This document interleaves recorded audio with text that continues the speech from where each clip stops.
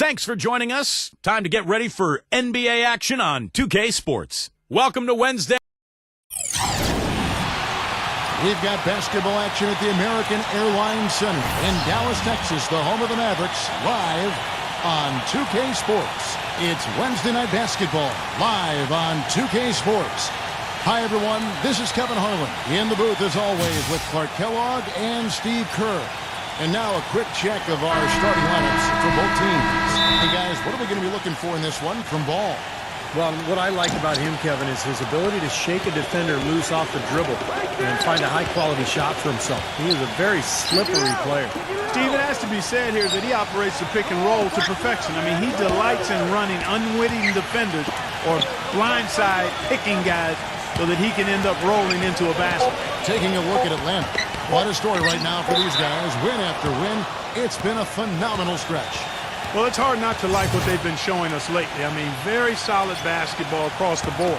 You can point to a lot of different areas where this team has been outstanding. Well, that's why they've been winning so many games. I mean, they're well-rounded, they're efficient, they're getting the job done at both ends of the floor, and they seem to be clicking with one another, playing very well as a unit. Now here's Gordon after the miss from Gordon. Here's Kuzma. That three off the mark. The Atlanta Hawks coming to this one after the win against the Heat. Well, Kevin, they constructed a perfect offensive game plan going into that game, and it was quickly apparent how powerless the defense was to stop it. Powerless is a good way to put it, Steve. We're unlikely to see that many uncontested baskets again anytime soon. On defense, the Hawks. And this matchup with the Mavericks, it's the first meeting of the season. And these interconference matchups are important, Kevin. You only see the club twice all season, and it feels a little different. You want to go out and really put on a good performance. That free throw good from Ball. Steve was talking about, Clark, just moments ago about not playing each other often because they're in different conferences. Wouldn't you say that affects the way a game will play out? Most definitely, Kevin. I mean, when it's an opponent you see so little of, there's always a feeling out process, and I'm sure that'll be the case today for both teams.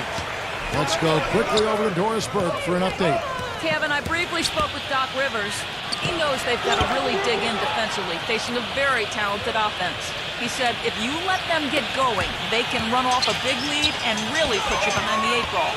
We've got to be disciplined, work together, and be prepared to make second, third, and fourth efforts.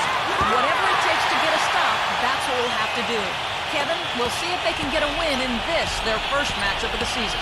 All right, Doris, thanks. And it seems they have planned wisely for a matchup like this against a team that scores so proficiently. Well, you can't just ignore the firepower they've got. I mean, you've got to plan for it. You know, map out a strategy, get guys shots, and see if you can get your team some momentum. Well, if you don't do that, Steve, then you'll get burned. I mean, sounds like they're prepared for the challenge, though. The Hawks shooting their first foul shots of the night here.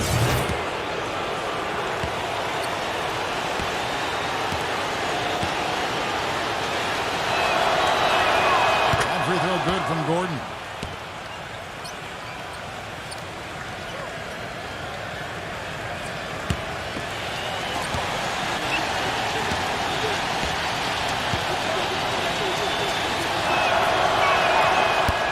No good. They should be in front right now, but he'll be relieved not to have come up totally empty there. Outside, Davis. And there's the pass to Ball. Some nice passing here by Dallas. And Davis can't get it to go. Well, it was the Dallas Mavericks winning their last game against the Trailblazers. And they did just what you have to do as a road team, as they never allowed any momentum to build up against them. It seemed like every time they took a punch, they had a counter. You'll like this, Steve. Reverse spurtability, we call that. If they had any defensive lapses, they immediately made up for it with some instant offense. Dallas has gone 1 of 2 from long range in the first quarter. Pass the ball.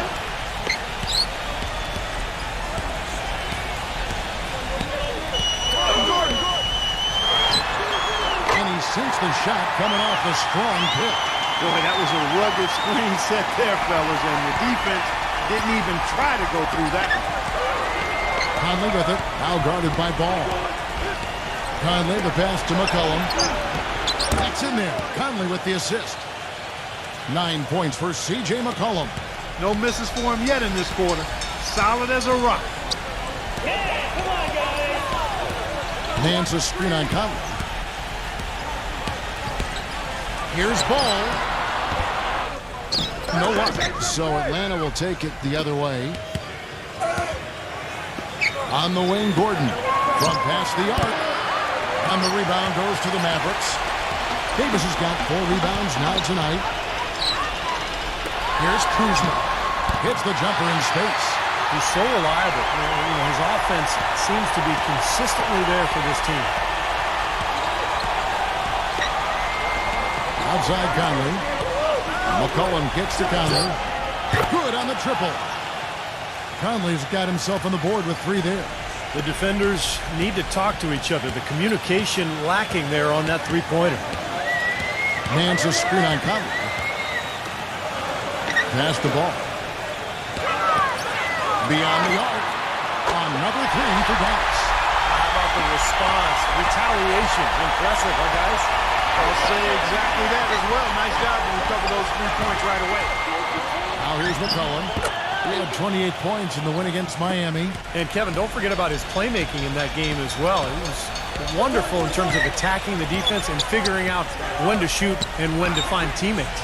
And so it's Dallas with it. After the made shot from McCollum. Couldn't convert, but nice little two-man game there.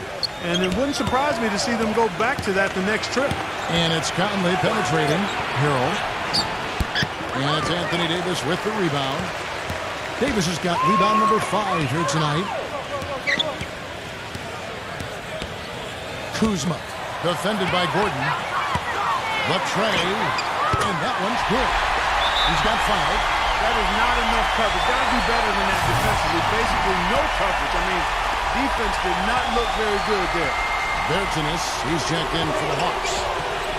Now here is Conley. Against Miami, he was really on his game.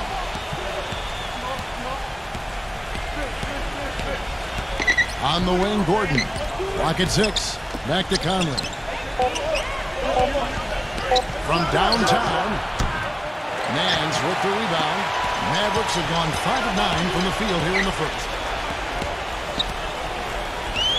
The drive by Gordon. They'll pass the ball. Nance outside. And that misses. That would have put him up. Boy, I'm shocked he didn't make that one. He usually knocks that one down with ease. He feeds it to Conley. Buries the long-range jumper. Conley's got 6. Talk about doing a Rip Van Winkle on defense. Come on, guys, wake up. Why are they leaving him open at the three-point line? Come on. The shot's good from ball. Both teams on fire right from the opening tip. Pedal to the throttle, Steve, just like we like it. Now here's McCollum, defended by Gordon. Out to Conley. Fires from deep. They grab their own miss. Outside Gordon.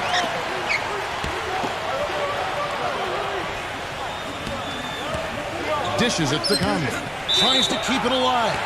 Out of bounds. Dallas will take possession. Now a look at the hottest teams in the league. These squads have knocked down everything in the last 10 games. The 4th spot held by the Hawks. It's due to better shot selection lately, Kevin. They're taking their time to make sure the shots they take go in. Really good self-discipline there. The Mavericks have gotten 6 of 11 shots to go down so far. Pretty nice shooting. Kuzma, defended by Gordon. There's the dish to Davis.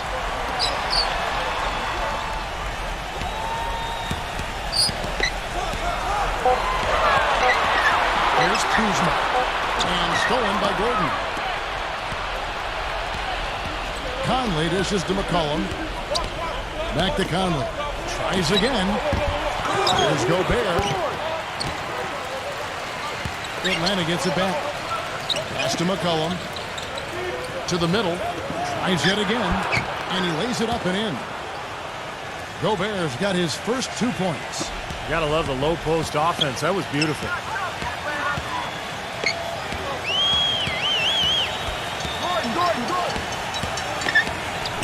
Here's Kuzma. And Dallas again with the bucket. Well, this quarter has gone awfully well for him. It seems like every chance he's gotten, he's pretty much converted. Time call here. The Hawks decide to talk it over.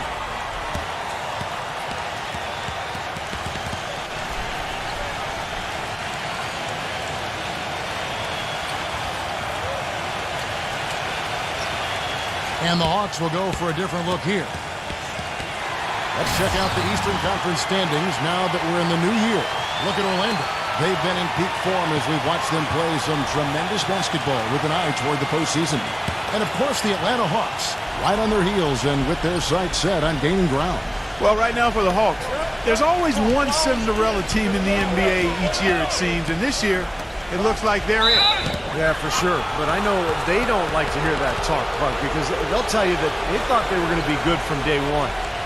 Tough break for the defense. He took the heat and drew the whistle. Yep, but when you get there late, that's what happens.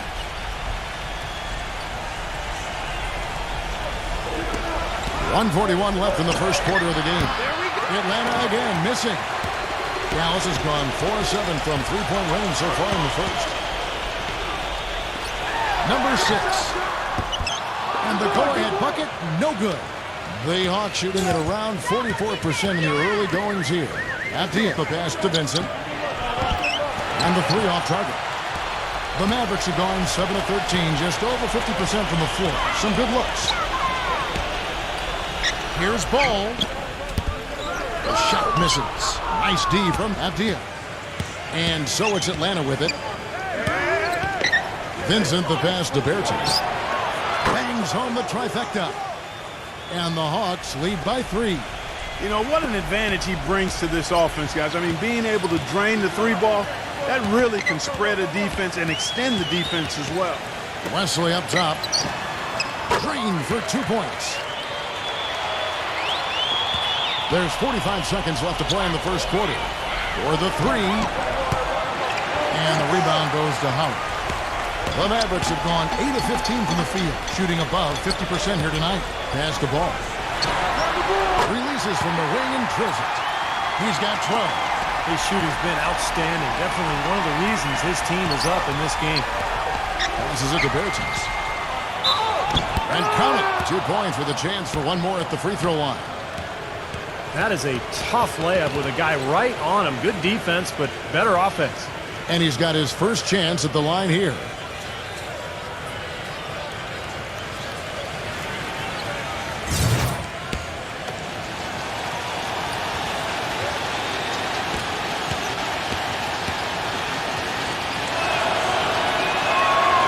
A free throw off from Bertans. The Mavericks trailing. Here's Ball. And fouled hard that time. He'll get to the line and shoot 2. Way to play in attack mode and get inside. And, you know, if you're on defense and you're going to foul, make sure it's a good one. They did, preventing the and 1.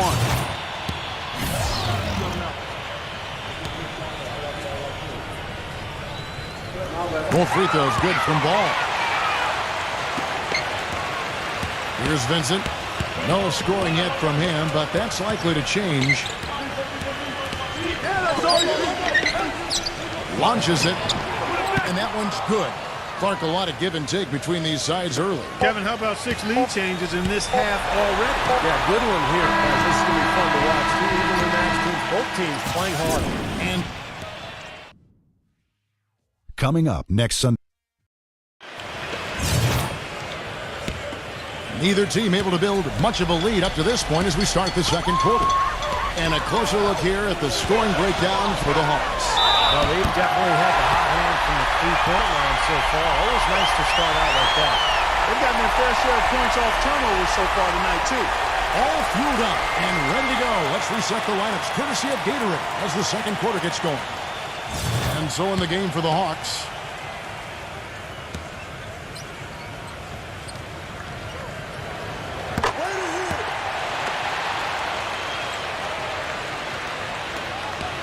The Hawks trailing. Next up for them, the Knicks coming out here to play. That'll be the first of 2 straight at home. Shoots the 3. The shot is off. Now Dallas takes it the other way. Number 6 knocks down the 3-ball. And the Mavericks lead by 4. You know, it looks like despite the injury he's got, he's still able to deliver, and that's what he's showing us right now. Nice ball movement here by Atlanta. McGee is screen on West. Vincent trying to come right back with a 3 of his own, but it's no good. He hit a 3 in the first, but so far has been unable to capitalize here in this quarter. Well, something special about him, guys, is just how good he is at winning the so-called second shot game, going hard to the offensive glass, salvaging points with his putbacks. And we can't forget to mention his rebounding now. When you watch him, just keep an eye on the way he battles in the paint when a shot goes up. And the Hawks making a change here. Green's checked in. He hits both from the stripe. Dallas has gone 5 of 10 from downtown tonight. 50% exactly. No good from Ball. Atlanta's gone 0 of 2 from deep here in the second.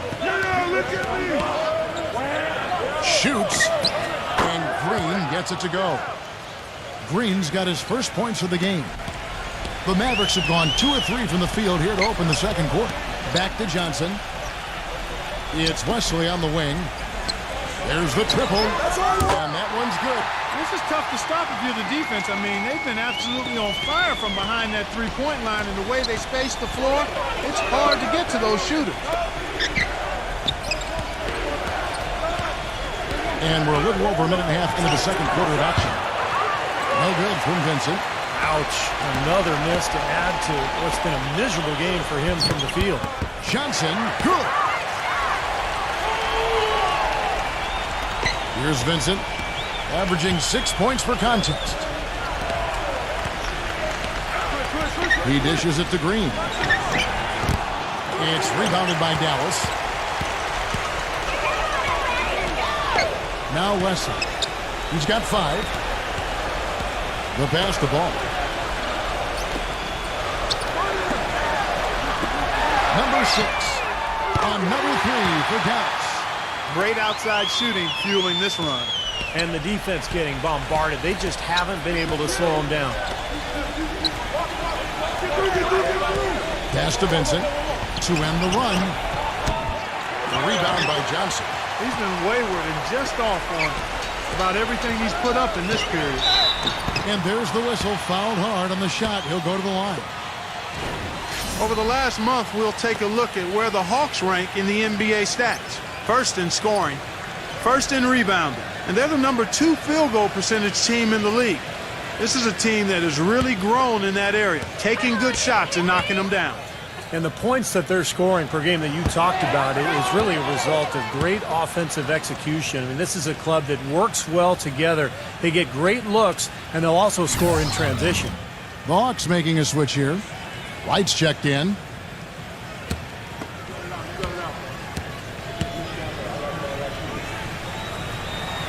And he's good on the second.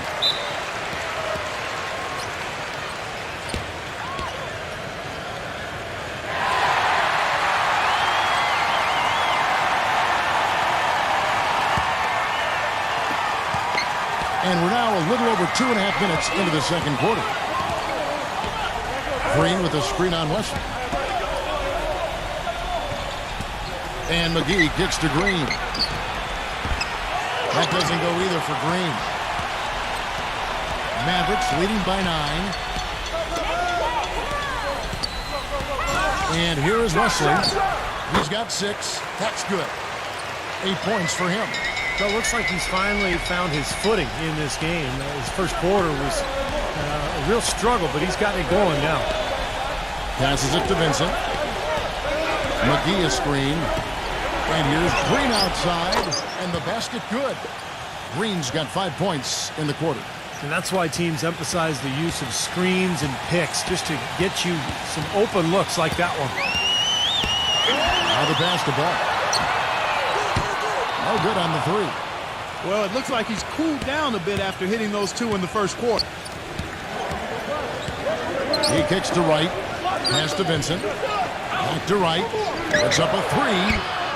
Rebounded by Wesley. Here's Dallas. They're on a 17-7 run. The shot no good. And Atlanta will come the other way. They set the pick. And looks like the illegal kick was set. Yep, that's right. That'll get their attention. Well, an illegal screen is one of the toughest calls for the official to make. You know, I agree with you. You've got to have some sympathy for the referees when they have to make calls like that, but they get paid well, and they're the best in the business, so they can handle it. Gobert, he's checked in for JaVale McGee. Ball defended by Vincent. Johnson, the pass to Ball. That's good, and Johnson with the assist. He's got 20. Well, they're not afraid to just let it fly from here. They didn't have as much success in the first quarter, but with this lead, they're looking to extend it with the three-point shot. The feed to Green. Passes it to Vincent. Back to Green. Here's the three. That one goes. Count it. Green's got 8 points in the quarter. He's really starting to ramp it up now, getting involved in the offense here after being held without a point in the first. And the pass to Ball.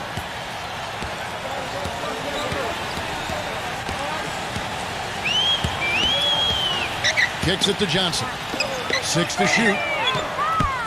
And he can't answer back. The three-pointer offline. Feeds to right. And he drew the blocking foul. He'll go to the line for 2. Here now the league's highest scoring teams the past 10 games. What a stretch it has been for these guys. The Hawks number 1. Well, this is only a trend over a few games out of a very, very long season. But the coach has got to be pleased that his team has been able to score big with some consistency. And the Mavericks making a change here. Davis has checked in. Here in the second quarter, they've made all of their shots from the foul line. And that's a must-do when you're down. Back to Johnson.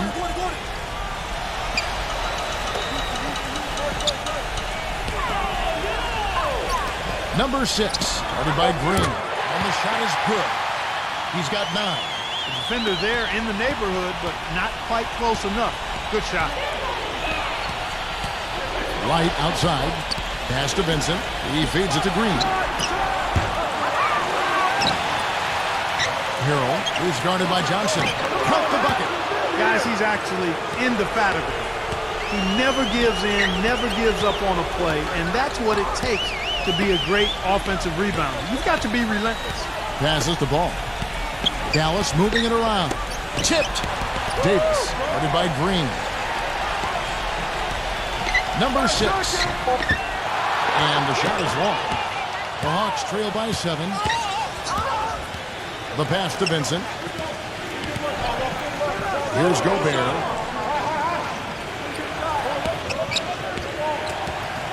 Outside, Green. Lets the three fly. That doesn't go either for Green. The Mavericks have gone 8 of 13 in the second quarter. Well above the 50% mark from the field. Hawks shooting the ball at 42%. Harrell. Pass to Vincent.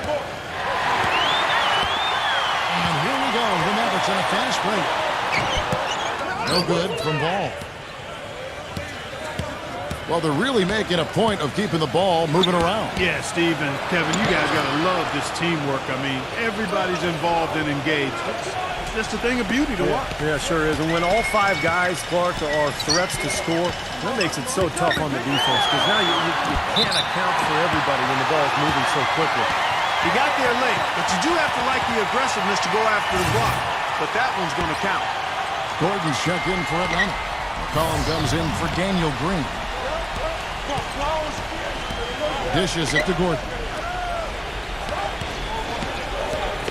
Right outside. He passes to Conley. Hands it from downtown. Conley's got 9. That shot becomes effortless for him when the D is so relaxed. They've got to get more intense. Ball, the pass to Nance. Gordon. Off target with his 3. You know, they haven't been able to open up a big lead, but the rebounds are starting to add up for them. They may be able to pull away a little bit. Yeah, they've been doing the dirty work inside, Steve, playing a very tough brand of basketball. Boy, after struggling in the first quarter, he's come alive here in the second. And guys, what do you think about the offensive approach so far that we've seen for the Mavericks? Boy, the three-point shot has really been dropping for him early on. And they're sharing the ball, too, which I love. They're piling up the assist. We're seeing great offensive movement. Bertanis, he's checked in for the Hawks. Hawks have gone 7 of 16, shooting just under 50% here in the second quarter. On the wing, Gordon. Now the dish to McCollum. Out of bounds, Dallas will take possession. And we've got a chance now to get caught up on how the standings are looking in the West as we make the push through midseason. Taking a look at Phoenix, earning the first place position with a terrific record. And we've seen them perform splendidly pretty much all season long so far, and they're definitely the team to beat. And checking out Dallas, not in the same realm right now in terms of their record. Well, right now for the Mavericks, it has not been the kind of season they had mapped out for themselves. Their sights were definitely set a little higher than what they've achieved. Well, it's not been a total disaster, but they're still perched in a spot where they can make a move, but they're going to have to do so pretty quickly. The Mavericks leading.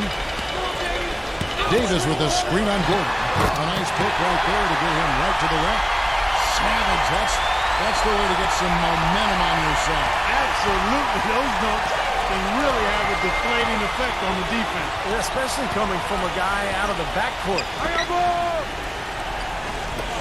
Passes it to Bertens. That doesn't go on the chance to tie. Mavericks leading by 3. There's the pass to Ball. Gordon with a screen on Conley. Ball, the pass to Davis.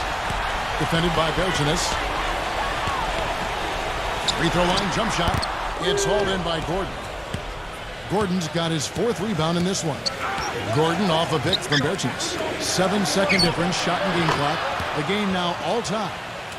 He's got 8. The D has gotten a little lax defending the three-point shot at that end. Agreed, Clark. They've poured in 3 of the last 5 baskets on pretty open looks behind the arc. Ball, the pass to Davis. Fades. And that one's good. Davis has got his first basket. Well, he recognized the advantage size-wise, and he went right at the defender. That's how you do it. And you can count it. He'll go to the line with a chance to make it 3. So it'll be C.J. McCollum shooting. That one's on Eric Gordon. The Hawks have scored 6 points from their 8 attempts at the line so far. Well, they've been a relatively... Oh, he knocks it in! A beautiful buzzer beater just in time. Now, presented by Sprint. It's half. It'll be the Sprint Halftime Report, presented by Sprint. We have a close ball game on our hands as we get set for the second half of basketball. What a game we're seeing from Ball. Yeah, he played a very mature first half offensively, just finding gaps and making good decisions, getting into the defense and knocking down shots. Well, the way he played that first half, that's exactly what we're talking about when we say offensive efficiency. Anthony Davis is out there with Nance. Then there's Gordon, and it's Ball in at the 1 spot. That's the lineup out there for the Mavericks. And Davis throws it down. Oh, he's just dangling from the rim after sending it through there. You can see which team now has the swagger, Clark, right now. Yeah, exactly. It's with them. Yeah, but you don't want to do too much to get an opponent riled up, though, either. McCollum, no good. Mavericks leading by 5. Pass to Gordon. He dishes it to Davis. Oh, boy, looks like he was injured there. Oh, boy, this is something you hate to see, Clark. You know, it sure is. Injuries, though, are really an unfortunate part of the game, inevitable at times. Hopefully it's nothing serious. And the Mavericks making a change here. And that one falls for Davis. Eric Gordon, he's checked in for Dallas. No good on the second, so he hits 1 of 2. The Hawks trail by 6. Conley kicks to Gordon. Pass to Gobert. And he uses the glass on the layup. Gobert's got his second bucket. Well, every once in a while, he'll show us some pretty good moves around the hoop. Kuzma, defended by Gordon. Out of bounds, Atlanta takes possession. And while we have a chance to do so, let's take a look at some of the numbers for Anthony Davis. 14th in field goal percentage, and he's been using his size and quickness to great effect defensively. He's in the top 20 in the league in blocks per game. You know, talking again about his field goal percentage, Steve, I mean, that's really been a strong suit for him, an area of strength in his game, and he's basically been efficiently and reliably scoring. And 2 free throws coming up as he misses that one. Drawing the whistle and a lot of contact there. That one on Davis. The Hawks have gone 6 of 9 at the line.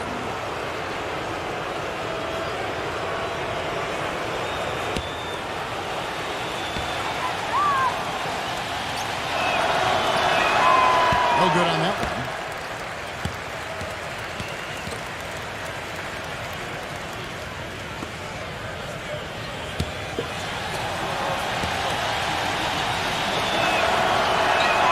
And the second free throw, good.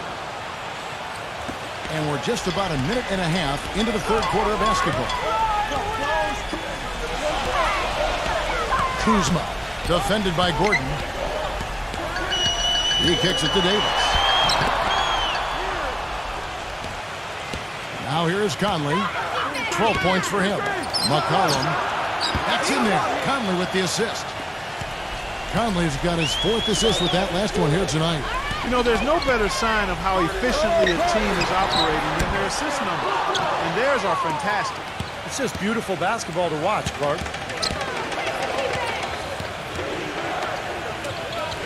There's the feed to McCollum. Gordon. Left side, Gordon. For the lead. And it's in after a nice bounce off the right side. They got on this roll a while ago, and they just haven't looked back. Back to Nance. Passes it to Ball. Dallas moving the ball around. Dallas, no good that time either. Well, they need a shot or two to fall here soon. They're only 1 of 4 since the break. And a foul called on the shot. Got him on the way up that time, so he'll shoot 2 right here. And a big game for McCollum. 16 points. He's done a little bit of work behind the arc. He's got a pair of three-pointers. Well, the defenders have that in the back of their minds now, too, so they're going to close out on him quicker. Should allow him to use the drive if he wants. A touch over 2.5 minutes of basketball played here in the third quarter. And Dallas calls their first time out of the game. You have to like what we're seeing from McCollum. He's in one heck of a groove with the scoring. They're going to talk it over and try to figure out how to slow him down. Okay, with this break, let's run down the point guards with the most assists in the league in the past 10 games. 4th, Michael Conley. These are the best passers in the NBA, guys, no question about it. Every one of them is willing and able to be the floor general out there and make sure the offense is clicking. And, Steve, you touched on it there. I mean, they're fantastic distributors. But it's not just their passing that makes them great. I mean, it's their leadership on the court. Even when the ball's not in their hand, their leadership is fantastic. There is no way a player like him can be left wide open like that. Did you pay attention to the scouting report? Third quarter here, and 3 minutes have come off the clock.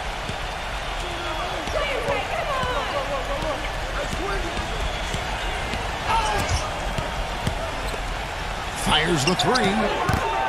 They get it back. The coaches love him because of the hustle he's continually showing out on the floor. And I think where you really see it most is on the offensive boards.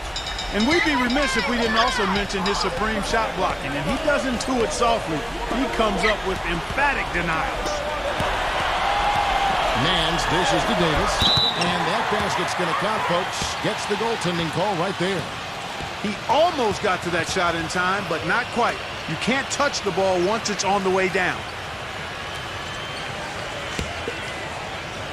Third quarter of basketball here, and just a little under 3.5 minutes gone by. Now here's McCollum. He's guarded closely. Gordon for 3. Gets it to go. Gordon's got 5 points in the quarter. Mavericks trailed by 4. Ball covered by Conley. Ball the pass to Gordon. Trying to answer back, but that 3 is off the mark. Conley with it, picked up by Davis. Again, the Hawks good for 2. The Mavericks have gone 3 of 7 on field goal attempts here in the second half. Outside Gordon. Fires for 3, and that one's good. Gordon's got 6 points. The Hawks leading by 3. There's the pick. Conley with it. Now defended by Ball. Conley gets the bucket. then you can feel the pattern of this game, guys. They're working it inside, dominating in the paint, getting good shots at will. Well, 4 of their last 5 baskets, guys, have been of exactly that variety. Here's Ball. Smooth as silk on the finger roll. He has 29. Broke out the finger roll, guys. That was kind of a stylish finish. Outside Conley.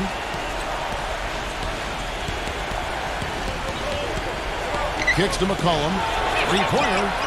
And that one falls coming off Conley's feet. Conley's got his 5th assist in this one. Mavericks trailed by 6.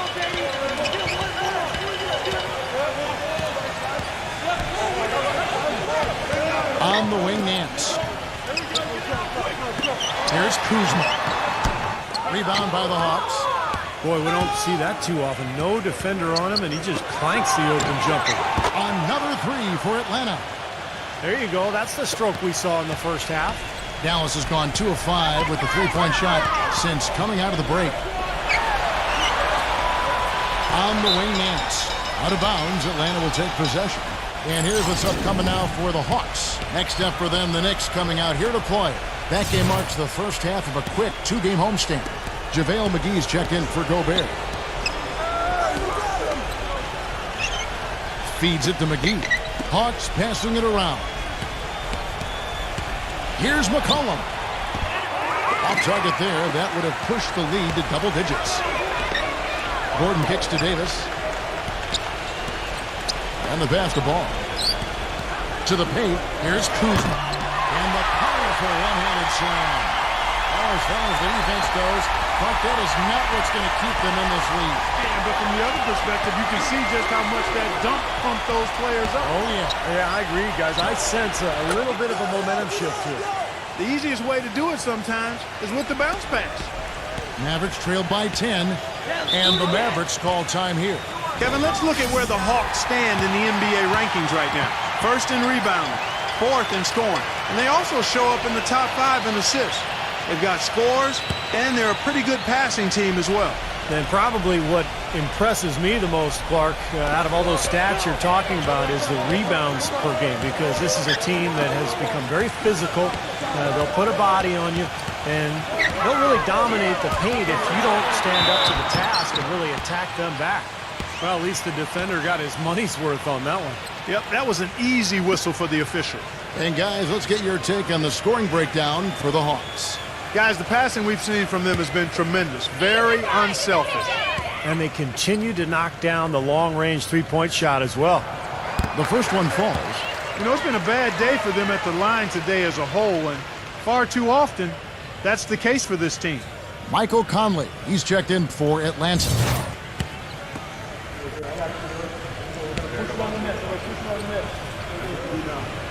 Both free throws good from Ball.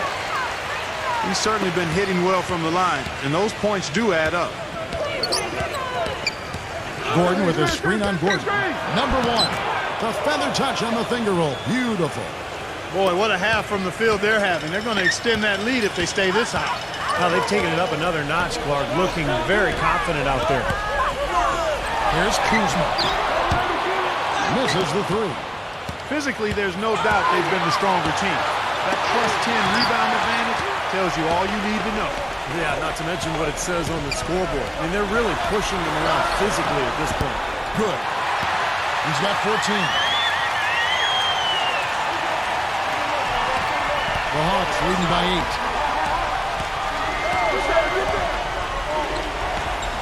Conley left side.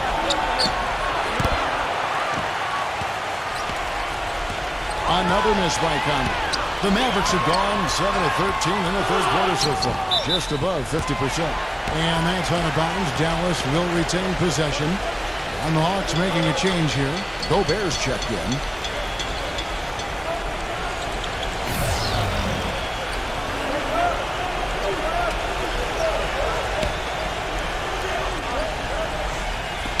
On defense, the Hawks. Here's Nance. Lays it up and in on a nice reverse. Nance has got his first 2 points of the night. Some defensive breakdowns are starting to show up now. Their last 4 buckets allowed, have come from very close range. And giving up these easy chances is going to do wonders for their confidence. To the inside. Barbarous lead pass, and he throws it down. Maybe could have tried for a more memorable dunk than that. And we know he's capable of those memorable dunks. But, you know, they've got a nice lead. Don't take any chances. The simple one-hander is just fine. High and down hard with the one-hand. Got a little extra forceful with that one, didn't he? You know, I think he's hoping to kind of get his teammates going a little bit, fellas. Tries a three. Here's Gobert. And that one is good with the extra effort on the glass. Gobert's got 8 points here in this quarter. Ball over by Conley. Here's Kuzma. Off the mark there with the three-point shot. And I think the lead they've built here, guys, is in large part due to what they've done on the boards. Absolutely. I mean, they have a plus 10 advantage in rebounds, and they've been in total control of the backboard. Here's Conley. Gobert, the pass to Conley. The second effort. Shot's good from Gobert.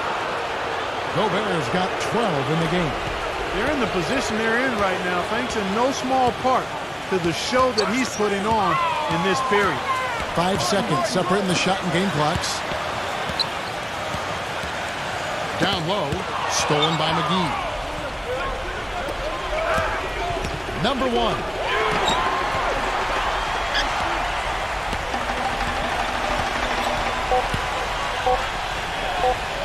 Here's Ball. And it's in. Wow, he nails the buzzer beater. Friday, January. Hello and thanks for joining us, folks. The fourth quarter of play should begin momentarily. The Hawks leading by 8. Tough break for the defense. He took the heat and drew the whistle. Yep, but when you get there late, that's what happens.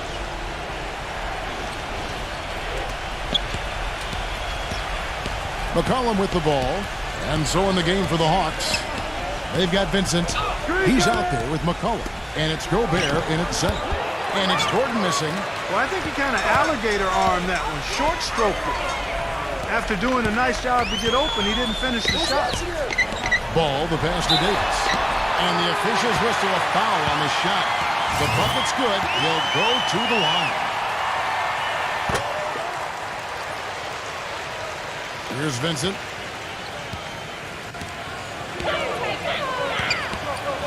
There's a good screen. Here's McCollum. No good from outside. Mavericks trailed by 5. Mans a screen. Eric Gordon on the wing. All sorts of time. Rebounded by the Hawks. McCollum's got 3 rebounds now in this one. He passes it to Vincent. Shoots it up. Misses off the right iron. He can't get anything to drop. And the way he's scoring, I'm not sure it's something he should try to shoot his way out of. No, that might only serve to make things worse, Steve. Sometimes the harder you try, the worse it gets. Nance outside.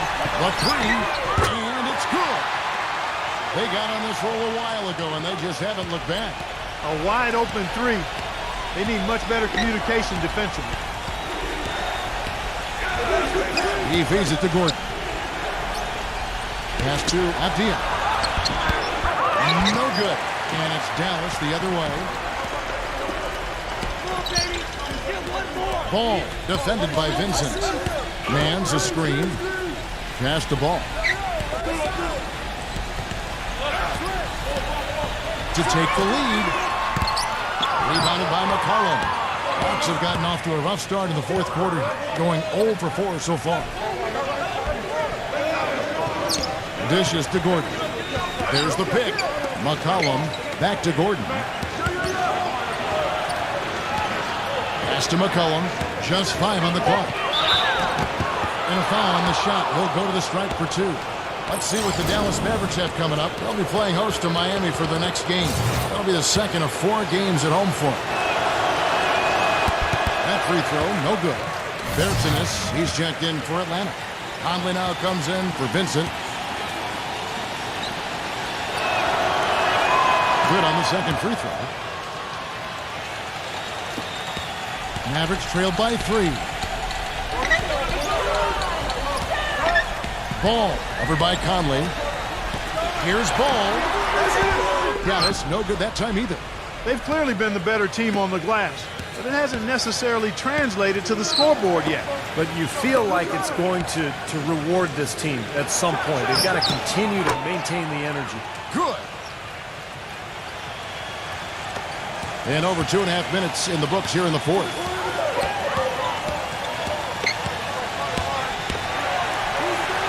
The dish to Davis.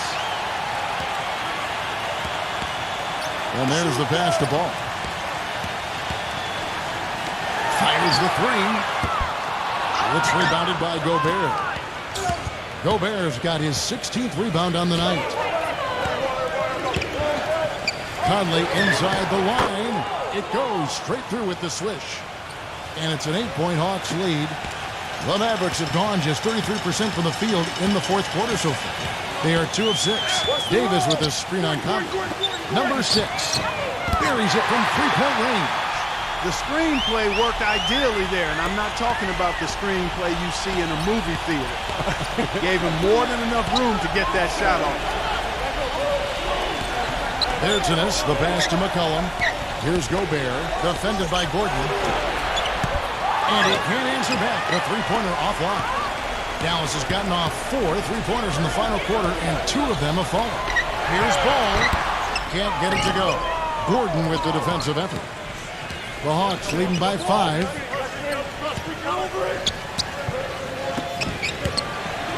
And it is flushed down with a nice jam.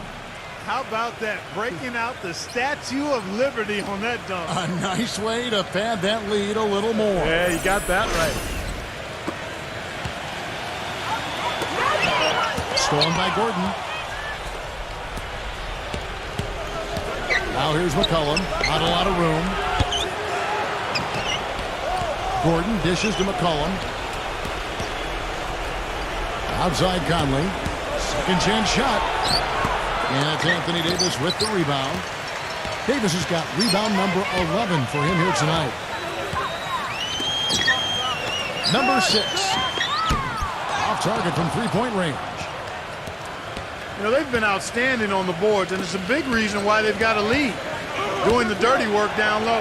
Yeah, and Clark, you know rebounding's a team effort. Everybody's boxing out. Everyone is accountable. They're doing a nice job collectively. And the Mavericks call time here.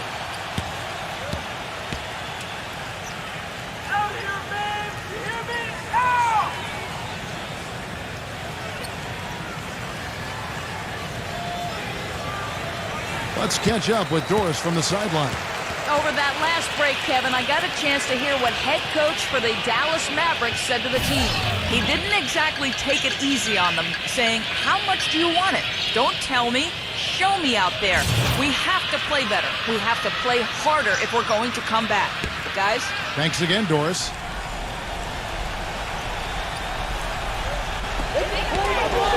Pass the ball. Over by Conley. Number 6. Drills the three-pointer. Boy, he's putting up big numbers in that three-point column, guys. The Hawks leading by 6. McCollum gets to Conley. Gordon with the screen for Conley. McCollum off a pick from Gordon. McCollum passes to Conley. 6 on the shot clock. Gordon. Here's Pearson. And they wasted no time getting those 3 points back. The Mavericks have gone 4 of 10 here in the final period. Not the time to go cold. Man's a screen on Conley. Ball. And he finishes nicely on the layup. He has 35. His shooting has been so good today. He may have to take it upon himself to try to get his club out of this hole. Outside Conley. Back to Gordon. He passes to Gobert. Gordon. Off target from outside. Man's the screen. Gordon the pass to Ball. Man's a screen on Conley. No good from Ball. Boy, he's got a nice-looking stroke. That almost went in. Yeah, a lot of times he'll hit that shot regardless of the defense. He dishes it to McCollum. Leads him in there. Gobert. And there's a nice one-handed slam. You can always depend on him to put the pass right on the money. Man's a screen on Conley. This one for three. The shot's good from Ball. He has 38 in the game. This guy is simply having a great game from outside. Atlanta calls timeout. Well, he's got to get everybody on the same page. I mean, that's the reason for this timeout. And if that happens, I think they can improve and start playing better. You know, it's a coach's job to always try to be 2 or 3 steps ahead of the opponent and to look for that extra edge if you can. And I think he feels like he might have seen one. And the foul called on Anthony Davis. That'll be his second foul of the game.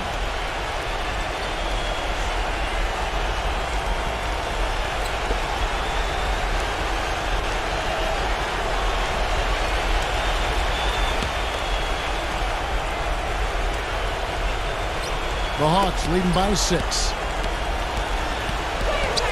McCollum dishes to Conley. Inside. Here's Gobert.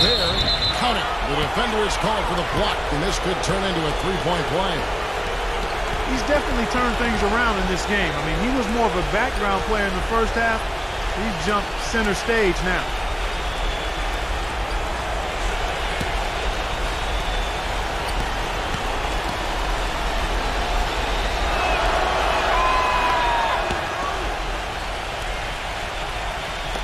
So it's the Mavericks now. Gordon, the pass to Ball. And Dallas again with the bucket. Got to give him a lot of credit for the way he's played personally, trying to bring his team back. The Hawks have gone 7 of 15 from the floor here in the fourth. Right around 46-47%. Outside Conley. McCollum kicks to Gordon. Shot clock at 6. And there's the call on Rudy Gobert. And that'll be his third foul so far.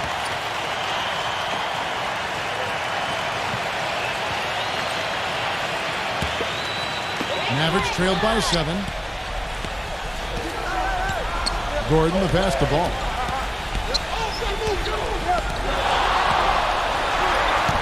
Rebound by the Hawks.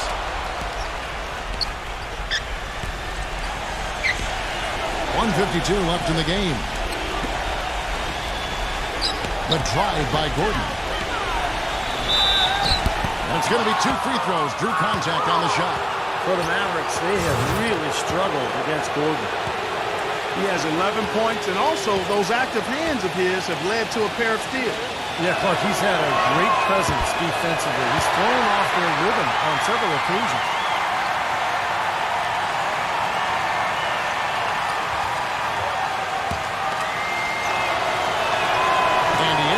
Making the second, and that stretches their lead to 8.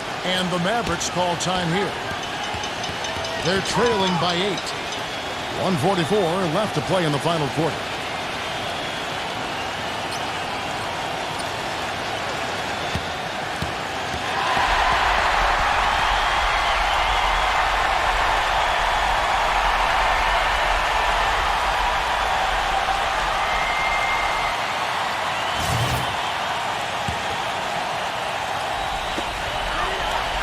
Davis with a screen on Conley. He kicks it to Gordon. The offensive rebound. Passes it to Ball. Number 6, defended by Gordon. Number 6. Those 3-pointers off the mark. The Hawks leading by 8. Conley dishes to McCollum. 1:15 left to play here in the fourth. That's terrific defense right there to prevent from converting in close. Leaps for it. Stolen by Michael Conley. And here they come. Gordon kicks to McCollum. Harrell defended by Ball. Right side Gordon. Harrell. And it's good. Fought through contact, hits the shot. He'll go to the free throw line. Well, they've done a great job keeping the fans out of the game today, and the closer they get to the win, the quieter it gets. Yeah, we call that the sweet sounds of silence. They're going to savor this win, as well they should. Every road win carries a little extra reward. And for the Hawks, they're shooting with confidence, 50% from the field so far. 23 seconds left in the fourth quarter. The Hawks again can't hit. Probably time to just say it, guys. This game is over. I think you're right on target there. Here's Gordon.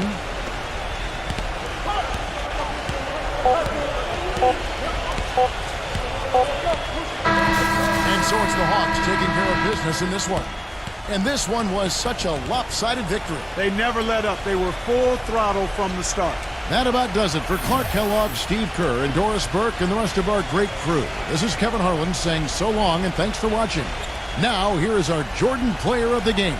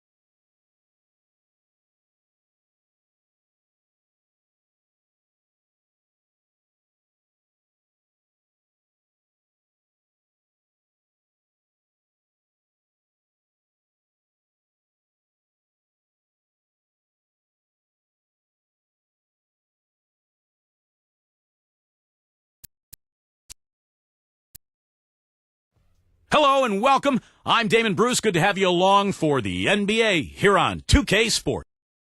And there's a shot earlier of the Rockets preparing for action. And you've got it on 2K Sports for Wednesday night action in the NBA. Hi, everyone. Kevin Harlan joined by Steve Kerr and Clark Kellogg. Now a chance to check out tonight's starting lineups. And as we take a look here at Derrick Rose, guys, what's your take? One of the most explosive players in league history, in my mind. Derrick Rose, so good going to the basket. When he can get some space in the lane and go off 2 feet, it's incredible to watch him finish. Yeah, and he's really worked on perfecting his little floaters, those runners and half shots we call them, that he likes to get up over the top of outstanding shot blockers, and he started to master those shots, and that's made him even more unguardable. The Houston Rockets coming to this one after a win against the Lakers in Los Angeles. And guys, it could have gone either way. Nearly won that one by 2. You know, their percentage from long range that game was off the charts. It seemed like every time the home crowd got going, they just took the wind out of their sails with another three-point barrage. Yeah, those bombs were really falling. Well, that was a quick foul for him there. The refs are certainly calling it close.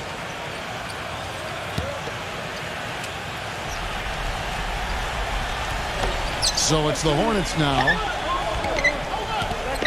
Pass to Wagner. Fires for 3. Cannot hit. The Rockets go the other way with it. And these interconference matchups are important, Kevin. You only see the club twice all season.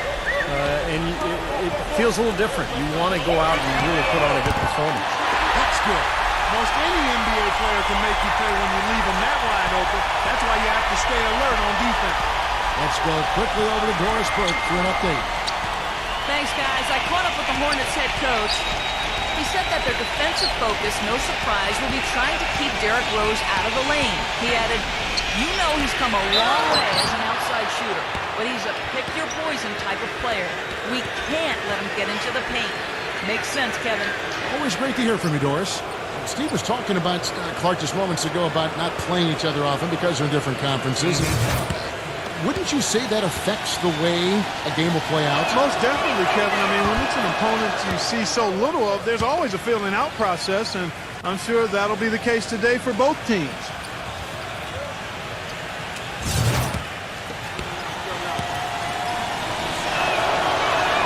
And the second free throw, good. The Rockets are gone 2 or 3 here to start out the game. And we're about a minute and a half into the first quarter. Pass it to Murray. Plenty of space. Here's Bryant. And a foul called on the shot. Got him on the way up that time, so he'll shoot 2 right here. Well, probably the right play defensively. If you can't get the block, send them to the free throw line. Don't give them an easy 2. No easy buckets inside. Force free throws and work to keep them out of the lane next time around.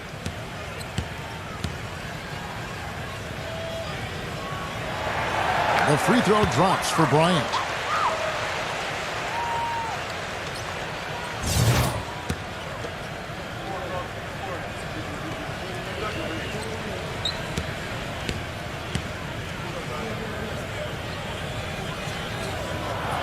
And that's good as he hits both of his shots.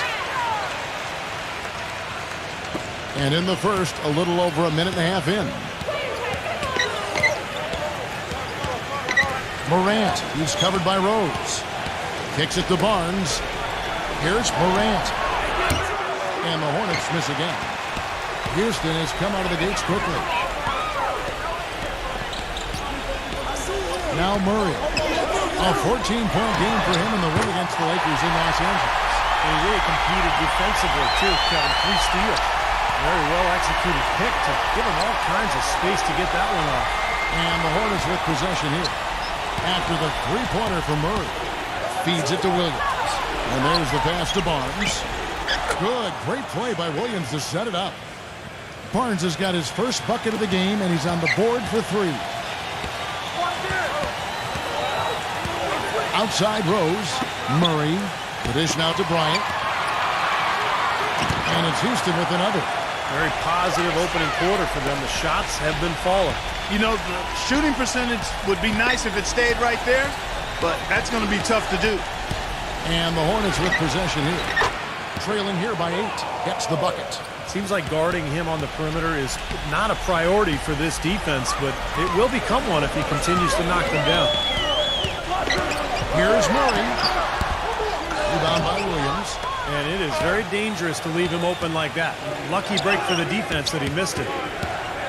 On the wing, Williams fires the 3, and it's the Hornets another 3. I like the offensive awareness to exploit that lack of coverage on that play. And first quarter, we're about 3.5 minutes in. Rose passes to Murray. Rose is screen on Williams, and he can't answer back. The three-pointer offline.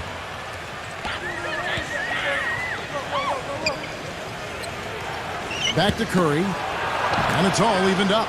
He had his choice of finishing moves there, and you just got to love the fact he went old school with the finger roll.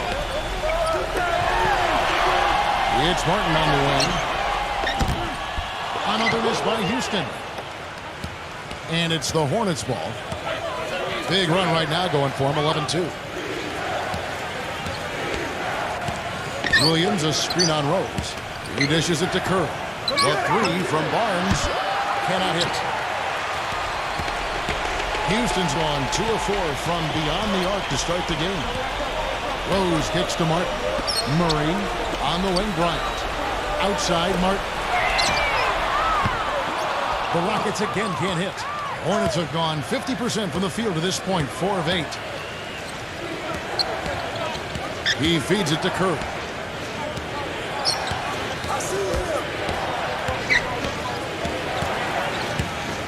Shot clock at 6. And he misses the go-ahead basket.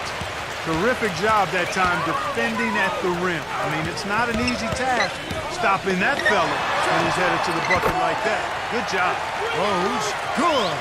Perfect screen there. Set him up with a nice look. Poor job by the defender to not fight over or around that screen.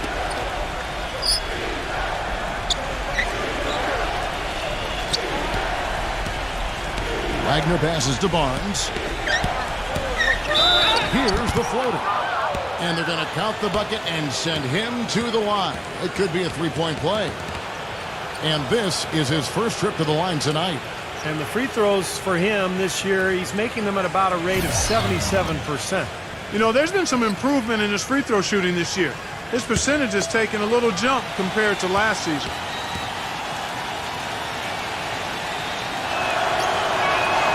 And the free throw is good, now leading by 1. Well, we get a look here now at the small forwards with the fastest hands in the league and generating the most steals per game. Rockets have gone just a shade under 50% from the field. 5 of 11.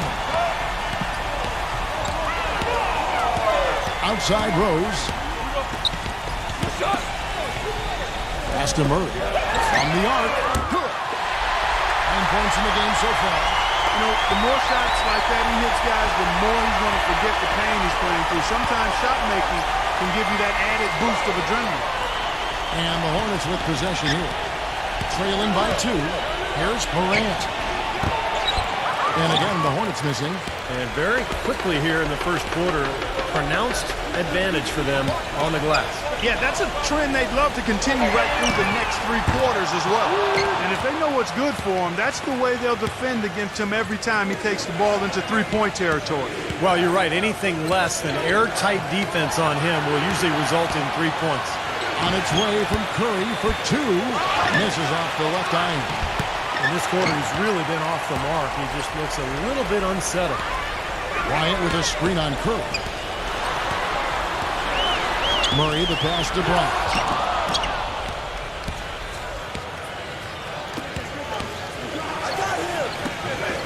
Morant, he's covered by Rose. Rejected by Olynyk. Houston's gone 3 of 7 from three-point range in the first quarter. Rose with the ball. Guarded now by Barnes. Pass to Murray. Back to Rose. 6 on the shot clock. Here's Anunoby. And so he draws the foul on the shot. A trip to the line to shoot 2. And Kevin, when the opposing team is bringing the ball up, they can't get careless when he's on the floor because he will pounce on a lazy pass or a lazy dribble, and he'll be heading the other way in a heartbeat. And I've also got to say, Steve, that I really like how he's able to adapt defensively to really whatever the situation is. There are a number of ways he can come at you at that end of the floor.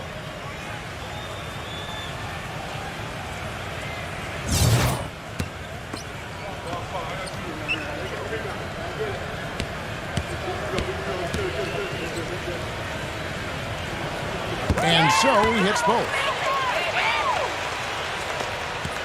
Hornets trail by 4.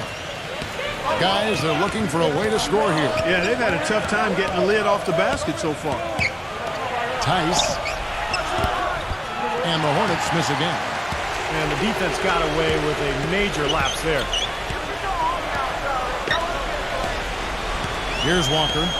Right now averaging 7 points a game. Wesley Matthews on the wing. Off target from outside. Well, the Hornets shooting 33% here in the first quarter. The feed to Richardson. With some arc. It's good, and he drew contact on the shot, so he will go to the line. A three-point play chance here. And what do you guys think so far about the offensive approach for the Rockets? You know what, guys? It looks to me like they're really in sync here, all on the same page. They've already got a bunch of assists. And don't forget about their three-point shooting, too, because that could be a major factor here tonight.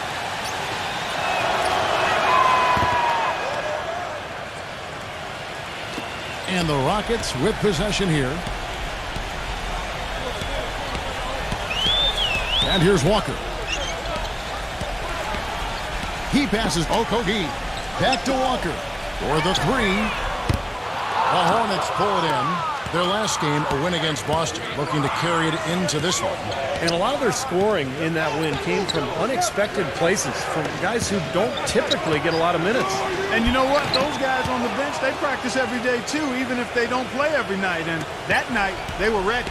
They are really doing a nice job establishing a presence inside early. That's going to open things up for them on the perimeter going forward, Clark. Matthews back to Walker. And the pass, Okogie. This is to Olynyk. No luck. And the Hornets now going the other way.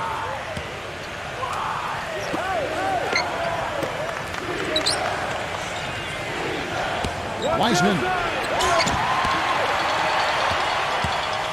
Now here's Matthews. He hasn't scored yet. That I'm sure will change. Lets the three fly. It's hauled in by Richardson.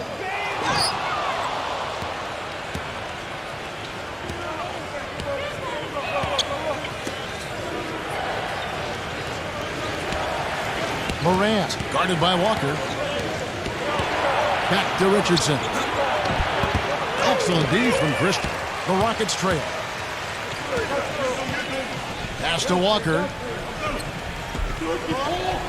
Outside Matthews. The shot's good on the assist by Walker.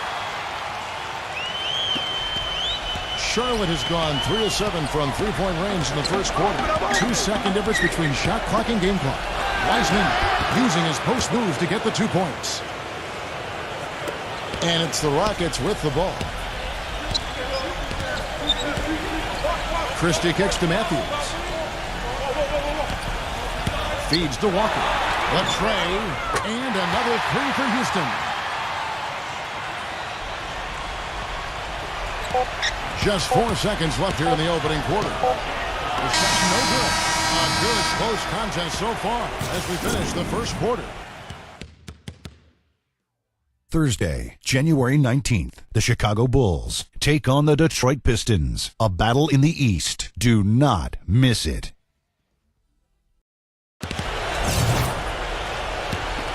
And off we go. A close game now starting the second quarter. And when you consider how the Rockets are doing, Steve, Clark, what are your thoughts?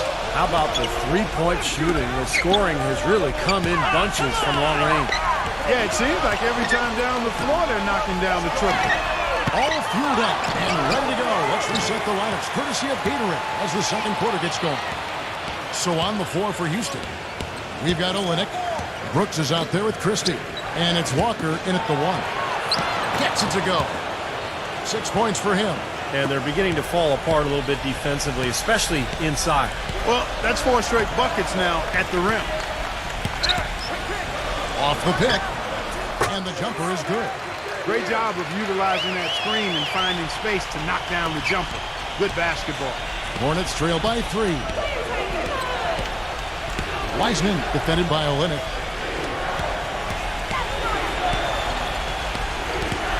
Here's Morant. Foul call that time on the way up. That'll give him 2 chances at the free throw line here. Yeah, the defender draped all over. Pretty plain and simple. Got him good there. And he's got his first free throw of the game. You know, guys, things did not go nearly as well as he would have liked when he stepped up to the free throw line last game. No, his foul shots just were not dropping for him the other night. Guys, he's slightly fallen off his pace from a year ago at the line, and those points from the stripe have been a little harder to come by. And the Hornets making a change here.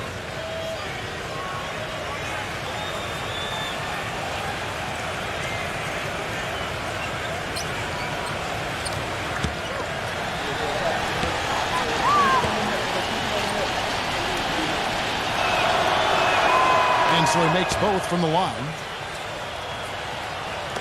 Just over a minute gone here in the second quarter. They set the screen. Doubled by Wagner. Olynyk is guarded by Johnson. Here's Martin. Well-placed jumper from the free throw line. Whatever their plan was defensively that time, it didn't work. Not if it results in that shot. It's Richardson on the wing.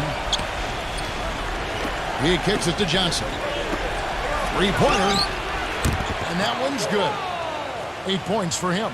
Tell you what, he is so difficult to guard, especially on a shot like that one. Here's Christie. Kicks it to Walker. Jacks up a three. That's good. Walker's got 8. This is great. Three-pointers going down quickly at both ends. Yeah, it took them no time to answer back on that possession. And 2 free throws coming up as he misses that one. Drawing the whistle and a lot of contact there. Easy call there.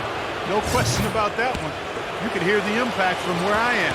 The Hornets have hit most of their free throws tonight, 5 of 6. And as a team, they're shooting about 75% on the year.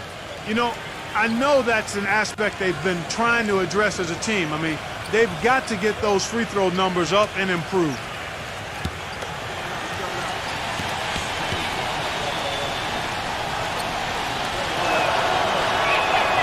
Good on both. Houston's gone 6 of 14 with the 3 ball tonight, just a little over 40%. Martin with a screen on Williams. Christie kicks to Walker. Lets it go from deep. And the rebound goes to the Hornets. They've got the Hawks ahead of them in their next game, and it's in Atlanta. That'll be the second on the road in the midst of this long 4-game road stint. Big game for the Hawks today, guys. You know their fans are hoping they can pull that one out. Inside. He gets the shot to fall, and the defender wasn't set. He's called for the block and a 3-point play chance here. And a look now at how the offensive approach has been going here so far for the Hornets. You know, guys, we've really seen them do a lot of damage in the paint so far. And they're getting good balance offensively, too, because they're starting to knock down that mid-range jumper. And we're now a little over 2.5 minutes into the second quarter.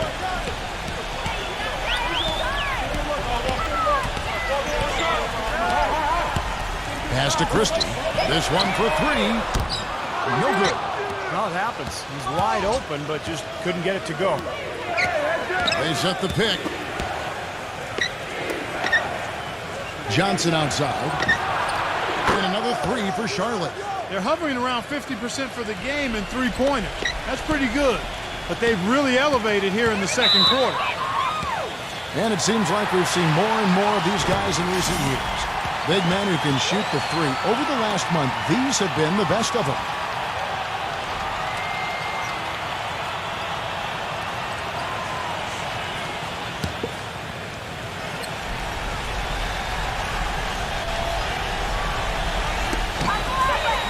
The dish to Brooks. He feeds it to Walker. That drops and it comes off an assist from Brooks. And 11 points now in the game for Walker. Charlotte has gone 5 of 10 from downtown tonight. 50% exactly.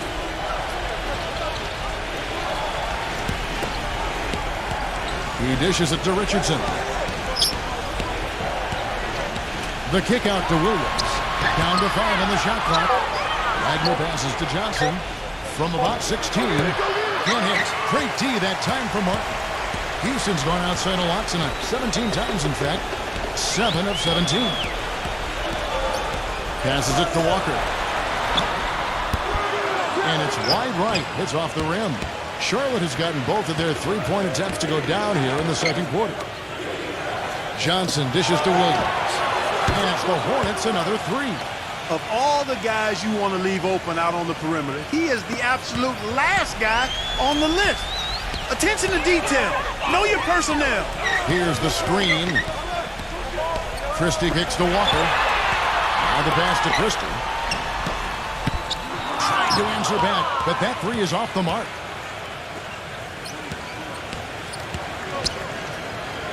Williams, a screen on Walker. Richardson against Brooks. The feed to Williams. Shoots from 8. And it's going to be 2 free throws. Drew contact on the shot. And a look now statistically over the last month for the Rockets.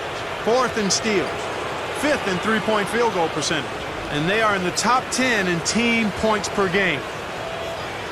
The key really to me out of all those numbers, Clark, is the steals, because that's become their identity defensively.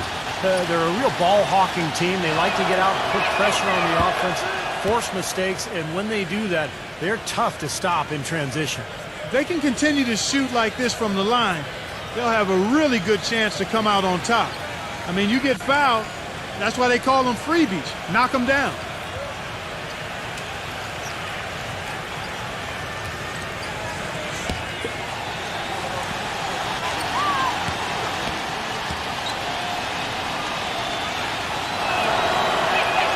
And he makes both free throws. Still haven't seen them miss a shot from the line in this quarter, so they're doing a nice job of protecting the lead. Well, they're cashing in from the line. I mean, they're making them pay for fouling them right now. Dishes to Martin. Offensive rebound. Bryant. And foul called as he misses. He'll go to the line and shoot two. Let's check out the Eastern Conference standings now that we're in the new year.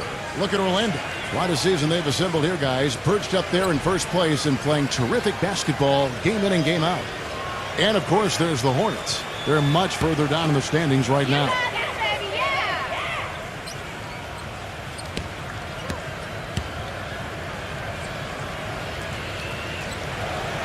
He misses the free throw. And the Hornets making a change here.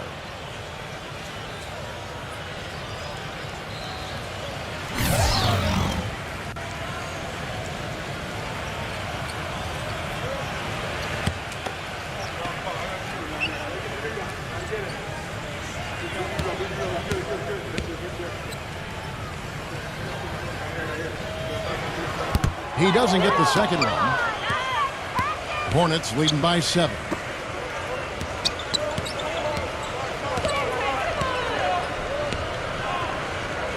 It's Richardson on the wing. Makes no mistake on the open jump shot. Richardson's got 5 now. Now they've settled into a pretty nice groove here offensively in the second quarter. Yeah, I like the way they picked up the pace shooting the ball. I mean, the field goal percentage upwards of 50% now. Houston moving the ball around. Shot's good by Walker. Well, he's been a real positive factor for them today, although, you know, as a team, they've had a lot of negatives mixed in there as well.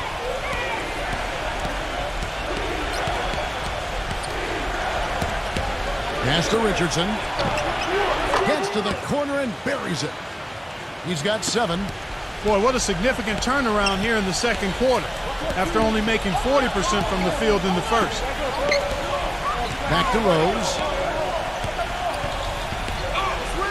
He passes to Walker. Outside Rose. From past the arc. The shot's good on the assist by Walker. Rose has got his second bucket tonight. Boy, I tell you what, he loves getting looks like that from the three-point line. No one near him. That's a warm-up jumper for him. The kick out to Williams. Feeds it to Richardson. And so he earns a trip to the line. Officials saw the contact, and he'll shoot 2. And this is what the schedule looks like for Houston. At the conclusion of this game, they're off to Minnesota, where they'll take on the Timberwolves. That'll be just one game played away from home for them. He's gone 1 of 1 in the game so far from the line. Well, all you need to know is he's shooting 90% from the free throw line. So you know he's playing with a ton of confidence at this point. You know, even in games where he hasn't been at his best this season, I mean, he still managed to get it done at the charity stripe when he gets his opportunities.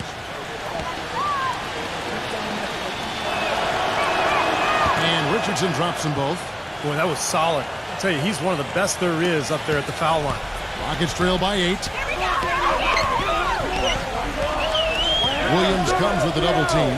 Bryant defended by Richards. Out of bounds. Charlotte takes possession. They've got the Hawks ahead of them in their next game, and it's in Atlanta. That'll be game 2 of 4 straight on the road. Well, I'll be looking forward to seeing how that Phoenix game turns out for sure. And the Hornets making a change here. Hornets leading by 8. Morant, who's covered by Rose. Richards passes to Barnes. He kicks it to Williams. Pass to Barnes.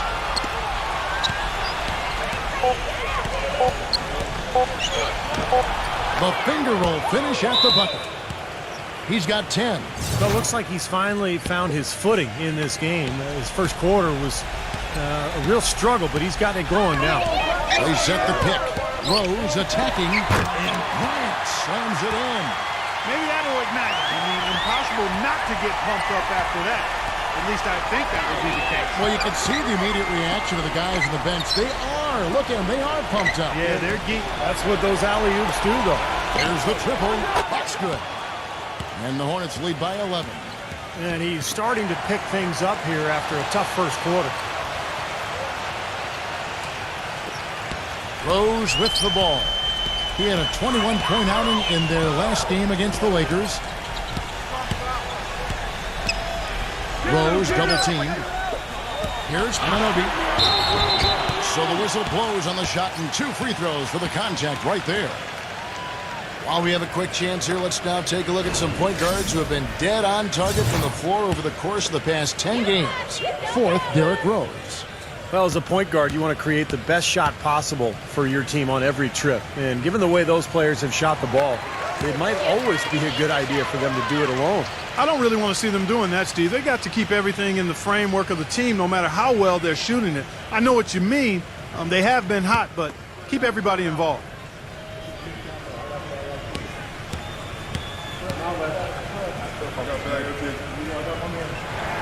So he gets them both.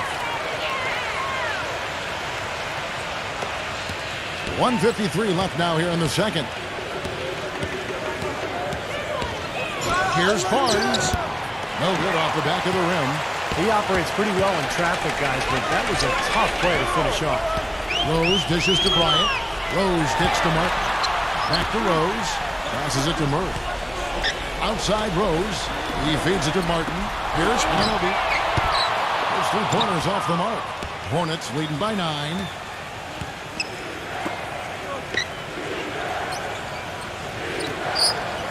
There's a good screen.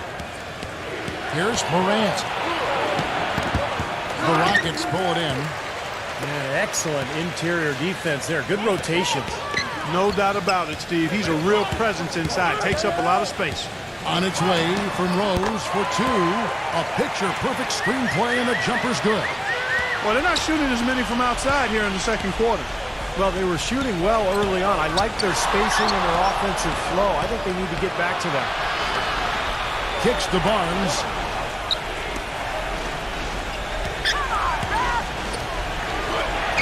That one goes. Count it.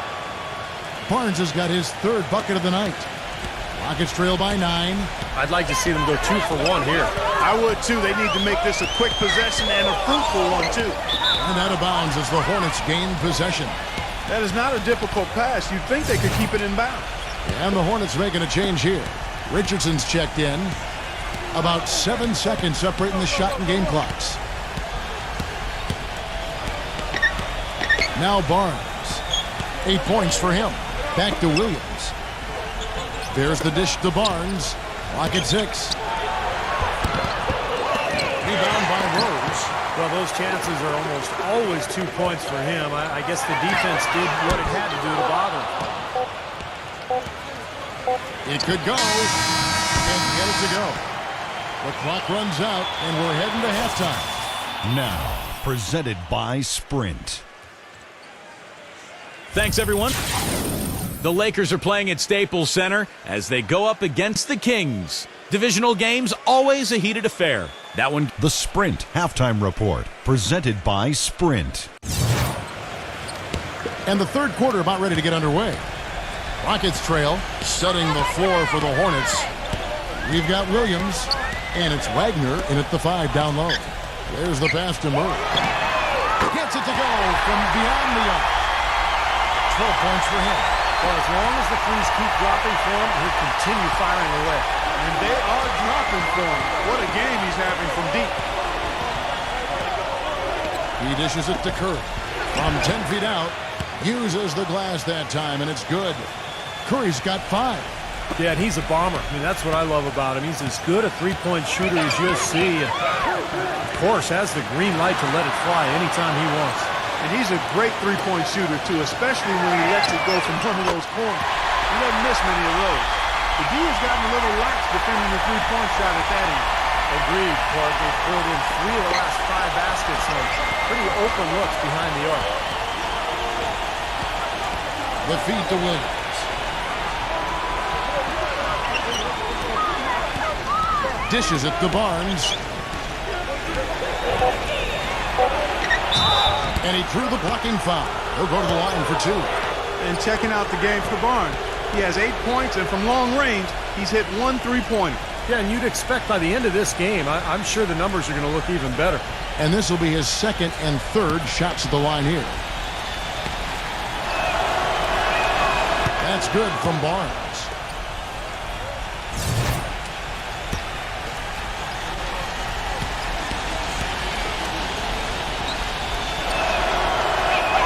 Barnes hits them both. Rockets trail by 7. And here's Rose. He's got 7. Pass to Murray. Back to Rose. They set the pick. 5 on the clock. The 3. And again, it's the Rockets from deep. They're going back to the 3-point shot over and over and over. That was the 9th straight point from behind the arc. It feels like they're finding the holes in this defense. Morant, he's covered by Rose. And the basket is good. Got it to go through on the contact, so a free throw coming up. A great opportunity for a 3-point play.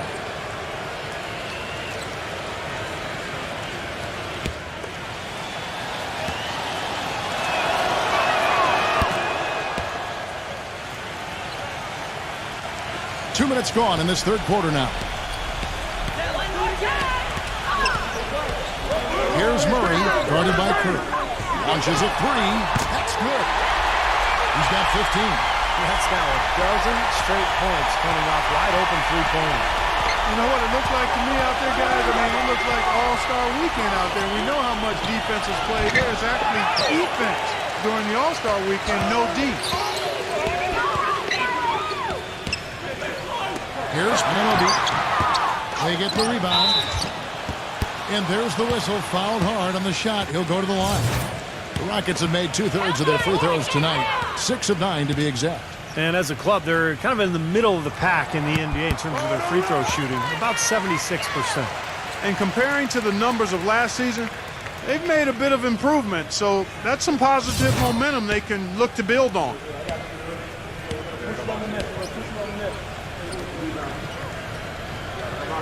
And both free throws good for Mark. The Hornets have gone 2 of 3 from the field to start the 2nd half. Barnes gets a screen from Curry. Pass to Barnes. 6 to shoot. Here's Morant. And it's good with time running down on the shot clock. He's got 18. And they've made 3 of their first 4 shots here to start this half. Here is the list of players with the most boards in the league this month. The NBA's leading rebounders.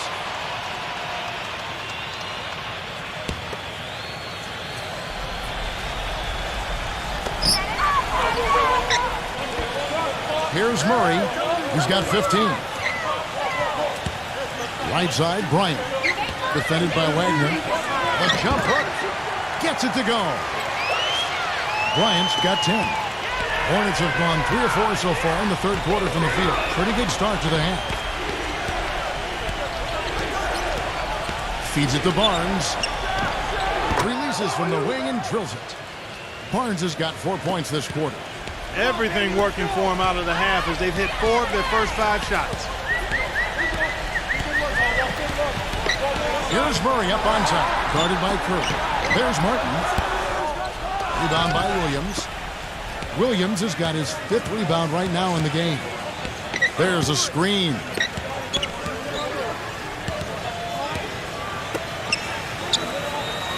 Back to Rose. He kicks to Bryant. Rockets 6. And some nice passing there by Houston. Houston needs to get a shot. From deep, Rose. And another 3 for Houston. These defenders are putting up very little resistance to the three-point shot.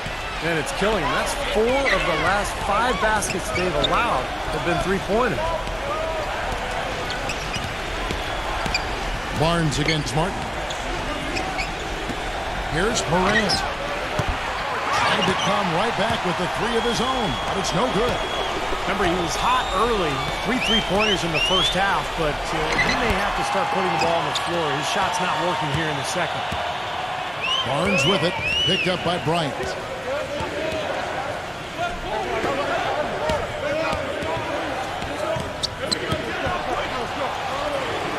Here's Morant. Charlotte no good that time either.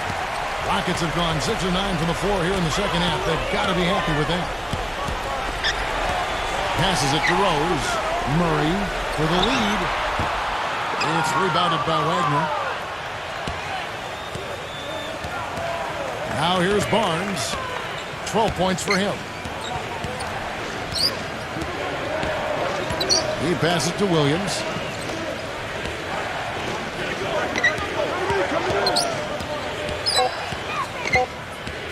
From 12 feet out. And that one's good. He's got 20. Rockets trail by 3. Rose with the ball. 10 points for him. He feeds it to Bryant. And the serious dunk to finish it off. Boy, that's some physical basketball out there. I'm glad I'm not in the middle of that. A hard pick and an assault on the bucket. Old school stuff there. Yeah, there was a lot to like on that play. Kicks to Williams. Drops in the tray. Williams has got 6. What are they thinking leaving him with all that space out there? Do they not know? Have they not heard that this guy is unbelievable? That's a layup for him. Let's check out the Western Conference standings right now that we're here in the new year. Look at the Suns. They've been in peak form as we've watched them play some tremendous basketball with an eye toward the postseason. Of course, there's the Rockets, 2 spots down. Seeing where the Rockets are, there's always one Cinderella team in the NBA each year, it seems. And this year, it looks like they're it. Yeah, for sure. But I know they don't like to hear that talk, Clark, because they'll tell you that they thought they were going to be good from day one. The dish to Curry.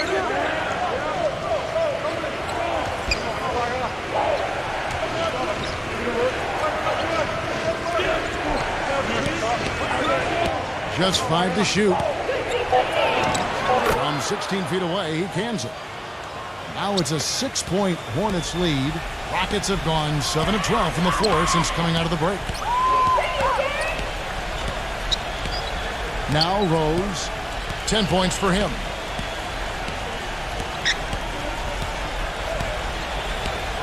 Outside, Martin. From 15 feet away, and he hits the jump shot. Martin's got 4 points now in the quarter. I'll tell you what, he's made more than a few of those in his career.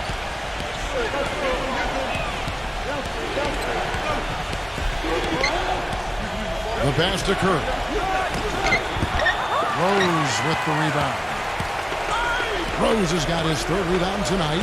That's some more rugged play from them inside. They have a decent edge in rebounds thus far. And that hard work on the boards needs to continue. That could be what swings this game eventually. The Hornets pull it in. Williams has got his 5th rebound right now in the game.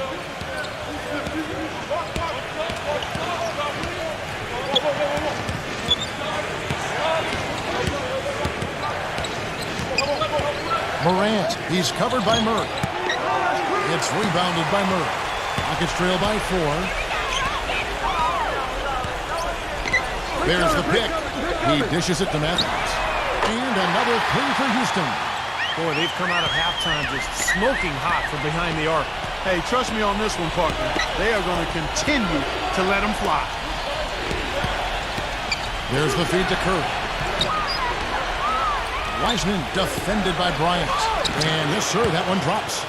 8 points for him.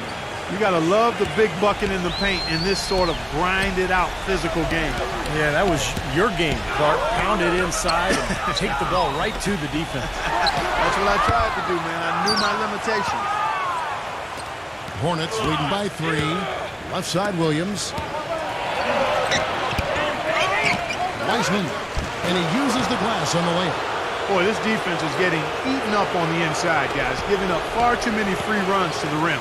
And they haven't been able to return the favor. I mean, their offense in the paint has not been up to par.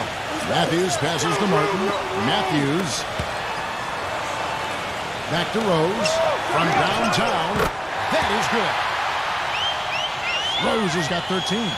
And that kind of defense is just not going to cut it. Guys, I mean, they have to get a hand in his face.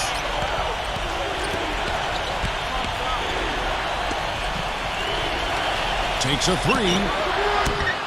The Rockets pull it in. It's a 4-second differential between the shot clock and game clock. Murray, the pass to Rose. The kick out to Matthews. And unable there to get the go-ahead bucket. And here is Williams. Here's Curry. No good. And we just finished the third quarter, and we've got a tight pull. Tune in. Thanks for joining us again as we get set for the fourth quarter. A terrific game so far. We've got Olynyk, also Bryant out there, and it's Murray in at the one spot. So that's who's on the floor for the Rockets. And he gets it to go as they call the foul. He's on his way to the line for one more. They've been so efficient in the paint in this game. That's an area they've totally dominated. You know, once they ID'd the edge they had inside, they just continued to attack it. The free throw off from Barnes. Rockets trail by 4. Murray, the pass to Matthews. And it's Matthews again missing. Hornets shooting has been great, up over 50%. In fact, 52%. Here's Curry with the three, and that one's good. He is pouring it on in the second half, guys. I mean, a much better showing than he had before the break. There's the screen. Wesley Matthews on the wing. And the shot is long. He has not been on his game, and you know their deficit isn't totally on him, but he has not helped the situation. And again, a few more points added to the lead. They might be ready to pull away here. I wouldn't be surprised, Steve, as well as they've got it working right now. That could be the case. Will it go? Curry with the steal. Here's Morant. So he gets the whistle. Contact on the way up, and 2 shots coming up. Yeah, the defender draped all over him. Pretty plain and simple. Got him good there. And the first one at the line is good. Derrick Rose is checked in for Wesley Matthews. Both good from the line that time. Rockets trail by 11. Olynyk sets a screen for Rose. Pass to Murray.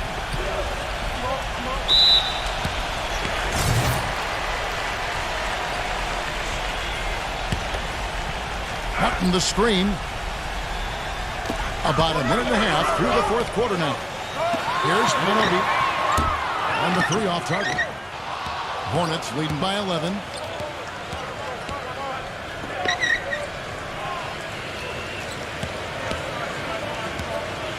Dishes it to Barnes. It's rebounded by Olynyk. Houston's gotten off to an 0 for 2 start from downtown here in the fourth quarter. Outside Rose. Outside Martin. Back to Rose. There's the pick. Pass to Murray. 6 on the shot clock. To end the run.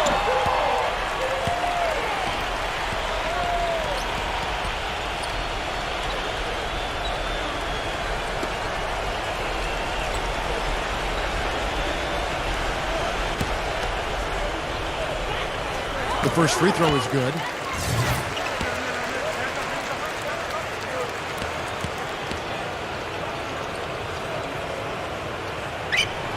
Both free throws good for Murray. Here's Barnes. It's stolen by Martin.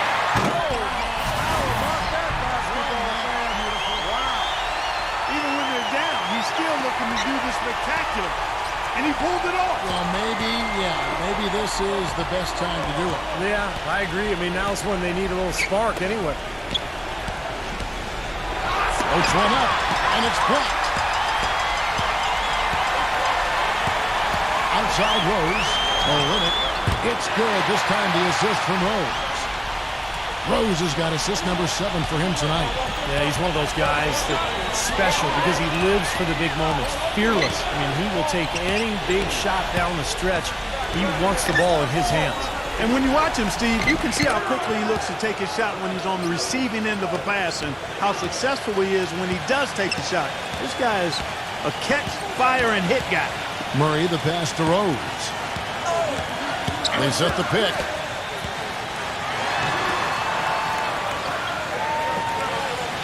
Shot clock at 6. Outside Rose. From 18 feet away. And Houston again with the bucket. Hornets leading by 4. Morant. He's covered by Rose. Here's Morant. And the rebound goes to the Rockets. Olynyk's got 5 rebounds tonight. Rose attacking. That's good. And now just a 2-point Hornets lead. He is setting this place on fire, fellas. This shooting has been off the charts. They set the pick. Pass to Barnes. And it's the Hornets another 3. This guy will really make you pay if you leave him enough room outside. Rose kicks to Olynyk. Back to Rose. And some nice passing there by Houston. Outside Martin. Trying to answer back, but that 3 is off the mark. Hornets have gone 5 of 8 shooting as we've come down the home stretch in this final quarter. Down low. Here's Barnes. The feather touch on the finger roll. Beautiful. Now it's a 7-point Hornets lead. Good defense, but gotta love the finish with the finger roll over the top. Feeds to Rose. He kicks it to Olynyk. Defended by Wagner. Now the dish to Olynyk. He passes to Murray.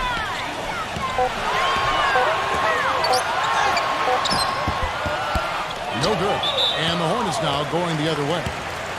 They've led by as many as 11 points.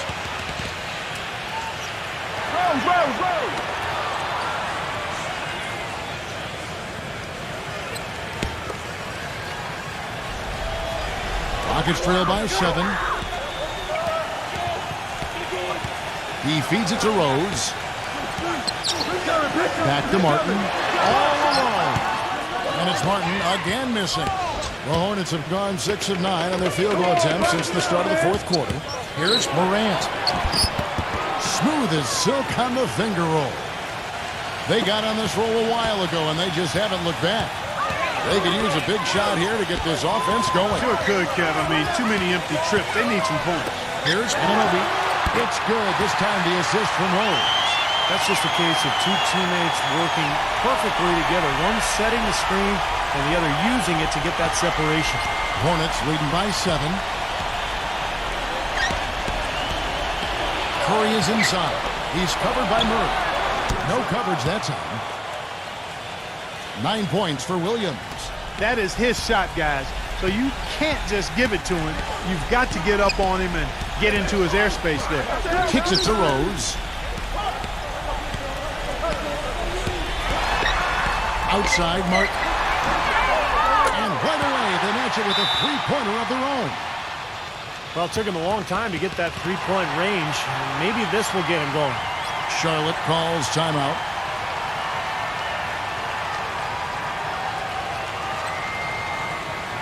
Let's catch up with Doris from the sideline. Over that last break, Kevin, I got a chance to hear what head coach of the Hornets said to his team. He gave his guys the green light to keep firing from downtown, telling them, listen, I like the work you're doing out there. Keep finding those gaps on the perimeter. They're giving us open shots. Thank you, Doris. Ryan is checked in for the Rockets. Now here's Rose. Defense is right there. It's Martin on the wing. Back to Rose. The pass to Martin. Misses off the right iron. Hornets leading by 7. Williams with the ball, and it's Martin picking him up.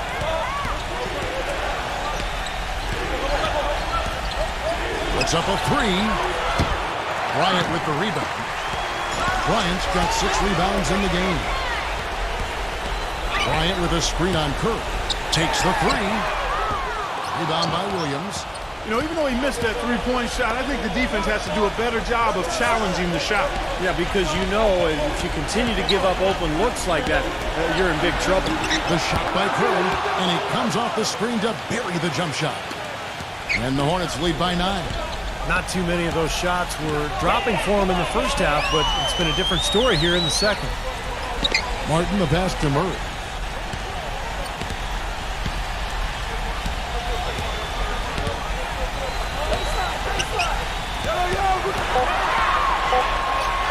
That's blocked by Wagner. 1:52 left here in the fourth quarter. Morant, he's covered by Murray. Outside Williams. And it's off from three-point range. Rose passes to Murray. Barnes grabs the miss. Barnes has got 4 rebounds now tonight. He dishes it to Curry. Curry gets the screen from Wagner. Barnes sets a screen for Curry. And it's rejected. Ananobi, he's guarded by Williams. Back to Rose. A 3-ball. That is good. Rose has got 7 now in this quarter.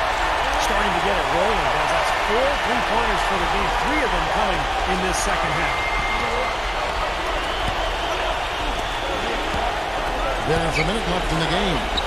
And the shot is good. Really hard to find fault with anything he's doing this quarter, at least at the offensive end.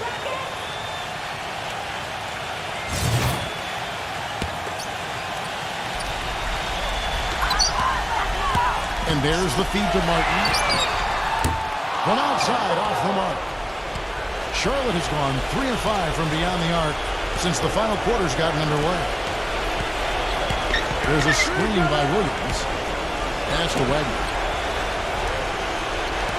Dishes it to Barnes. Shot clock at 5. Rebound by Rose. The Rockets shooting in this game, 45%. Now 8 seconds separating the 2 clocks. And pass it to Murray. Tough call there and a tough break for the defense. But, you know, I think you could still see him kind of sliding in there. I don't have a problem with the call. So an almost entirely new group in now for Charlotte.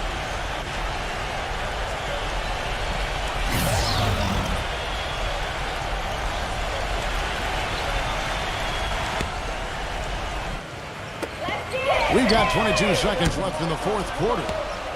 He saw that one was going long, and he tracked it down. Now, here's Richardson. Hey, turn around, turn around. And so it's Charlotte with the win. They came, they saw, they conquered. Hey, Kevin, to me, any win is a good win. For Clark Kellogg, Steve Kerr, and Doris Burke, this is Kevin Harlan thanking you for tuning in. Now it's time to present our Jordan Player of the Game.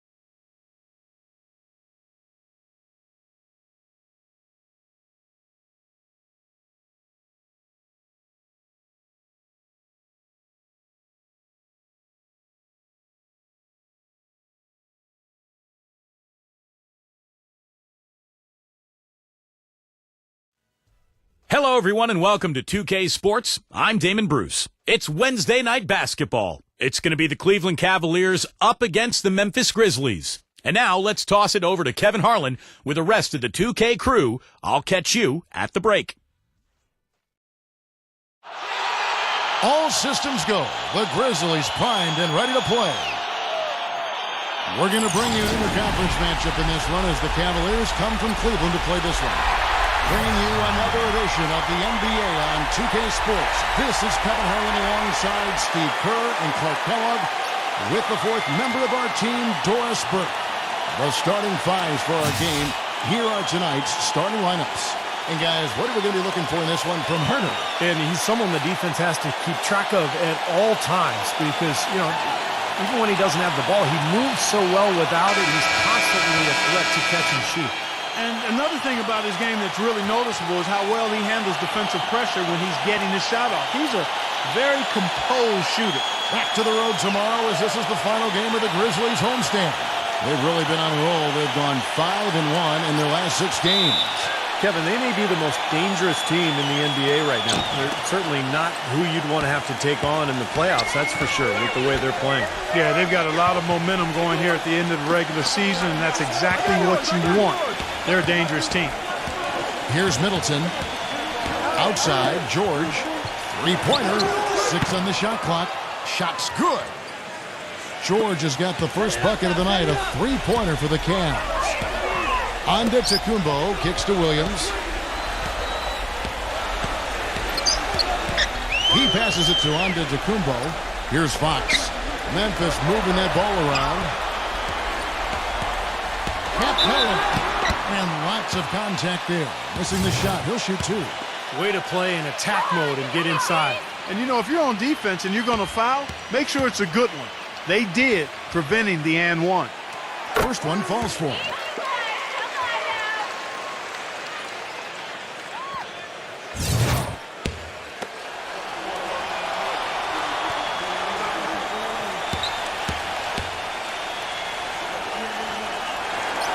And he can't hit the second. Looking at Memphis, they took the win in their last game against the Suns.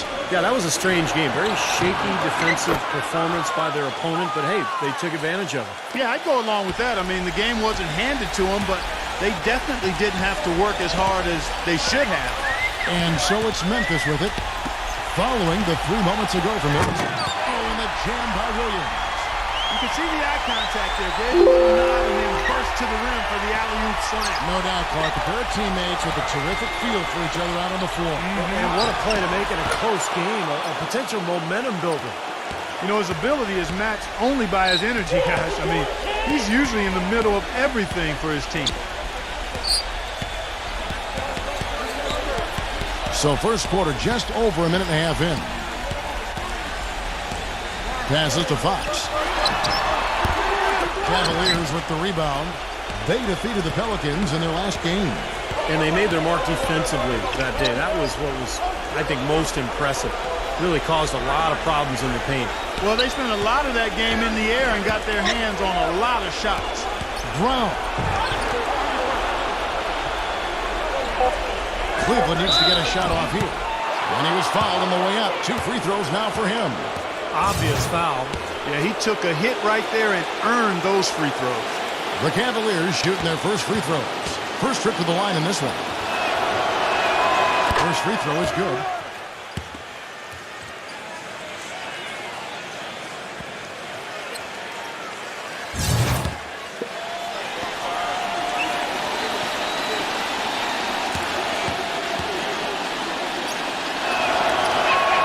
That's also good, so he hits both free throws. He's always been extremely reliable at the line, and today's been no different.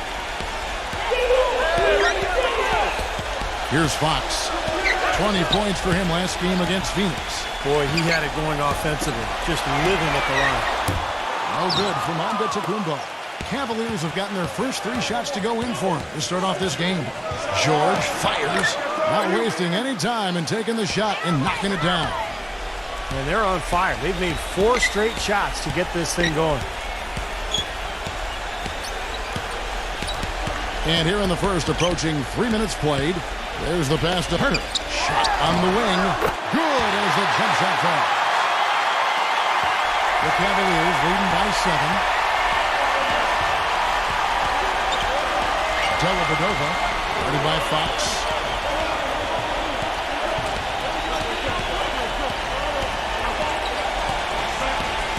Clock at 6. He dishes it to Middleton. Nice concentration to hit the double clutch layup. Middleton's got 7 points in the game. Grizzlies have gone 2 for 4 from the field so far today. Fox passes to Antetokounmpo. That's good. Well, he's so good at recognizing where the openings are and getting the ball to the rim. Cleveland's gone 2 of 2 from three-point range here in the first quarter. Dellavedova, guarded by Fox, feeds it to Middleton. It's Brown on the wing. Spiked away. Here's Antetokounmpo. No stopping him there. Jams it in as he's fouled. Chance now for a three-point play. That one on George. Boy, extremely opportunistic defense leading to those points there. That dunk, Clark, coming within seconds of the steal. Love the way they convert from defense to offense. But that's what happens when you get all 5 guys on a string defensively ready to react and make a play.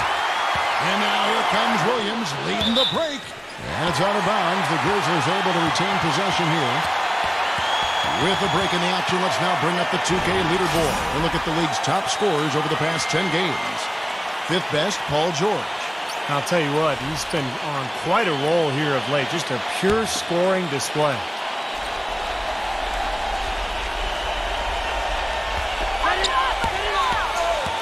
Here's Antetokounmpo.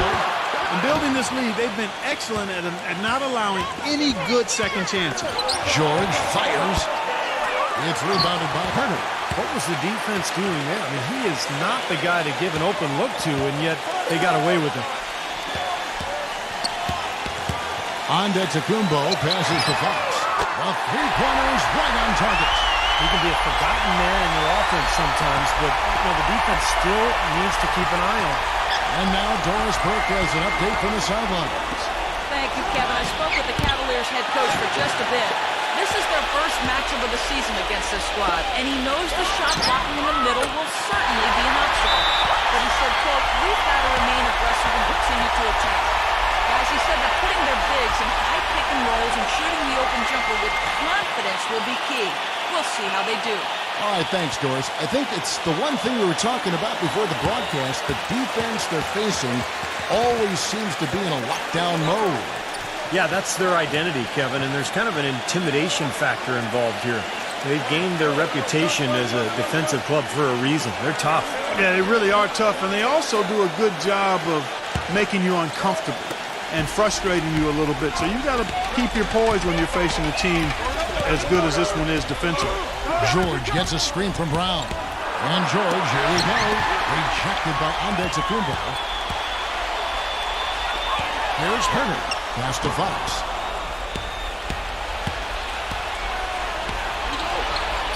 Now the feed to George. Three-pointer. Once again off the mark by Cleveland. Now the Grizzlies with it. It's a 12-2 run here. Good pace. Passes it to Turner. Off the left rim and out. When he's wide open like that, he'll rarely miss those. From deep, George. And yes, sir, that one drops. George has got 10. I don't think they can ask much more of him than what he's done this quarter. Here's Fox, averaging 18 points a game. The Grizzlies with another miss. Right from the start, they've been aggressive on the glass. Most of the rebounds seem to be going their way. And, Steve, I think they are ready for the fight today. And that one's good. He's been one of their more reliable options today, guys. I mean, his shooting has led them to this lead.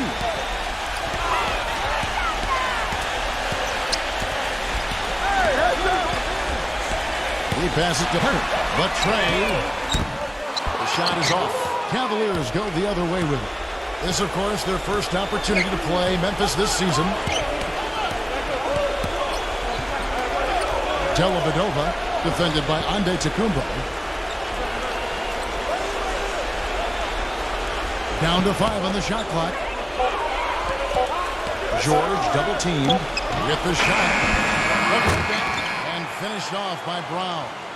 That kind of putback turns a simple rebound into a highlight play. He assaulted the glass to right, then assaulted the rim. Yeah, now that's getting the job done on the boards. And so here's Memphis. They trail by 6. Well, with him, what immediately comes to mind is the long-range shooting. I mean, he can knock down shots from anywhere, and, of course, that forces the defense to locate him at all times.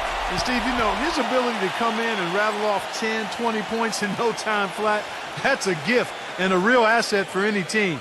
Some guys need a while to get going, not him. And the Cavaliers call time here.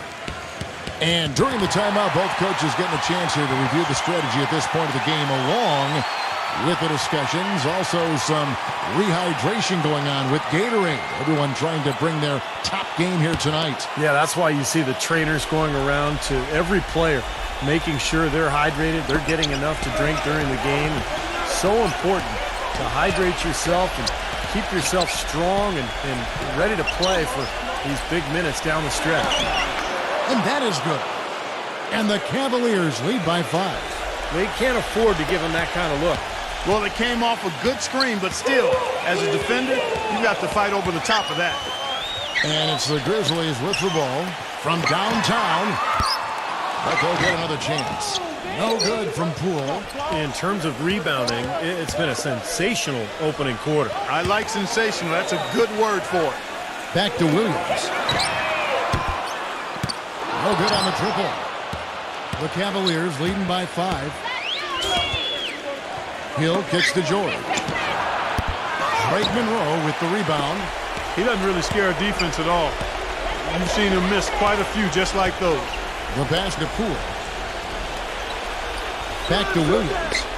Fires the 3. That's good. 1:37 left here in the opening quarter. The drive by Hill, and it's blocked by Poole. And now the Grizzlies, fast break. Williams is running. And the jump to finish it off. Beauty. Beautiful work in the transition game. That's how to do it. Attack early before the defense can get itself set. Here's Hill. He picked up 12 points in their last win against New Orleans. Back to George. Puts up a 3. That's good. George has got himself on the board with 3 there. He had a whole lot of space to get that shot on. Yeah, I don't think the defender did a good job there of getting over the top of the screen. Number 20. Shot is no good, so Cleveland will take it the other way. On the wing, Hill. And the rejection by Poole. Monroe sets a screen for Williams, and the call will be against George Hill. That's his first foul.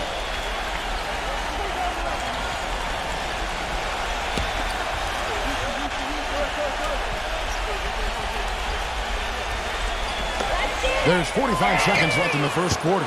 Williams' shot is off. Couldn't convert, but nice little two-man game there. And it wouldn't surprise me to see them go back to that the next trip. And George kicks to Hardaway. And there's another one for the Cavaliers.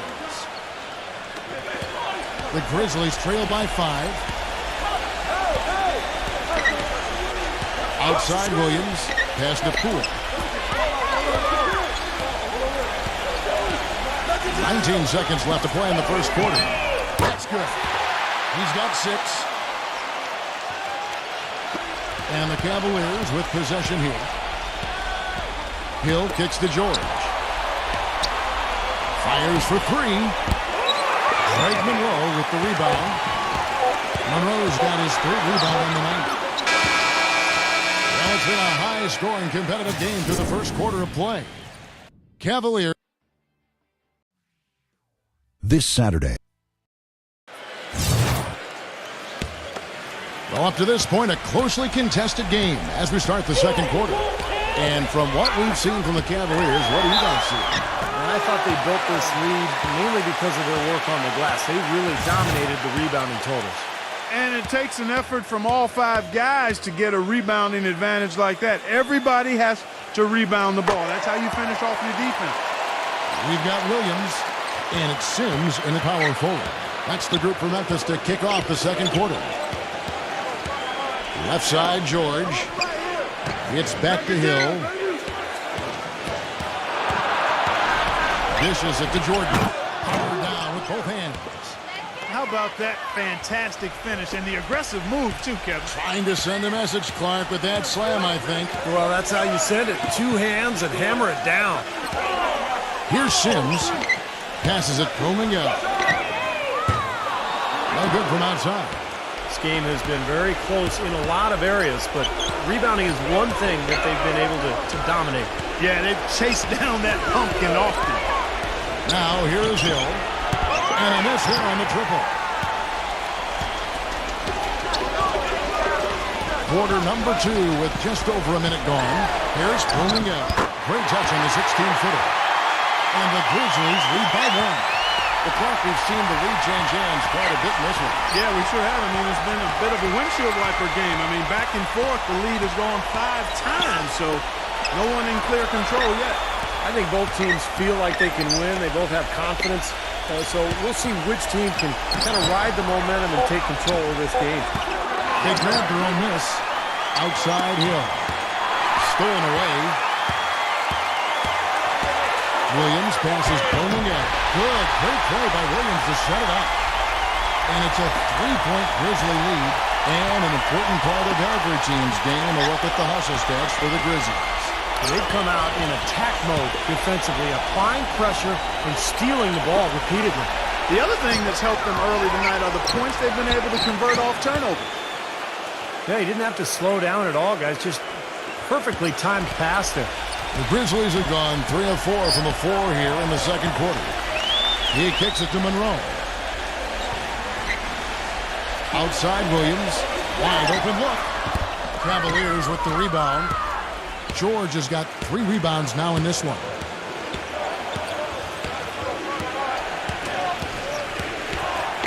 There's the dish to Hill. There's the pick. 6 to shoot. Pass to Hardaway. Tries a 3. And it's Hardaway again missing. The pass to Poole. Rolling in on the wing, Williams. He passes to Poole. Memphis moving that ball around. Jacks up a 3. Count the bucket. Now, they're not showing too much respect for him defensively, are they? The Cavaliers trail by 4. Clark, some tough offensive sets. They want to turn it around. Yeah, they need a basket just to regain some momentum here, Kevin. Picked away. And a little under 3.5 minutes elapsed in the second quarter of play. Kicks to Williams. Pass rolling out. Back to Williams. Passes it rolling out. Just 5 to shoot. It's rebounded by Cleveland. Usually if he gets to the rim, he's converting it into points. But the defense stood tall there. He was all alone on that one. Hardaway has got 5 now. And he came off that screen. The defense just couldn't get over the top. Beautiful play. Yep, and without a hand in his face, he's going to bury those. Now here's Williams. He had a 15-point outing in their last game against Phoenix. Kick it out! Kick it out! Hardaway dishes to Hill. And it's good. Assisting on the play was Hardaway. Hill's got his second bucket. Clark, a lot of give and take between these sides early. Kevin, how about 6 lead changes in this half already? Yeah, good one here, guys. This is going to be fun to watch. 2 evenly matched teams. Both teams playing hard. Now Hardaway, after the missed 3 from Poole. The drive by Hill. And DeAndre Jordan throws it down. He is an automatic finisher when he gets into that area. You know, he picks the simple one-handed stuff to get the 2 points. And those could be an important 2 points, too, guys, in a close game like this one. Poole bangs home the trifecta. 6 points for him. Now he's hit a pair of 3 balls in this quarter, so he's starting to find his range. Timeout called the Cavaliers.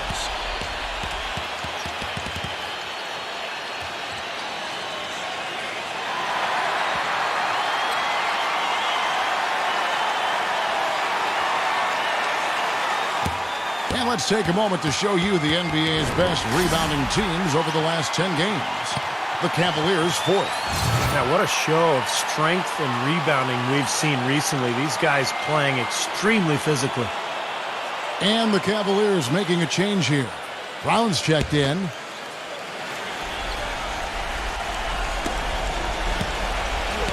It's George on the wing. A three-pointer, no good.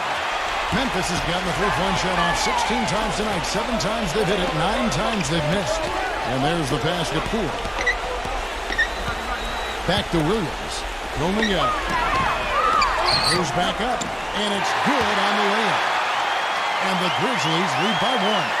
Clark and Steve, this tug-of-war game continues. You know what? And they just keep flip-flopping the lead again and again and again. Yeah, how about that last lead change, guys? That's number 7 for the game. And it's good. Maybe that'll get him going here in the second quarter. He already knocked down 2 in the first. Outside Williams. He passes to Poole. Back to Williams. Capella, he's covered by Brown. Shot clock at 6. The shot's good from Poole. 8 points for him. That finish brings me back to the old days, the silky smooth finger roll. He feeds it to George. Here's the 3. They get it again. Here's Brown. Foul call. Looked like that he didn't get there in time, and he'll shoot free throws. Well, he gets after it on the glass. That's the biggest thing. Takes a ton of pride in his rebounding, and he never seems to run out of gas. Just brings an energy to the game that makes him stand out amongst the crowd. You know, you really can't think about trying to rebound the ball yourself when you're dealing with him. You've just got to make sure you box him out. And Brown drops them both. Memphis has gotten cold from deep in the second quarter. Just 2 of 6 from long range. Here's Antetokounmpo, and another basket for Memphis. Kevin, that's beautiful. With the guy all over him, the fadeaway was about the only option he had, and he cashed in on it.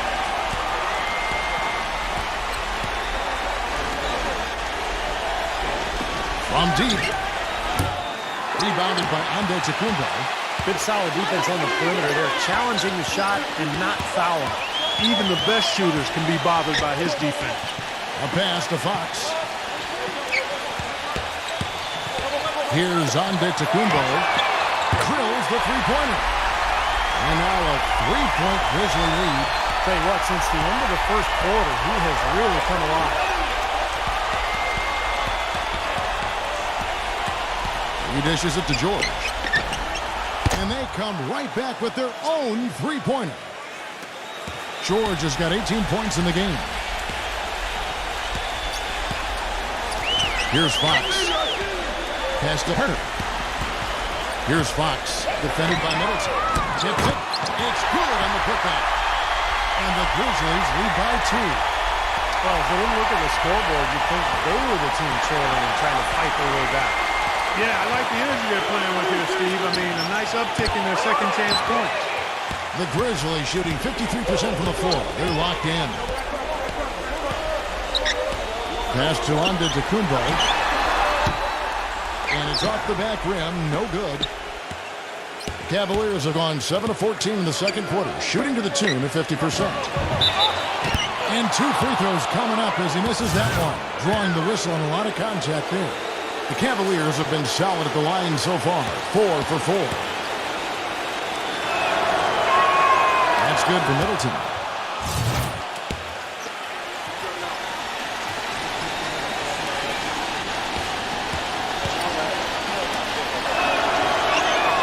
Both free throws good for Middleton.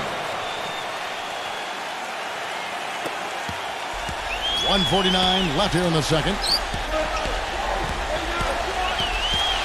Here's Fox. Now the pass to Herter. Beyond the arc. Rejected by Middleton. And so it looks like the Grizzlies will retain possession here. Let's check out the numbers for Paul George. He's been just lighting it up recently. The stats speak for themselves. 5th in scoring, 5th in steals, and of course passing, such a big part of his game. One of the top 15 leading assist men in the NBA.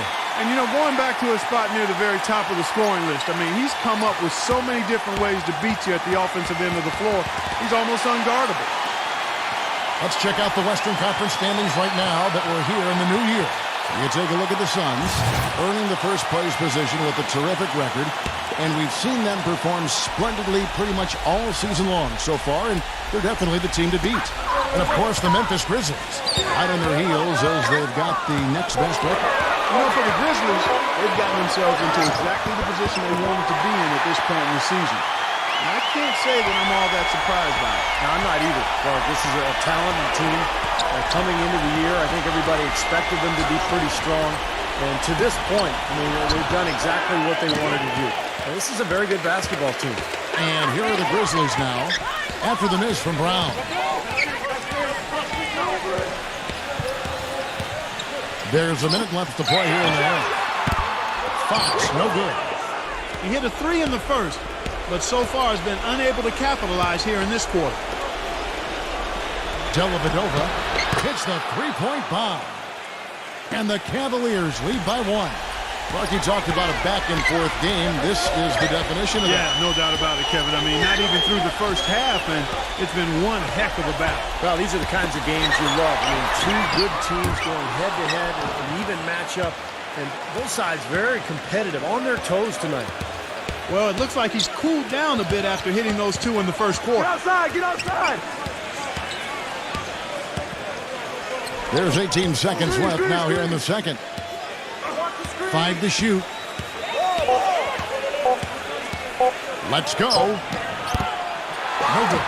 Look at the big man there. He knows how to go up and get that rebound. Here's Fox. An absolute pound from three-point range. 6 points for him. And we're through two here in a good one. It's the Grizzlies. And now, brought to you by Sprint. Thanks for joining us at halftime. We've got a terrific game. The Lakers. The Sprint Halftime Report, presented by Sprint. And now the start of the second half. Neither side jumping out ahead through the first two quarters. Well, some really terrific numbers for George. 18 points, and he's hit 4 from beyond the arc. A weapon with those three-point shots. Yeah, you said it. I mean, he is using the long-range jumper to deadly effect, Clark. So on the floor for Cleveland.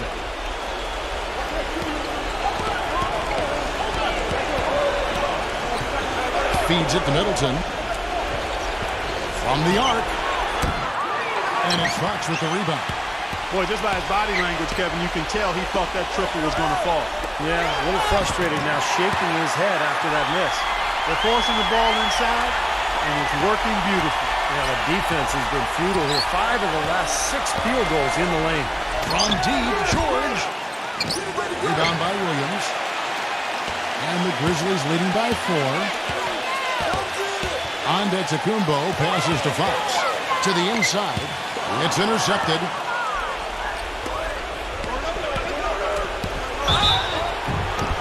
And the defense didn't have position. They whistle a blocking foul, and he'll go to the line.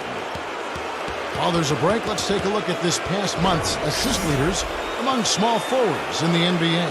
Paul George on top. You know, you hear the term point forward thrown around quite a bit, and I think it really applies to him. He's an excellent passer from that position. Yeah, the offense basically runs through him, maybe more so than any other small forward in the league. I mean, he's counted on as their setup guy, and he delivers the goods more times than not.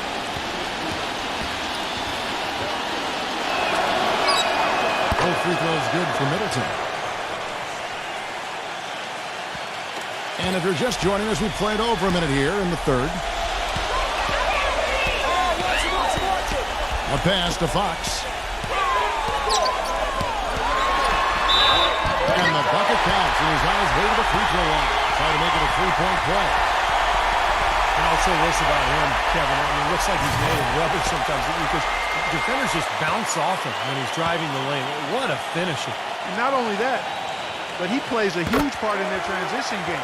You know, getting the ball up court in a hurry is his first thought when he gets the rebound in his hands, and he does it very well. Now, here is George. He's got 18. The feed now to Brown.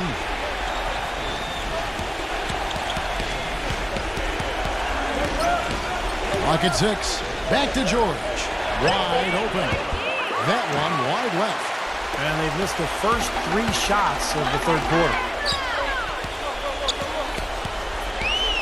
Here's Fox. 9 points in the game so far. Can't hit. He's tried to get it going, but the shots just have not dropped for him today. It's George on the wing. Offensive rebound. And fouled hard that time. He'll get to the line and shoot 2. Here's what Memphis has lined up on their schedule. Well, they've got the Lakers ahead of them after this game. And the next game, it'll be played in Los Angeles. They hit the road with that, the first of a 5-game run. You know, some good games going on, and that Phoenix game especially has caught my eye. That free throw missing.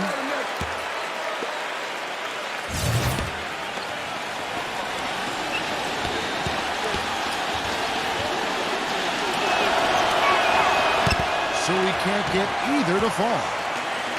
And the Grizzlies leading by 5. Pass to Fox. Uncovered. Jump shot is good. 11 points in the game. Cleveland's gotten blank from three-point land so far in the third. Still 0 for 3. And the Cavaliers call time here. Well, just too many easy buckets, you know, in and around the paint. So he wants to put a stop to it. This timeout is going to be used to try to tighten up the defense. Guys, at this level, they won't miss often if you keep giving up looks inside, and they're paying for that right now. Good timeout here.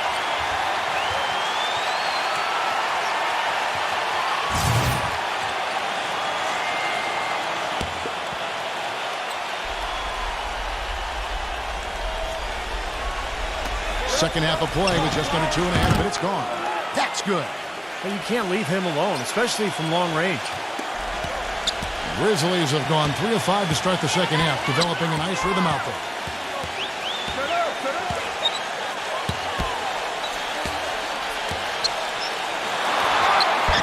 Misses from short range. Well, he won't miss many of those, especially with the defender not in the best of positions there. Third quarter here, and 3 minutes have come off the clock. They set the screen. 6 on the shot clock. His first shot coming late. Misses off the right eye. I'm not sure about that shot, guys. The defense really all over it. Passes it to Antetokounmpo. Backs down. The fader. Here's Williams. Rejected by Middleton.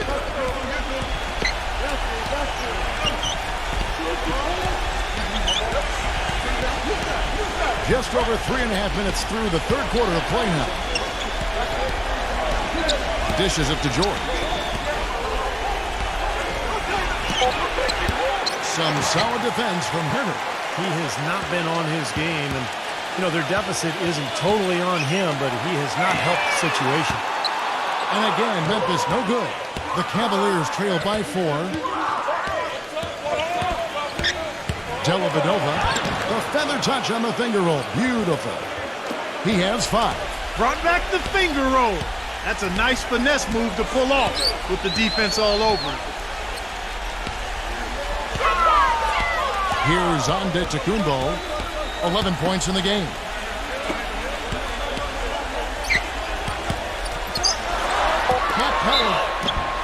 Foul call that time on the way up. That'll give him 2 chances at the free throw line here. And now we get a chance to see how the Grizzlies are doing in the NBA rankings right now. First in shooting percentage. First in fewest turnovers per game. And they're in the top 3rd in the league in blocks. They're a team that really doesn't give many good looks. And the shooting is really what stands out to me. This is a team that does such a good job of finding open looks. They're unselfish. They work offensively to create good shots. And when they do that and they're on their game, they're tough to beat. And so he hits both. The Cavaliers trail by 4. Now here is George. 18 points for him. Brown. He kicks to Middleton. Defended by Herter. 6 to shoot. And so he earns a trip to the line. Officials saw the contact and he'll shoot 2. Obvious foul. Yeah, he took a hit right there and earned those free throws. And a look at how the offensive approach has been going here so far for the Grizzlies. Well, their passing has been picturesque, a thing of beauty in both halves. More than a few of their baskets have come off assists. And how about the touch they've displayed from long range, guys? I mean, as a team, they are really shooting the ball well and executing from the perimeter. That misses, so he splits the free throws. And the Grizzlies leading by 3. Antetokounmpo passes to Hurd, and he banks in the layup. 10 points for him. Beautiful work in the transition game. That's how to do it. Attack early before the defense can get itself set. And George gets to Middleton. Dellavedova drains the three-pointer. And we've seen a few mix-ups defensively out there on the perimeter. More than a few. I mean, the open looks they've allowed from long range have turned into a lot of points. Here's Antetokounmpo. 11 points in the game. And it's Paul George with the foul. That's foul number 2 for him. And the Grizzlies making a change here.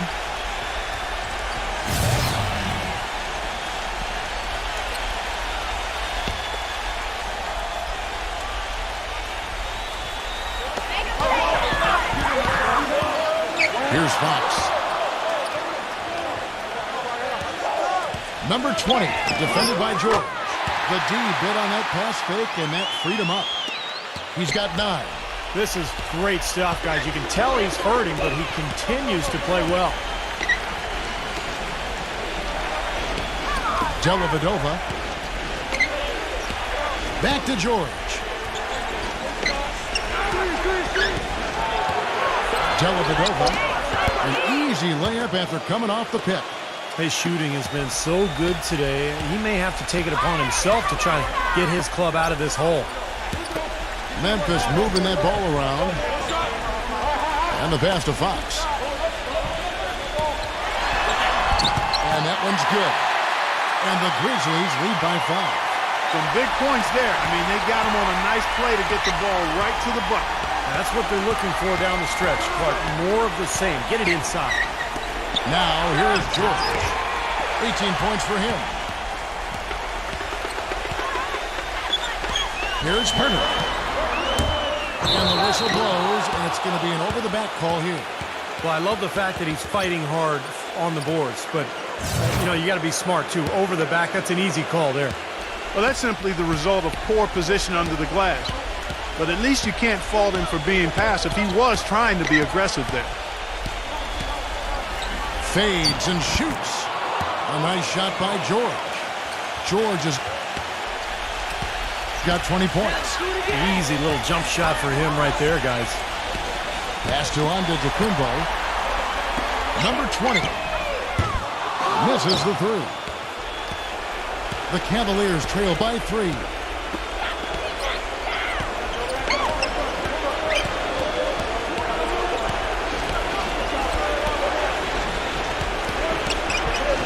Dellavedova, defended by Antetokounmpo. 4 on the clock. It's stolen. And here's the fast break. Shot is blocked. And it's out of bounds. The Grizzlies able to retain possession here.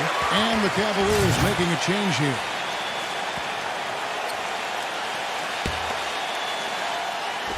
And the Grizzlies with possession here. Number 20. And that's collected by DeAndre Jordan. Jordan's got 4 rebounds now tonight. Right side Hardaway. Can't tie it up as that one misses. And the Grizzlies leading by 3. There's the dish to Williams. Good. Williams has got 5 points so far. Well, and the bounce pass was the key to the play.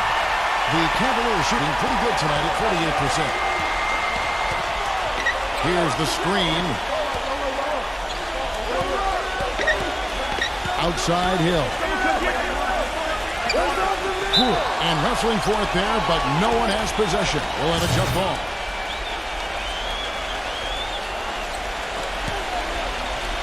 And here are the Cavaliers now. Shot clock at 5. Kicks it to George. From deep three-point range, they get the rebound. Number 51. And foul called as he misses. He'll go to the line and shoot 2. That one on Monroe. And no question, he got bumped on that shot. Definitely no room for discussion on that one. And the Cavaliers making a change here. George is checked in. No good on the second free throw. And the Grizzlies leading by 4. Williams with the ball. Now guarded by Hardaway. And that one's good. 1:16 left in the third quarter. The Cavaliers shooting is leaving something to be desired. Just 36% here in the third quarter. Hill gets a screen from Jordan. Hill kicks to Jordan. It's back to Hill. He passes to Hardaway. He feeds it to George. Takes a three, and it's blocked by Mackubex. And they force the shot clock violation. Great team. Let's check out some of the best shooting teams out there. Number 1, the Grizzlies. Yeah, plain and simple, they do not take bad shots. They really share the ball. They get great player and ball movement, and that's why they shoot the percentage that they do. Brown is checked in for DeAndre Jordan. He dishes it to Williams. And another miss by Memphis. We'll see if they want to trade 2 for 1 here. Well, you got to time up the clock. It's easier said than done, but you got to execute your offense on that first possession. 2 open that time made it look too easy. And that's now 8 points for Hill. About 7 seconds separating the shot and game clocks. On the wing, Williams. Passes it to Poole. Rolling in. Here's Monroe, and he drops in the layup off the glass. And the Grizzlies lead by 5. And there it is again. That's where their points have been coming today, from the low post. And even under pressure and tight, they've maintained their concentration and converted their opportunities. And it's Brown missing. And that's going to do it for the third quarter. Grizzlies lead by 5. And will return shortly.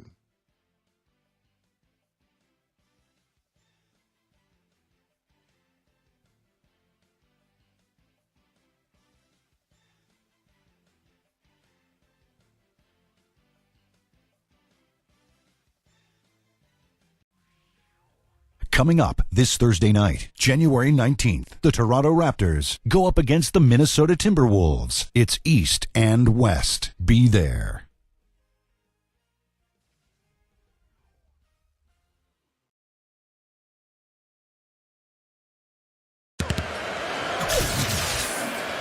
And thanks for joining us again as the fourth quarter of play is set to get rolling. It's been a close battle to this point.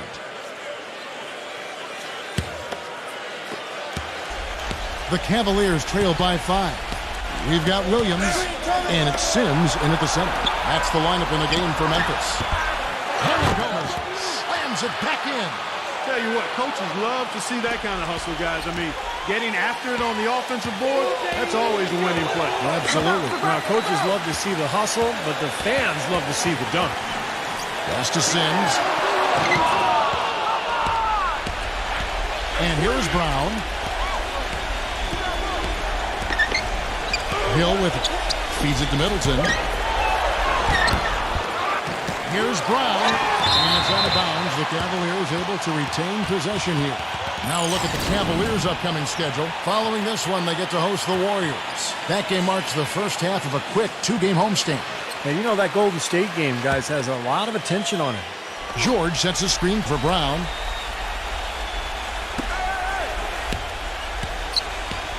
George against Williams. Some nice passing by Cleveland here. And there's the feed to Hill.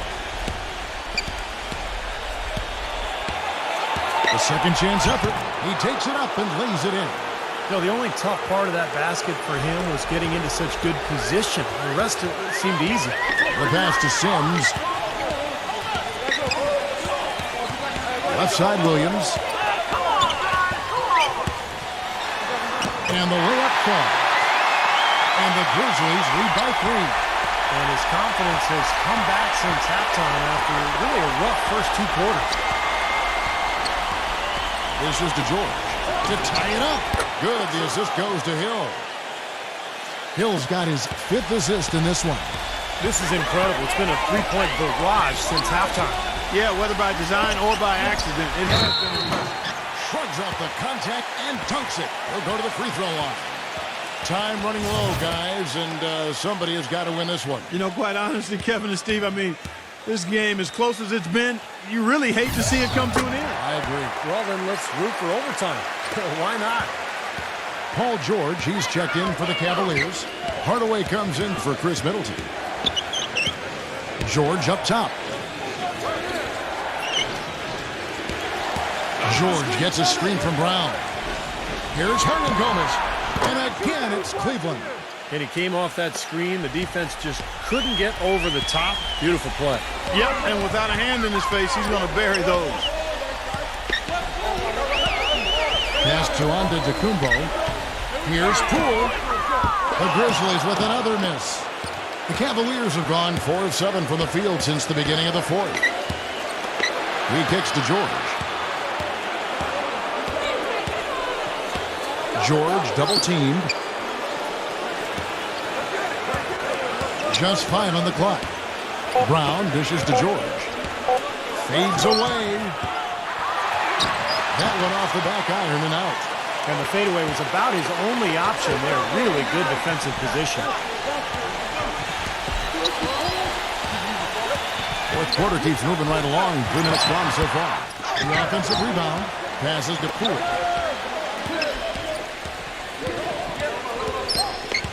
He passes to Antetokounmpo. Lets it go from deep. And the basket good. And the Grizzlies lead by 4. Cleveland's gone 1 of 2 from three-point range here in the fourth. The dish to Brown. It's George on the wing. He clangs that one off the back iron, and down it falls. George has got 22 points. Fourth quarter of play, and over 3.5 minutes have gone by. Now the pass booming up. Memphis needs to get off a shot here. Here's Poole. And the rebound goes to the Cavaliers. Left side, George.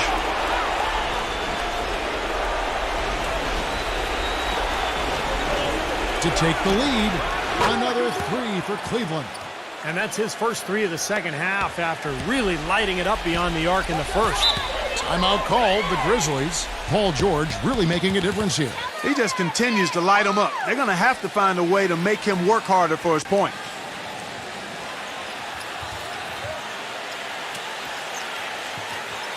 And I think Doris Burke has something for us right now. Doris?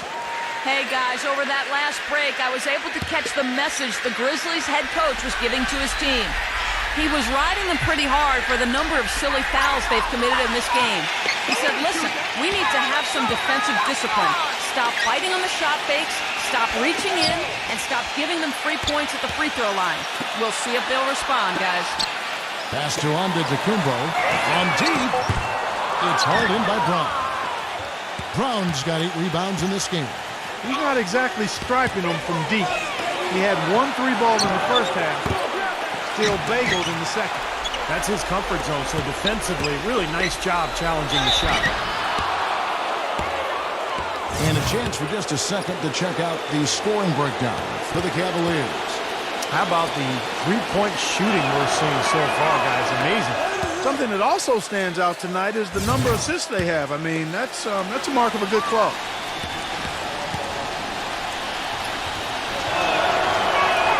And Brown drops them both. The Grizzlies trail by 3. Passes it to Antetokounmpo. And that one is hammered home. Went for the two-hander on that slam. That's where the weight room comes into play, Kevin. I think some urgency from him there. Yeah, he's sensing this is a critical time in this game, guys. Kicks it to Brown. He feeds it to George. Lets it go with a 3. And the rebound goes to the Grizzlies. Moving on from this game, they're scheduled to take on the Lakers at the Staples Center. That sets off a 5-game tour for them. Yeah, some good games going on today, and especially the one involving the Lakers. That's a great matchup. He dishes it to Brown. Dellavedova lets it fly. Perfect on the shot. Swishes it through. And the Cavaliers lead by 1. And guys, here in the fourth quarter, still a close game. Yeah, and actually still too close to call. I mean, this one is tight. This could be an instant classic, fellas. I mean, this thing has all the looks of a game that's going to go right down to the last shot. Yeah, that's his first 3 and a half. There may be more in store. Hernandez for the 3. The shot is off. And the basket cool. And a foul called on the shot. Got him on the way up that time, so he'll shoot 2 right here. Yeah, he got whacked. Shouldn't be much debate on that one. Yeah, that was as straightforward as it gets, guys.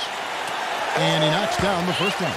Look at the free throw percentage. Unblemished since halftime, Clark. That's pretty nice. I'd go farther than that, Steve. How about perfect? Both shots good from the stripe. The Cavaliers trail by 4. Guys, they're looking for a way to score here. Yeah, they've had a tough time getting the lid off the basket so far. What determination. There was a lot of competition for that rebound, and he came away with it. Pass to Williams. Deflects the pass. Can't tell him. And he goes up strong with one hand and flushes it down. Well, he won that battle, and in general, they're winning most of the battles tonight. Well, those are some very easy points if you can get them. Well, and like Clark said, they have been getting them, not necessarily all on putback dunks, but a lot of second chance opportunities. Now, here is George, defended by Antetokounmpo, and the shot is good. And now it's 27 points for Paul George, and the Grizzlies leading by 4. They set the pick. Poole, defended by George. Pass to Hunter. Here's Antetokounmpo.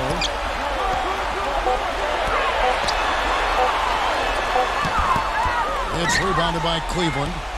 Brown's got rebound number 10 tonight with that last one. It has not been an easy quarter for him, at least offensively speaking. Feeds to George. Nails the wide-open jump shot. Now just a 2-point Grizzly lead. I like the way he's not forcing anything, taking advantage of what the defense is giving. He's been a key contributor for them this quarter. Antetokounmpo passes to Poole. Here's Antetokounmpo. And that basket's going to count, folks. Gets the goaltending call right there. Ooh, he's playing hard, but you got to play smart, too. Get there too late, and that's a big whistle. Grizzlies making a switch here. Fox is checked in. Timeout called the Cavaliers. They're losing by 4. 1:43 left in the fourth quarter.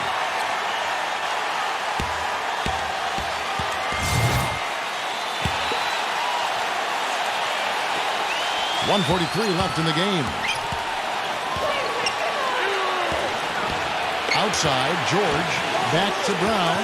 The feed to George. Dellavedova, guarded by Fox. Cuts off the pass. And they're on the break. Williams pushes it down to finish the break. Boy, that was a massive sequence of events there.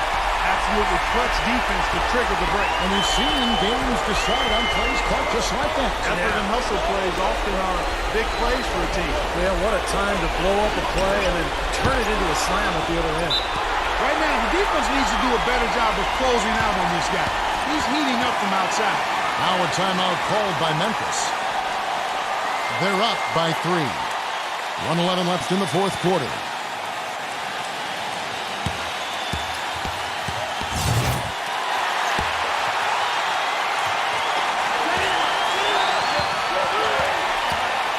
We've got 1:08 left to play here in the fourth.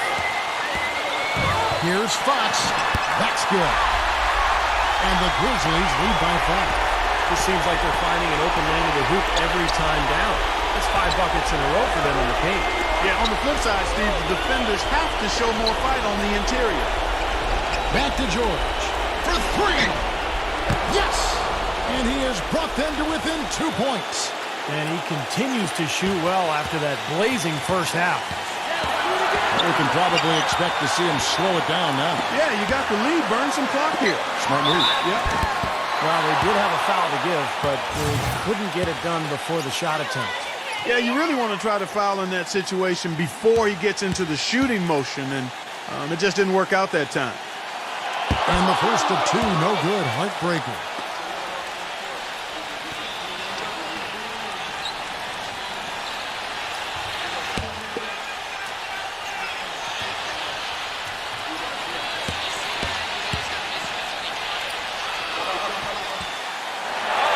So he comes up empty at the line. Cleveland's gone 4-7 with the long ball here in the fourth quarter. To take the lead. Rebound by Williams. And so they choose to intentionally foul.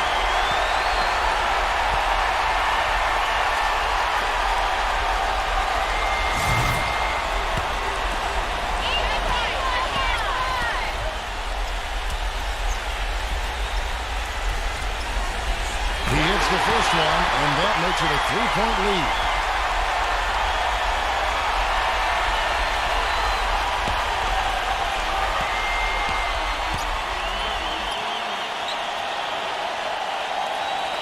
So he drops them both. It's a 4-point ball game. And thanks to those free throws right there, it becomes a two-possession game. Timeout called the Cavaliers. They're behind by 4. We've got 22 seconds left in the fourth quarter. What's your take, guys? Well, the way to go here, you got to get a quick basket and then a foul. That's the only course of action at this point. And it's key who they foul. Don't send an excellent free throw shooter to the line here. Dellavedova. And they're going to count the bucket and send him to the line. It could be a 3-point play.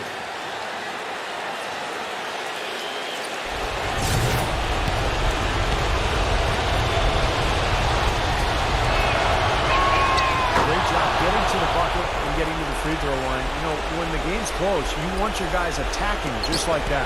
And there's the intentional foul. No choice but to stop the clock here. Well, you do what you have to do to extend this game and try to get the ball back. In this situation, clock management crucial. So the first one drops, and that will put them up by 2.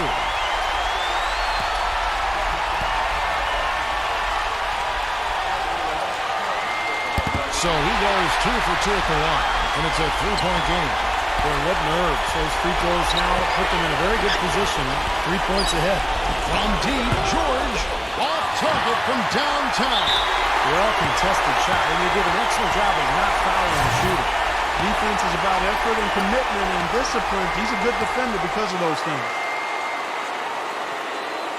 That's the first, and that gives them a 4-point cushion.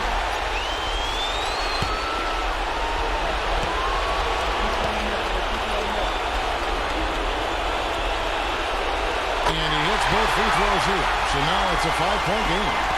No mistakes there. I think you can close the book on this one, guys. It's done. The Cavaliers at King can't hit. So it's Memphis picking up the win. It was a solid win, Clark. Yeah, it was, and I think it came down to will more than skill. They went out and got this one. That about does it for Clark Kellogg, Steve Kerr, and Doris Burke, and the rest of our great crew. This is Kevin Harlan saying so long and thanks for watching. Now, here is our Jordan Player of the Game.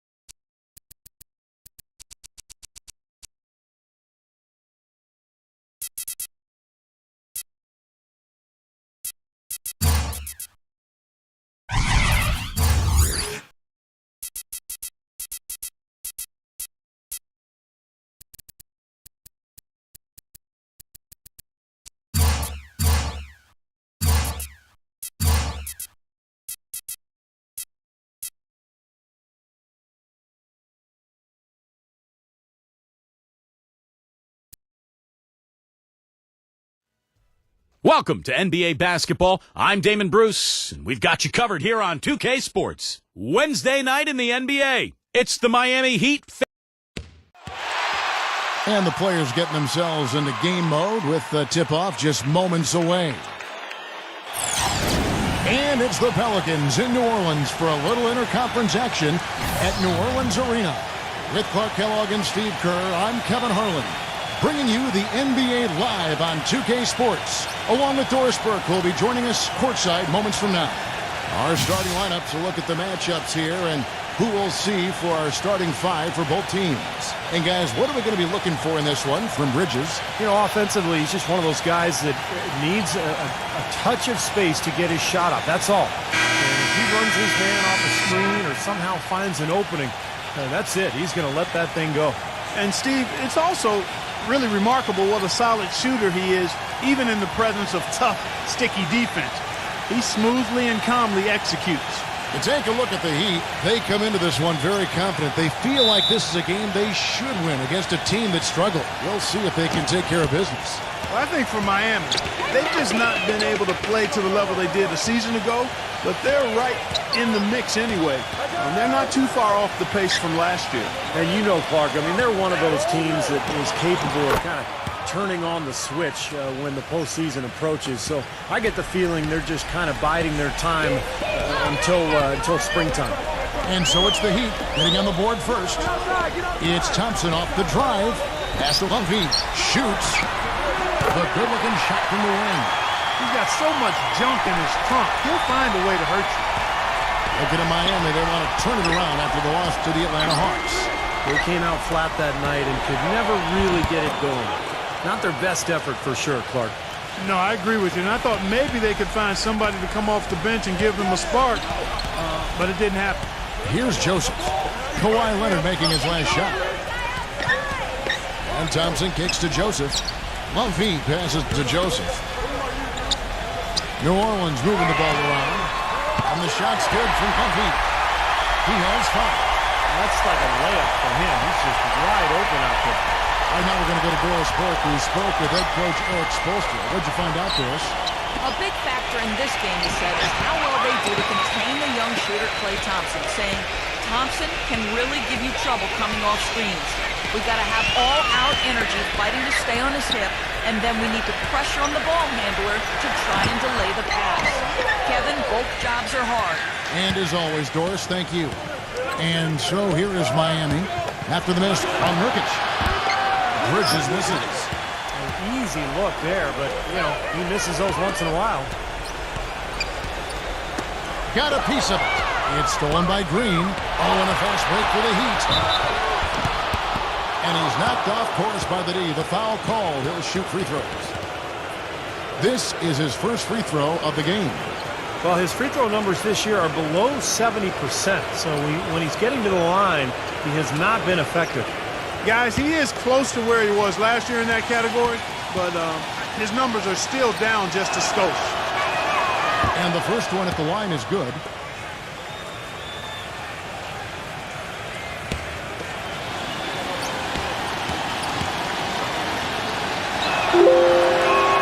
Both free throws good from Green. Here in the first quarter with about 2 minutes gone by. Now here's Joseph. D right on him. The basket drops and he gets fouled on the shot. One free throw coming his way. And that kind of power move has become a trademark for him. The Pelicans shooting their first free throw attempt on the night. Well, they're doing okay as the season goes on. They're shooting about 76% as a team. You know, the numbers from the line, guys, are close to where they were last year, but just a tad worse, so not too bad. Leonard with the ball. He's coming off a 34-point game against Atlanta. Passes it to Soto. An easy layup after coming off the pick. You know, the defense didn't exactly try to fight around that screen, and that's why it turned into the easy basket. And Joseph kicks to Thompson. He passes it to Nurkic. Feeds it to Joseph. Dishes it to Thompson. Now the pass to Humphrey. That shot wide open. He's got 7. How about this? They're shooting 80% so far. I know it's early, but offensively they look great. Pass to Bridges. Shot off the screen. No up. And it's the Pelicans taking it the other way. Tough loss coming against Cleveland in their last game played. You know, on an ordinary night, I think they would have come out on top in that game. That's how well they played, but they just happened to run into a club that was playing at the top of its game. And Steve, I think they get the win if that game had been at home instead of on the road. Miami with the ball. After the made shot from Humphrey. Back to Leonard. Lets it fly. It's rebounded by Nurkic. What was the defense doing there? I mean, he is not the guy to give an open look to, and yet they got away with it. Number 28, defended by Soto. This one for 3. The offensive rebound. And a foul on the shot. He'll go to the strike for 2. Way to play in attack mode and get inside. And, you know, if you're on defense and you're going to foul, make sure it's a good one. They did, preventing the and one.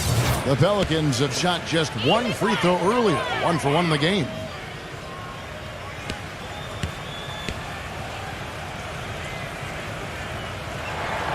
And he can't get the first one.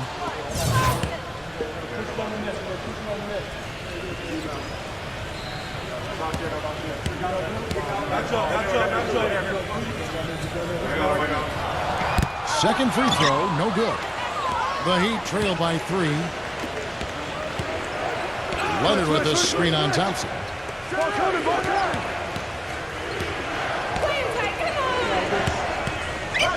Outside Leonard. The tray. And that one's good. Great looking bounce pass to set up that play. The Pelicans have gone 5 of 7 today so far. Nice shooting to get this game underway. Thompson. And again, no good by New Orleans.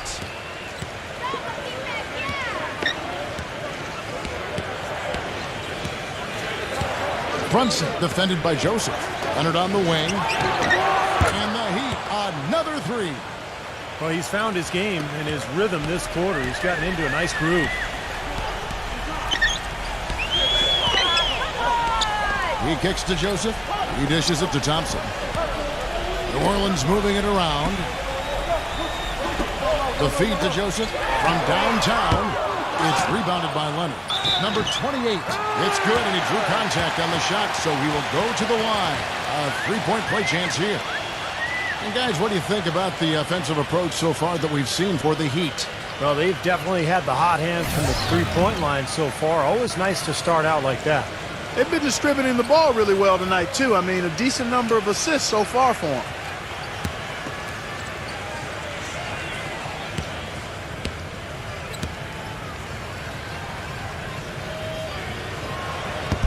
And that one misses. The Heat with the lead, getting their first look of the season at this Pelicans team. Well, last year these teams split the 2 games they played, something we see so often in these interconference series. Mumphy, defended by Bridges. Joseph dishes to Thompson. Number 28, defended by Holmes. 5 on the clock. Thompson with the bucket. Steve, you alluded to the 2 games they split last season, and it really is the case, isn't it, Clark? When 2 teams see each other so rarely, you can often throw out the records. Oh, yeah, you're exactly right there, Kevin. That's a definite. I mean, you're just not sure what you're going to get from those games. And, you know, a chance here to see where the Pelicans sit in the NBA statistically. 16th in free throw percentage. 19th in lowest turnovers per game. And as far as team rebounding numbers, not a strong suit for this year. Top 20 in the league is all. Miami trailing. There's a good screen.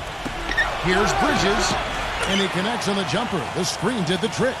Well, you know, when they need a big three, he's the guy they look to. He's about as reliable a deep threat as you're going to find. And I've also got to say, Steve, that I really like how he's able to adapt defensively to really whatever the situation is. There are a number of ways he can come at you at that end of the floor. And they've set up countless buckets off assists. That's a huge part of what they've been doing here today. A lot of dime dropping going on out there, Steve. He used that pick to get in close. 5 points in the game. Little touch of class there, guys. The end of that play with the finger roll.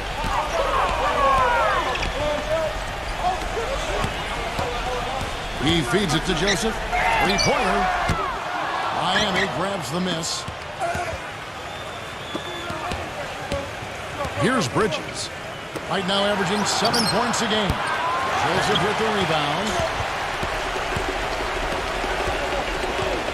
Thompson right side. No one near him. And it's out of bounds. The Heat will take it the other way. And this is a good time to show you some of the league's most disruptive defenders over the past month. The steal leaders at the small forward. Fifth best, Kawhi Leonard. And this set of guys can do as much or more damage with their defense as they can with their offense. And that damage isn't just limited to one part of the court. Yeah, you kicked that one right between the uprights, Steve. As small forwards, they're called on to cover a lot of distance at the defensive end. A lot of ground they need to cover. Those steals have come from everywhere. That's a shot you've got to take if you're looking for the three-pointer. I mean, the defense was nowhere around. There's the dish to Joseph. Pass to Levine. Nurkic gives him the lead pass. And it goes as the official calls the foul. Count it. We'll shoot one more at the free throw line. They are really doing a nice job establishing a presence inside early. And that's going to open things up for them on the perimeter going forward, Clark.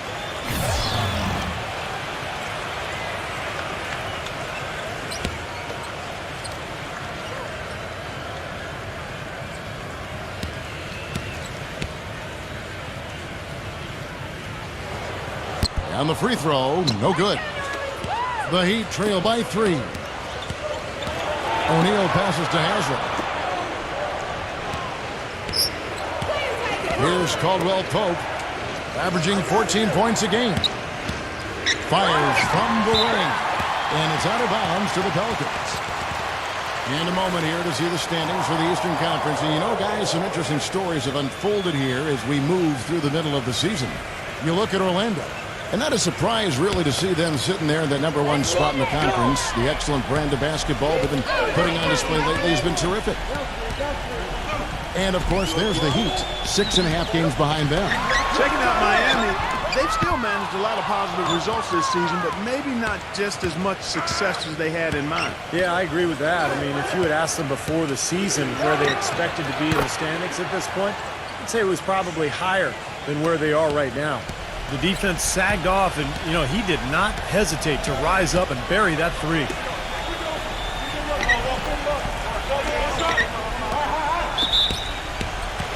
Pelicans shooting their 6th and 7th free throw attempts tonight.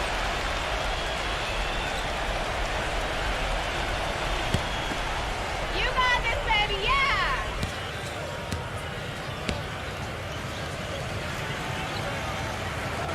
First free throw is good. And the Pelicans making a change here.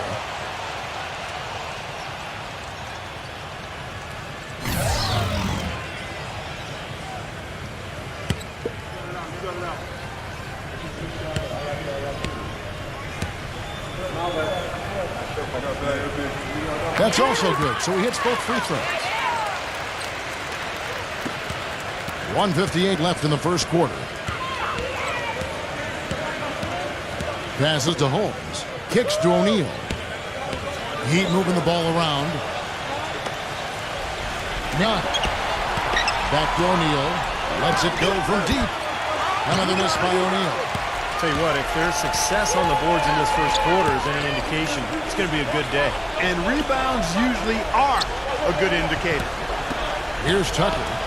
He hasn't scored yet. That, I'm sure, will change. Shot clock at 6. Here's Tate. Good on the 7-footer.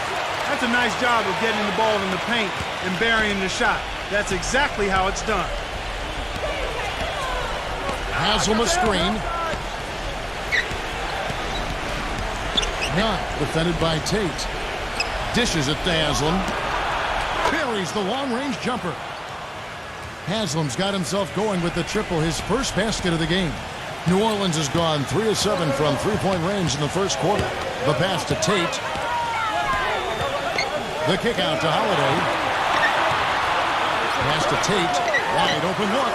Another one falls for New Orleans. There's 42 seconds left to play here in the first. Feeds it to O'Neal. He passes it to Haslam. Back to O'Neal. He dishes it to Haslam. None. Lets the three fly. And the Heat, another three. Boy, has there been any defense played yet in this game? Nope, this game has been all about rapid-fire offense early. And Holiday kicks to Smith. Gets it to go. 17 seconds left here in the opening quarter. Screen by O'Neal.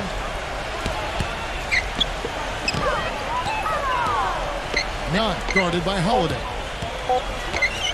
With one on the clock. Again, the Heat good for two. Some great action here early as we end the first quarter. Clark in a tie. Coming up next Monday night, January. Welcome back, folks. We have a close game here at the start of the second quarter of play. Guys, what stands out to you from the Pelicans in this one? Well, the thing they tried to establish right away was the presence down low. You look at the points in the paint. I think that's been the difference. Yeah, and I like the fact, Steve, that they're not settling for the outside shots. I mean, go in there and get what you want. Keep attacking the rim. They've got Smith, and it's Green in at the two-guard spot. That's the Pelicans' 5 as we get into the second quarter. Textbook example there of how to use defense to create offense. Yeah, beautiful transition play after the steal all the way to the basket. Wasted no time going from defense to offense. And it feels like they're starting to pick up the intensity as the game itself starts to get a little more tight and close. 6 to shoot. Tate the pass to Smith. And it's going to be 2 free throws. Drew contact on the shot. You know, guys, looking at the Pelicans over the last 10 and how they compare to the rest of the league. 8th in free throw percentage. 12th in rebounding. And the shooting numbers a bit woeful. Just top 20 in the league in field goal percentage. I'm impressed most with their free throw shooting that you talked about. This is a team that really focuses from the foul line. They shoot the ball well from there. And as a result, they're constantly looking to attack to try to get those free points at the free throw line.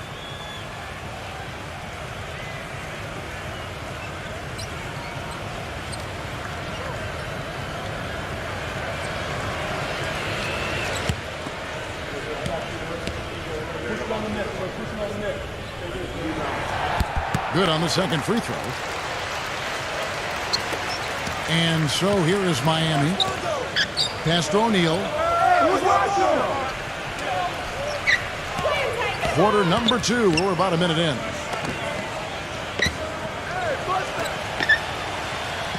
Pass to Soto. Lock at 6. You know, even from here, you could see that one pretty clearly. Yep, pretty obvious. And a good call by the official. The Heat have been perfect at the line so far, albeit just 2 for 2.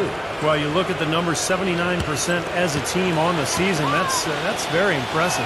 Guys, that says a lot about the poise of this team. I mean, they've been so calm, cool, and consistent at the stripe this year. I mean, that's impressive.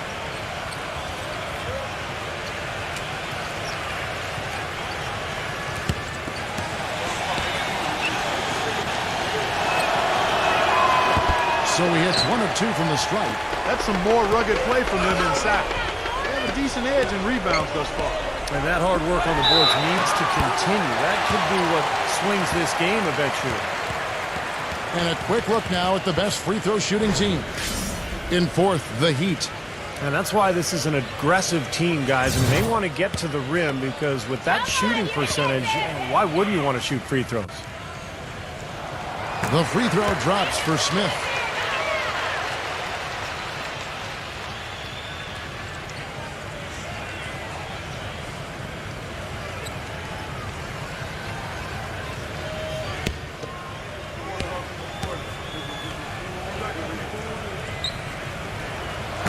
hits them both.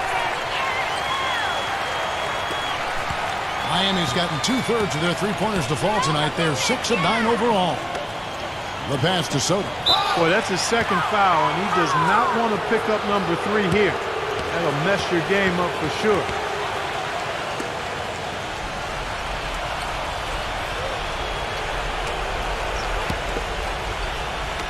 On defense, New Orleans.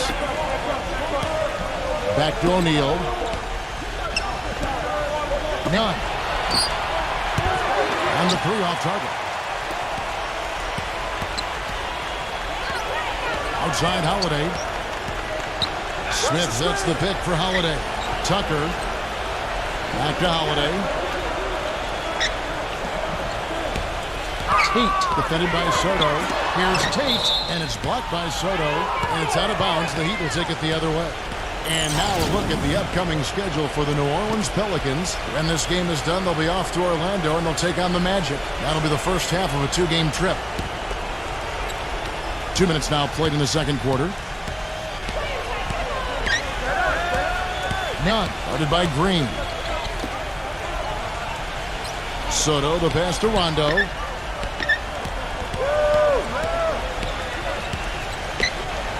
Just 5 on the clock.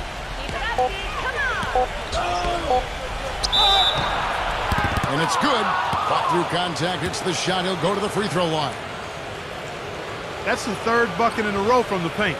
This defense needs to clog those lanes in the middle much more effectively. Yeah, and until they do, the problems inside are only going to get worse.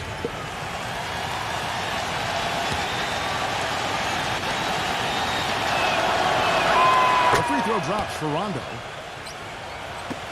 Pelicans trailed by 3. Holiday off a pick from Tate. Back to Smith. Shoots a 3. It's good. The assist that time from Holiday. That's now 8 points for Smith. The Heat have gone 2 of 3 from the field here to open the second quarter. Rondo passes to Soto. Heat moving the ball around. He kicks it to Rondo. 6 on the shot clock. None. Back to Rondo. Misses off the left eye. Great defensive anticipation there to challenge that shooter.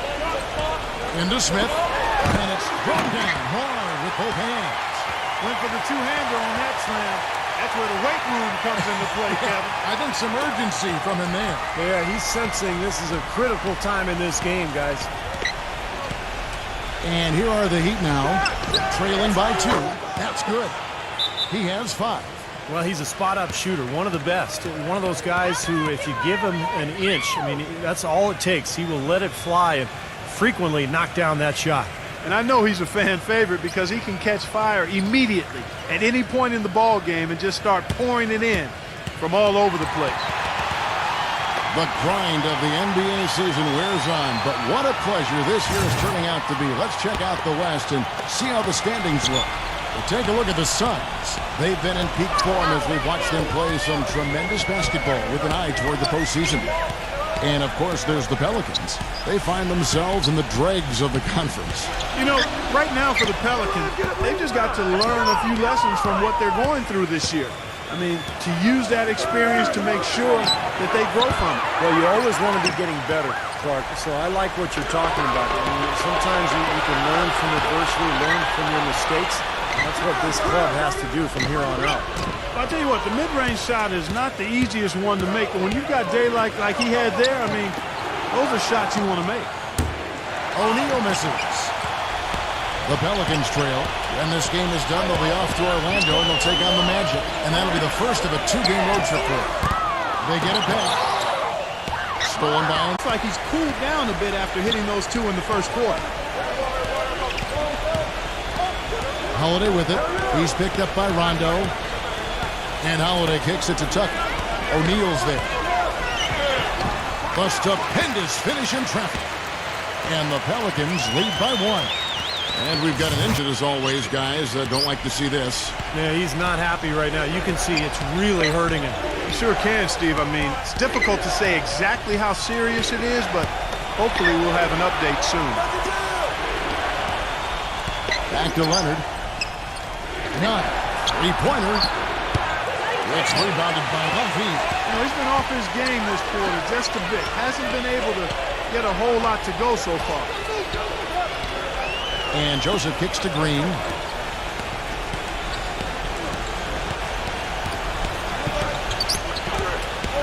Pass to Humphrey. There's the three. And he'll show that one drops. And now a 4-point Pelican lead. A little bit of a defensive breakdown there. He's not the guy you want to leave open on the perimeter. You've got to stay attached to him. And there's the feed to Leonard. None. Fires the three. Can't get it to go. He slipped into quite a funk here, Clark. I think that's a good word to describe it. I mean, the basket is looking awfully small to him at the moment. Number 5, defended by Humphrey. And again, it's the Heat missing.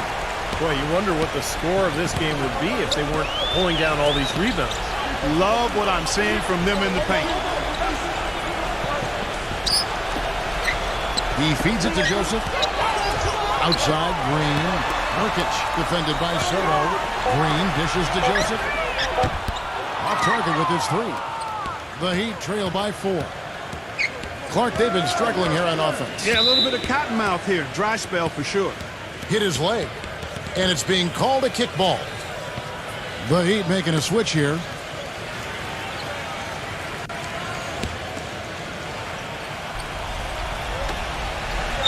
Leonard off the pick from Holmes. The drive by Green. Stripped it away. Now here's Joseph. 11 points for him in that last game against Cleveland. Yeah, he picked his spots in that game, too, Kevin, because I thought he not only did a nice job scoring, but setting up his teammates as well. You know, he started out hot, and he's only gotten hotter. He could be in for one of those games. They set the pick. Pass to Caldwell Pope to stop the run. Good! Oh, the rapid-fire threes coming from everywhere. I thought it might be a little imprudent to try to get those points right back, but it worked. Now, here's Thompson. He's got 6. He passes to Humphrey. Back to Thompson. New Orleans moving it around. And it's blocked by Caldwell Pope. They retain possession. No good from Humphrey. Boy, even though he missed, you can't give up that kind of a look very often. Yeah, they're lucky that they didn't get burned on that one.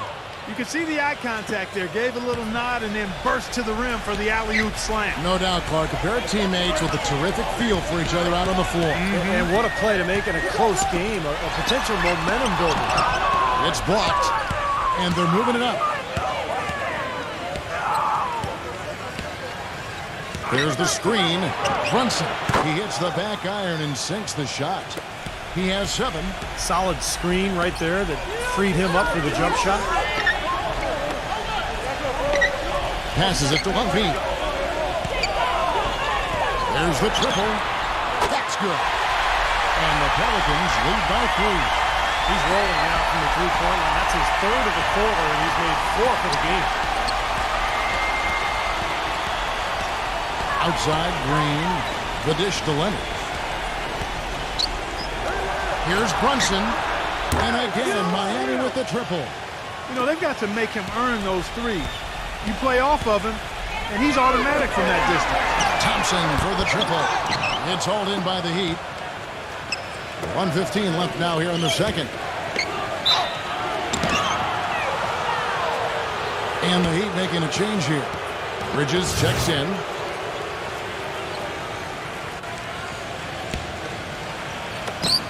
.111 left in the first half of the game.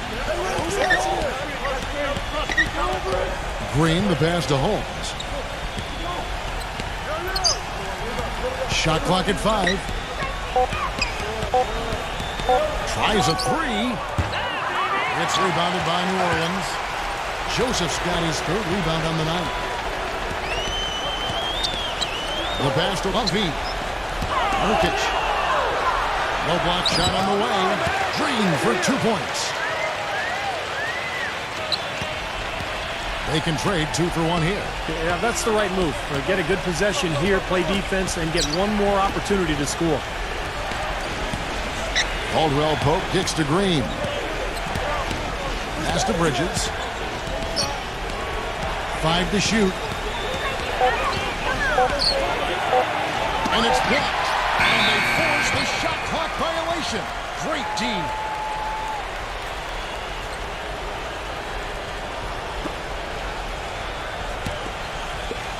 16 seconds left in the second quarter. Now Joseph, right now averaging 11 points a game. Thompson for three, and that one's good. Now it's a 5-point Pelican lead. Well, he found the open man on the perimeter and got the ball to him. And that's not going to go. And the first half ends in a close one. Now, presented by Sprint. It's Wednesday.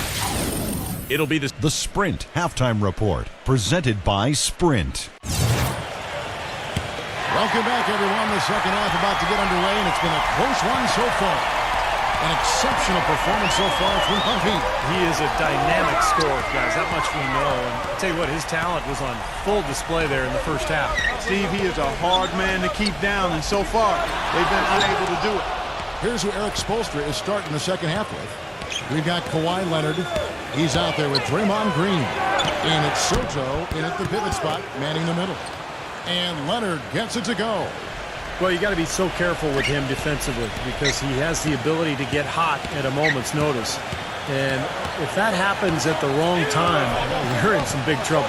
Another thing about him is how quick he is to react when he's defending near the hoop. A lot of his blocks, so to speak, come at waist level because he pokes the ball away as his man is on the way up. Second half rolling along now. About a minute play here. Green dishes to Leonard. Here's Brunson. And the Heat, another three. Of all the guys you want to leave open out on the perimeter, he is the absolute last guy on the list. Attention to detail. Know your personnel. Timeout called here. The Pelicans decide to talk it over.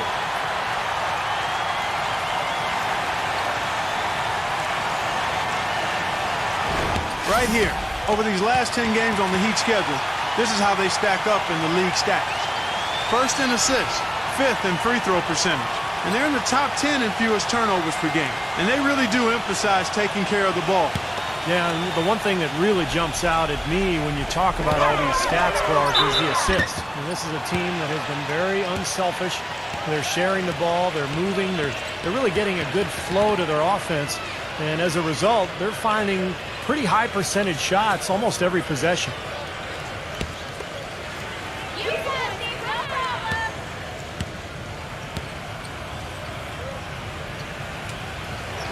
And he knocks down the first one.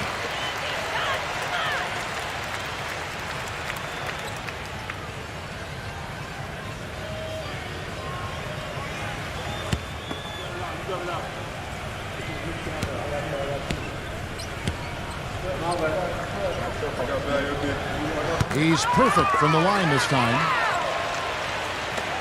And so here is Miami. It's a three-point game. Kicks it to Green. Good ball movement here by the Heat. And Leonard backs down. With the fadeaway. Misses off the right eye. And the fadeaway was about his only option there. Really good defensive position. Passes it to Humphrey. Tries from 16. Number 28. And there's the whistle. Fouled hard on the shot. He'll go to the line. Well, you might have been wondering who the top scoring small forwards have been over the last 10 games. Wonder no more. Here's a peek. Second is Kawhi Leonard. Those are some tremendous athletes, as we're used to seeing at that spot on the floor. You know, they can pretty much all give phenomenal individual performances on any given night. And most nights, that's exactly what they do. Every team wants and needs scoring from the small forward position. And all of the players on that list provide it. Both good from the line that time. The Heat trail by 5. Into the third we go. 2 minutes in now.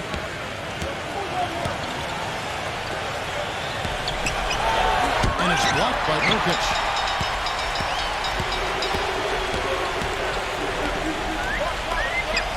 And the pass to Humphrey. Dishes to Thompson. Feeds to Joseph. A 3-ball. No good. And it's Miami the other way. It has not been an ideal start to the second half.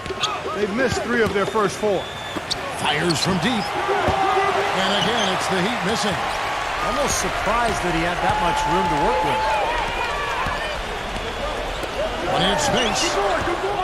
Rebound by the Heat. Green's got 3 rebounds so far in the game. Here's Bridges. Here's Soto. Pass to Bridges. He dishes it to Leonard. Whistle blows. Yep, that's going to be a travel. And a moment to check out Miami and who they've got coming up. Their next game is at the American Airlines Center in Dallas for a game with the Mavericks. That'll be the last game of their very short 3-game road tour. Pelicans leading by 5. Joseph off a pick from Huffy. Thompson passes to Joseph.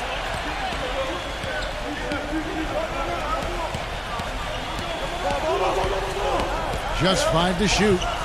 Here's Huffy. Rejected by Bridges. Inside.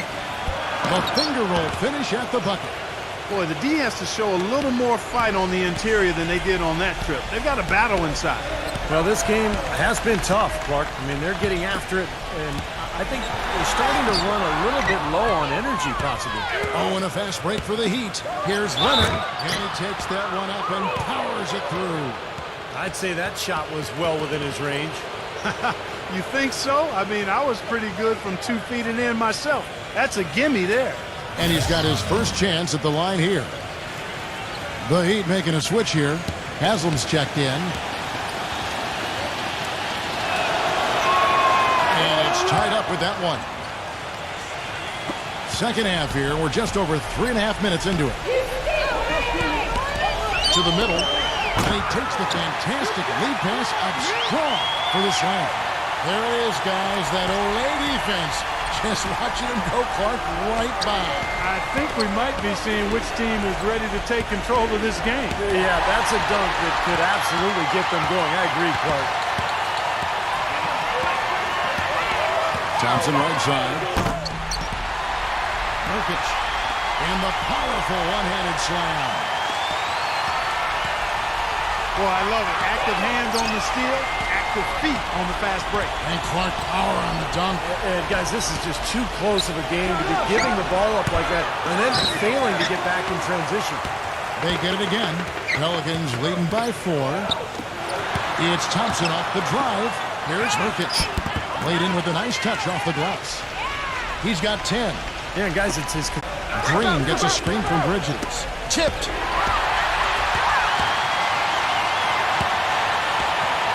Thompson outside. He kicks it to Joseph.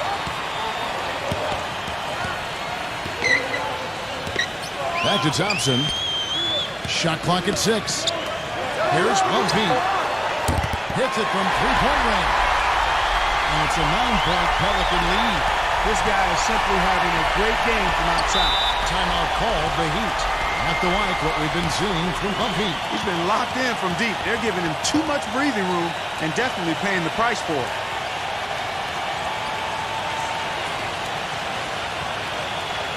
Caldwell Pope, who's checked in for Kawhi Leonard.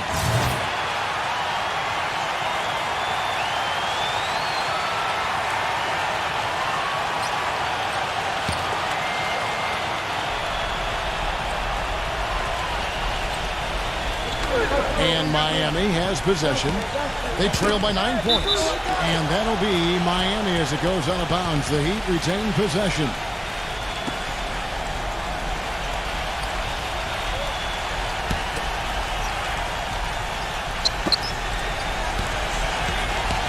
Brunson defended by Joseph. Here's Brunson. He passes to Bridges. Clock at 6. From 8 feet away, he drops it in. Bridges has got 4 points in the quarter. That time the defenders were a little lazy getting to him.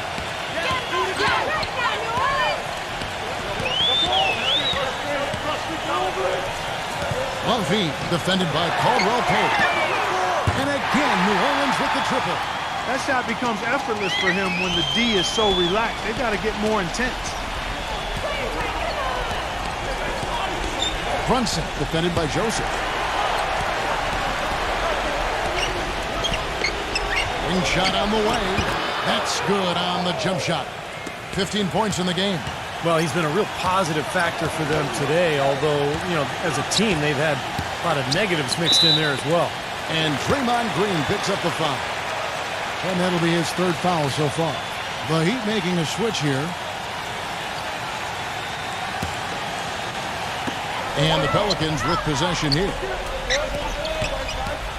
Here's Bunky. The shot is off. Great D that time from Caldwell Pope. And it seems like nothing is falling for him this quarter. He's really out of his rhythm. Wasted no time on that one. 16 points for Kawhi Leonard. Pelicans leading by 6.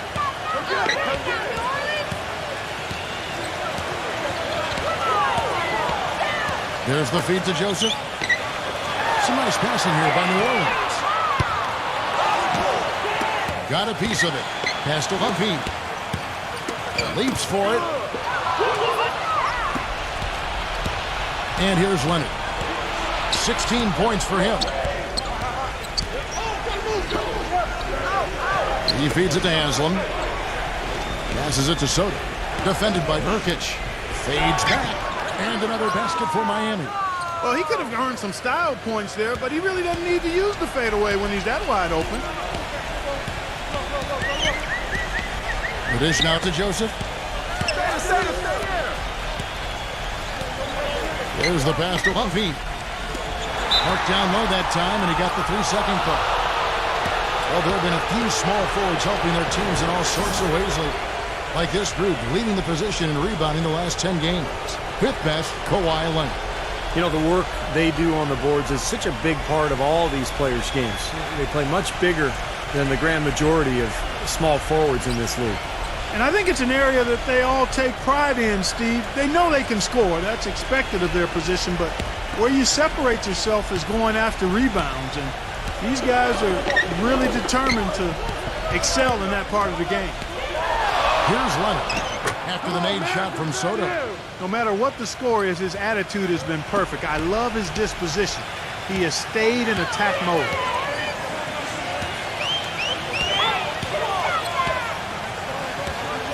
Here's Bunky. And he connects with the jumper. 23 points in the game. The Heat trail by 4. Outside Leonard. Kicks to Haslam. Expanding his range. It's rebounded by Nurkic.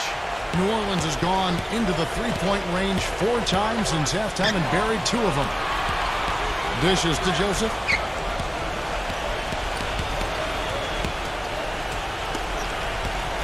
To the inside, number 28. The feather touch on the finger roll. Beautiful. And now a 6-point Pelican lead. Timeout called, the Heat. You have to like what you're seeing so far from Humphrey. He's on fire. And they needed to put their heads together to figure out how to get the ball out of his hand. Draymond Green, he's checked in for Miami. Bridges comes in for Udonis Haslem. Kevin, let's check out how Miami stacked up in the league stats over the last month. Second in fewest turnovers per game. 4th in assists. And they also show up in the top 5 in free throw shooting. That's elite level marksmanship at the stripe. And Clark, when you commit so few turnovers, it's key because you become a much better offensive team. You're constantly getting looks at the basket, and your defense isn't vulnerable either because you're able to get back in transition so much easier. Rising high to throw that. Here's Brunson. Off target from three-point range. Pelicans leading by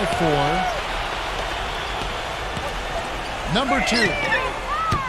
As they get it there. 3 seconds separate the shot clock and game clock. Feeds it to Joseph.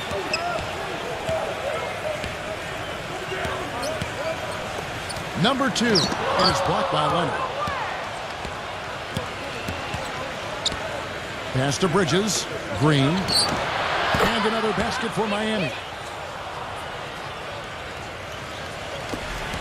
5 seconds left to play in the third. Thompson for 3. No good on that last second attempt here. It's still anybody's game as we... This Thursday night. All right, the fourth quarter of action getting underway. We've had a great one so far with both sides coming to play.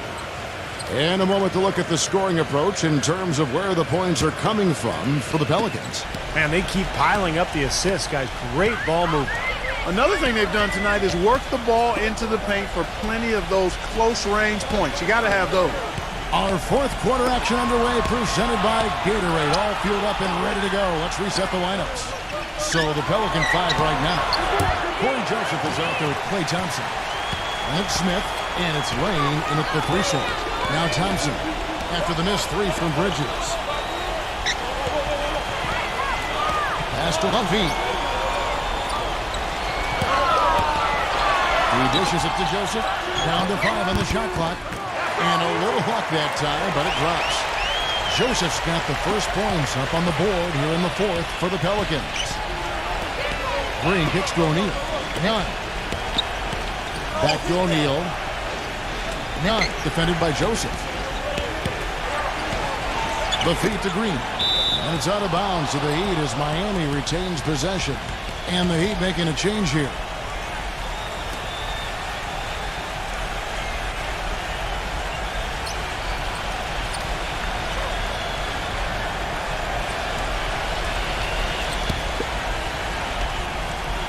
We played just over 1 minute here in the fourth quarter.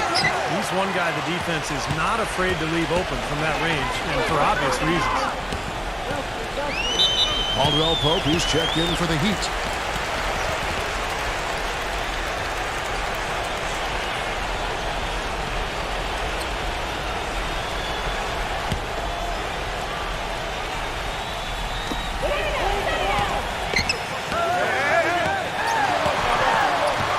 He kicks to Joseph.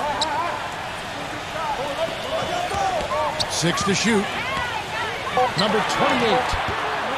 And no good. Trying to use the glass. The Heat trail by 4. Pass to Caldwell Pope. Young.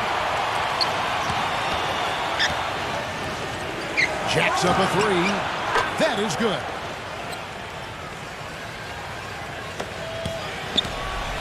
Guys, some great passing from him. Yeah, it makes it tough for the defense to chase that ball around when it moves that crisply all over the court. Yeah, it sure does, Clark. And look at the assist totals. They're piling up. I mean, this has been a nice game execution-wise for this club.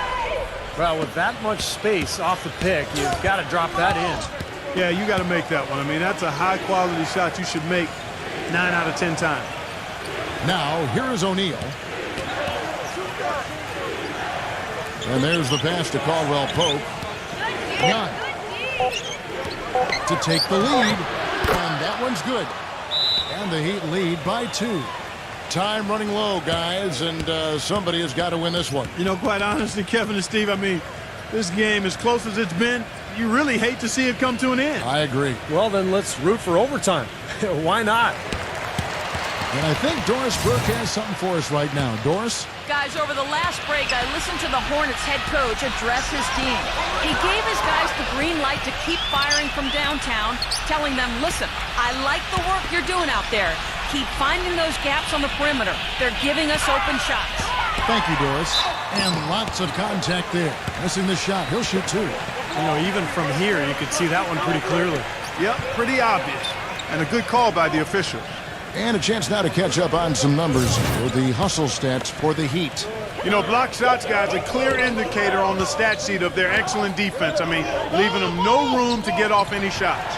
And they're also really getting out in transition and scoring some hoops in the fast break tonight. The Heat making a switch here.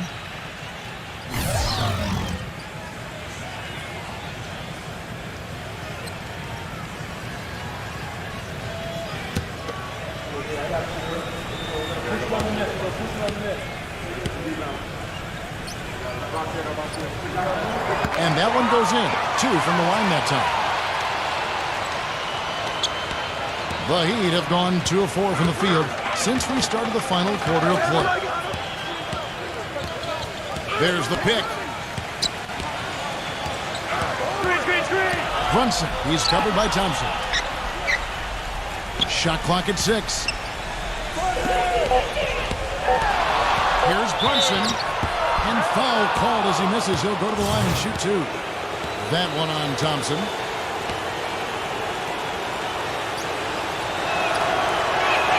The first free throw is good. And the Heat making a change here. Leonard's checked in.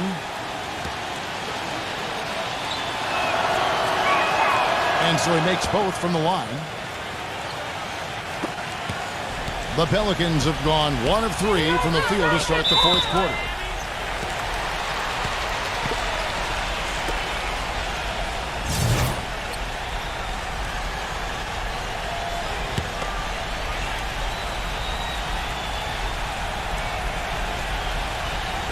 Pass to Humphrey.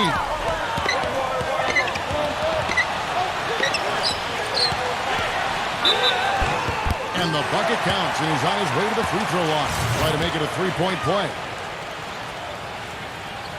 Well, since we hit half number 2, he's finally come around. The first half was not his best, obviously. And that one misses. Miami's gone 2 of 3 in the fourth quarter from long range. Good shooting so far. Pass to Caldwell Pope. Fires the 3. Hits the bucket. And the Heat lead by 3. Boy, they've come out of halftime just smoking hot from behind the arc. Hey, trust me on this one, partner. They are going to continue to let them fly. Thompson for the triple. Green with the rebound. Boy, just by his body language, Kevin, you can tell he thought that triple was going to fall. Yeah, a little frustrated now, shaking his head after that miss. Now, it's hard to imagine them not running away with this game if they can continue to shoot the ball like they have been. Steve, everything is falling for them this half, and they haven't had any empty possessions, scoring on every trip.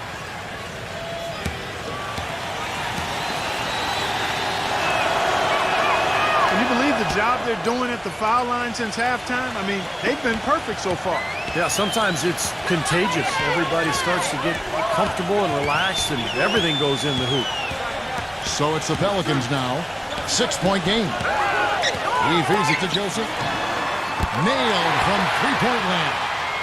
Well, it took him a long time to get that three-point range. Maybe this will get him going. Leonard off the pick from Soto to the paint. And he comes off the screen and spins it through. Reverse that one home. Now that was nice. Real nice. The agility on display. Yeah, you love that body control. Ooh. Oh, that one had it all, guys. Power and grace. Just beautiful. Thompson with the bucket. Boy, the deeper we get into this game, the more offense we're seeing. And that goes for both teams, Steve. Everybody firing on all cylinders right now. And Miami has possession. 3-point lead. No good from Soto. New Orleans gone 1 of 2 from three-point range here in the fourth. Joseph, the pass to Humphrey. Nurkic, defended by Soto, passes it to Humphrey. And again, New Orleans with the triple. A wide open 3. They need much better communication defensively. Leonard with the ball. Leonard off the pick from Caldwell Pope. And the Heat, another 3. Second three-pointer of the half, 4th overall. So he's having a nice game from outside. They set the pick off the screen. Huge play. Man, he got fancy with that one, didn't he? Yeah, maybe trying to give them the momentum boost they need to break this game open. Yeah, I like that. And some coaches might want to see just a sure-handed lay-in, but I say put as much as you can on the finish and get your teammates going. Pelicans trail by 3. Here's Bumpy. And a draw from three-point range.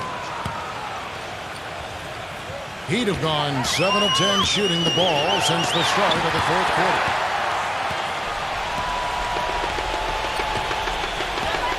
Nurkic passes to Bumpy. Some nice passing here by New Orleans. Joseph dishes to Thompson. They grab their own miss. It's good on the putback. That is a booming putback. Step aside, fellas. They wanted nothing to do with him here. At least not with the ball in his hands and the rim in sight. And the Heat call time here.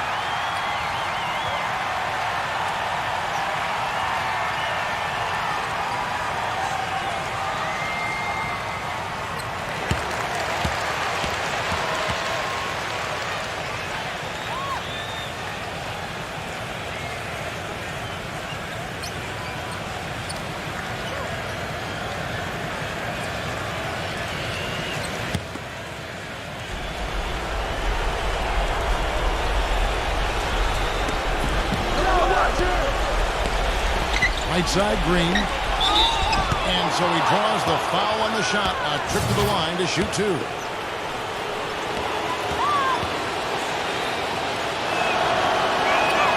First one falls for him.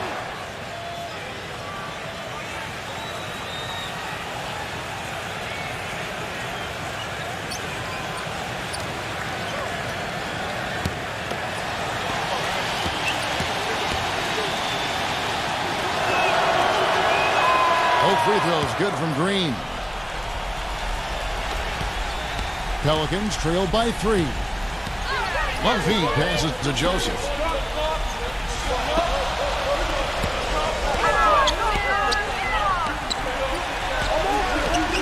Here's one feed. Shots good. 30 points in the game.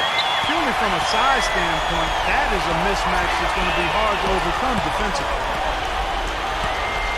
Leonard attacking the 9-foot shot. It's rebounded by Nurkic. The Pelicans have gone 8 of 13 from the field since the start of the fourth, sinking the majority of their shots. Number 28, a follow-up flush. And the Pelicans lead by 1. Boy, has he picked it up in the second half. He's on fire.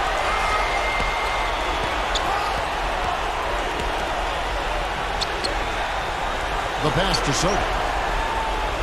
Puts up the baby hook. Cannot hit. He's not necessarily a strong inside presence, but he needs to polish those chances off. Here's Joseph. Down low, number 28. Great D that time from Green. Terrific job that time defending at the rim. I mean, it's not an easy task stopping that fella when he's headed to the bucket like that. Good job. Well, he earned that one. Took the hit and still found a way to knock it down. Yeah, fantastic body control. And the will to get it done. You like that focus. Bridges is checked in for the Heat. He just has such a great rhythm at the line, whether it's with a big lead in the first quarter or with the game hanging in the balance like it is now. And so it's New Orleans with it. Beyond the arc. Gets it to go. 33 points for him. And guys, here in the fourth quarter, still a close game. Yeah, and actually still too close to call. I mean, this one is tight. This could be an instant classic, fellas. I mean, this thing has all the looks of a game that's going to go right down to the last shot.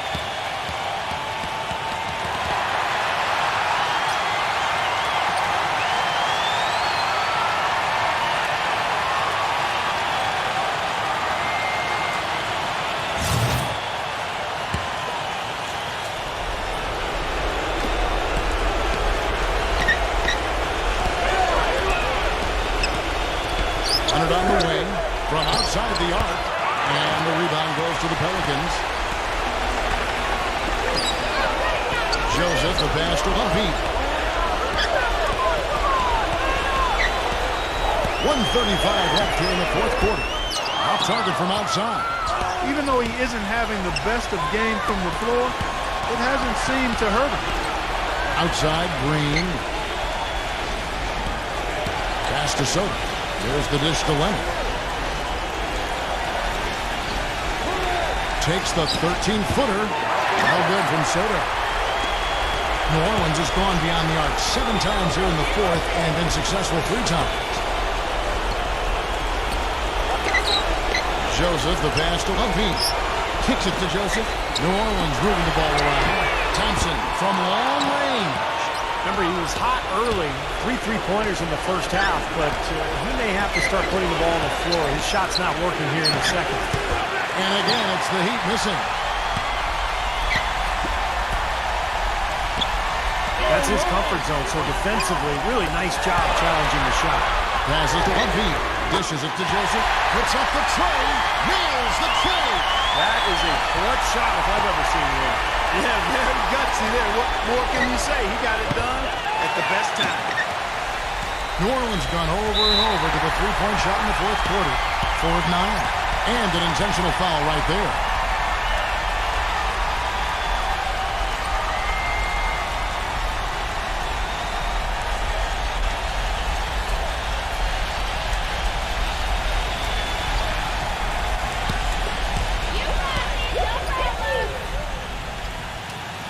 First free throw is good, and that puts them up by 5.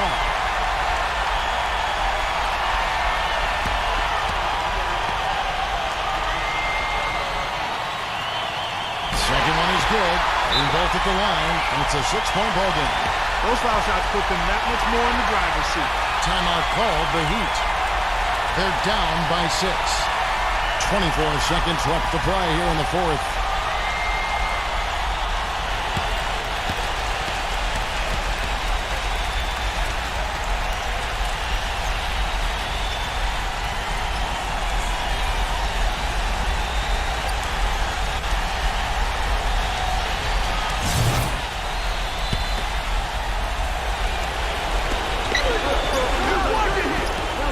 Feeds to Leonard. Will it go? Offensive rebound, Heat. The Pelicans shooting at 51%. Really soft. And now they decide to foul intentionally.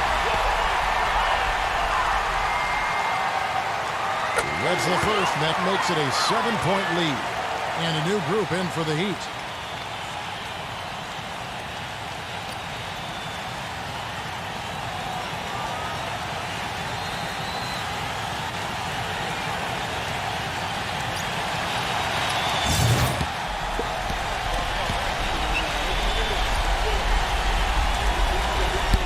Tough break as his second attempt at the line, no good. Here's Rondo. A three-pointer, no good.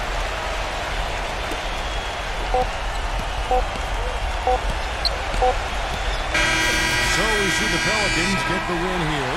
They came, they saw, they conquered. Hey, Kevin, to me, any win is a good win. Well, that'll do it for us. For Clark Kellogg, Steve Kerr, endorsed Burt, Kevin Harlan saying so long. And as we end the game, we bring you our Jordan player of the game.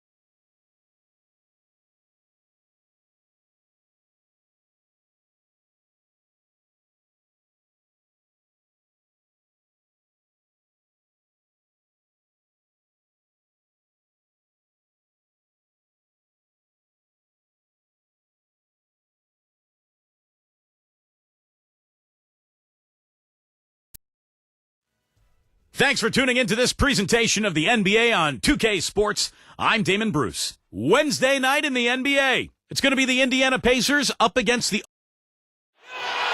And the Thunder going through their pregame routine.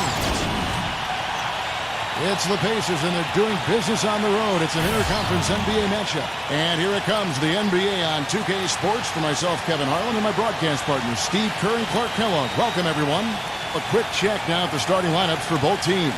And, guys, what are we going to be looking for in this one from Wood? Well, what I like about him, Kevin, is he knows who he is. I mean, he's an energy guy. Plays with a physicality about him, just toughness and grit. And he knows that's his ticket to playing time on the floor, and he does his best every single night. And, Steve, I'd like to touch on one other thing here, which is how well he sets a pick. You know how important that is, as good a shooter as you were when you played. He frees up his teammates with some very rugged screens. He's really one of the best in the league at doing that. Thunder making a quick stop here in front of their home crowd of Oklahoma City. Just one game before heading back out on the road. They've lost their last 3 games, and guys, they like that streak to end tonight here. You know, they've looked a bit lost out there lately. I mean, they don't seem to be playing with a lot of purpose and focus and even drive. I mean, you can't just wait for good things to happen. You got to make things happen. Yeah, but I think, Clark, what's happened is they've lost some confidence. And sometimes when you do that, you end up forcing plays. So it's a delicate balance. You know, they have to regain some confidence with their attitude, with their effort. And I think things will turn, but it's going to take some work. How about that for a response? They will say they can give the 3 as well as they can take the 3. Well, that was a quick foul for him there. The refs are certainly calling it close.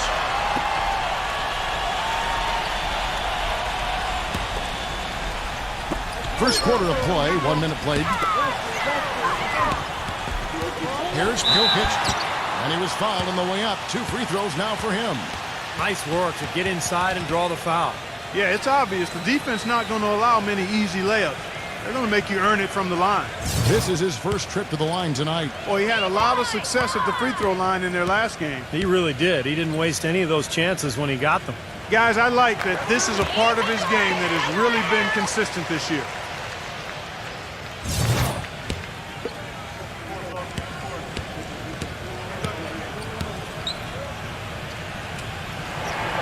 Good on both. Here in the first, a little over a minute played so far. Brooks outside. Vucevic, and Wall kicks to Brooks. No good on the triple.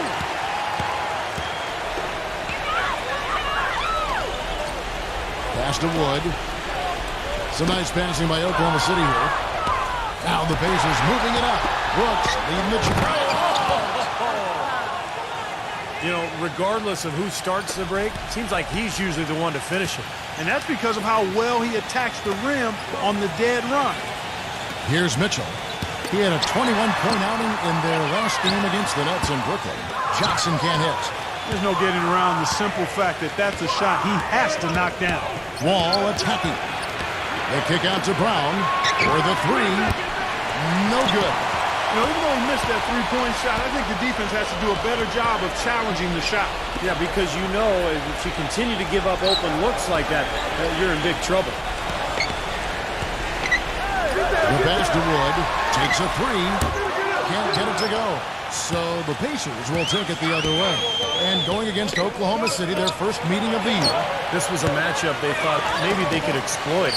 Another team that struggled last year, but in this case, it didn't work out. They lost both matchups. Now here's Wall after the miss from Brown. Brooks misses. I tell you what, folks, I bet he won't miss that shot next time he takes it. Pass to Mitchell. Number 5. The Thunder with another miss. Well, Steve talking about it wasn't pretty for him last year, losing both games, and the expectations haven't been a whole lot higher this season. You know, from my standpoint, I do think they've kept their expectations low. So, that being said, this is the kind of opponent they have to beat if they don't want to end up at the bottom of the standings again. That is really poor defensive awareness. I mean, he's one guy you don't want to give any space to. You've got to stay attached and connected.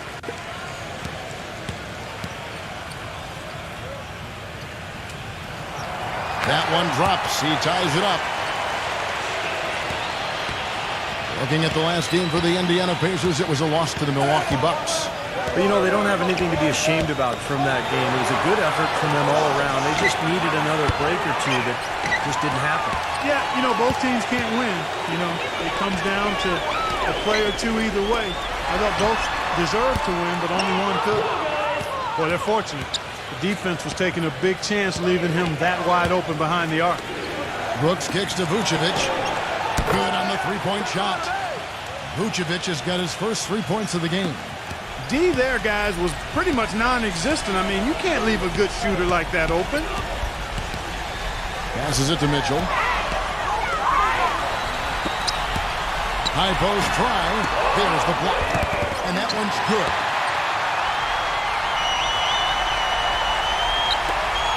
Indiana's gone 3 of 6, 50% from deep so far tonight. Feeds to Brooks. Dishes it to Vucevic. That drops and it comes off an assist from Brooks. Vucevic has got 6. Very well done. He is a confident, dynamic scorer. Johnson can't get it to go. Pacers leading by 4. Let's go quickly over to Doris Burke for an update. Guys, I spoke with the head coach of the Pacers. Relying on their outside marksmanship is one thing he's comfortable with in this matchup. He said that his team can go toe-to-toe with anyone in the league when it comes to shooting from distance, and that he won't pull the reins back on his shooters at all tonight, guys. We'll see how they go. Thanks a lot, Doris. I definitely can appreciate their approach with the 3-ball. The Pacers have gone 6 of 12 from the field here in the first quarter. Brown dishes to Vucevic. From deep, Brooks gets the bucket. Brooks has got himself going with the triple, his first basket of the game. I couldn't have dreamt of a much better start than what they've had here today. Everything's worked, especially offensively, and what a lead they have already to show for it. Timeout is called. First of the game for the Thunder, coming off that loss against the Nets. And I think the sort of issues they had on defense, in part at least, was a bigger factor. Really compounded, I think, because it was on the road. You have to be sharper when you go out and play as a visitor.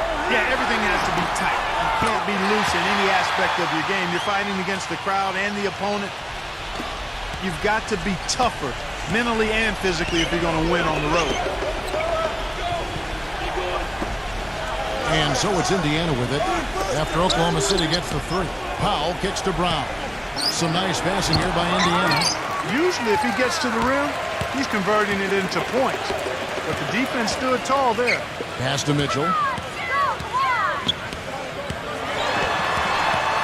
He passes to Wood. And he wills that one in. Sinking right through off the back iron. Pacers leading by 5. Brown with it. He's coming off a 31-point game against Milwaukee. 2 open that time. Made it look too easy. Brooks has got 5 points so far. The Thunder have gone 5 of 12 from the field since the opening tip. Johnson outside. The pass to Mitchell. That one falls. Coming off the Johnson feed. He has 5. The Pacers have gone 8 of 15 from the field, shooting above 50% here tonight. Brooks misses. It has not been an easy quarter for him, at least offensively speaking. Number 5. And a miss there on the triple. He's been anything but his usual self this quarter. It's actually been ugly to see. Here's Brooks. And there are the Pacers with another bucket. Now, he's talented from that range. That's what separates him from a lot of shooters. Pass to Mitchell. Lets it go with the 3. Count the bucket. You know, what an advantage he brings to this offense, guys. I mean, being able to drain the 3-ball, that really can spread a defense and extend the defense as well. So the Pacers call timeout, their first of the game.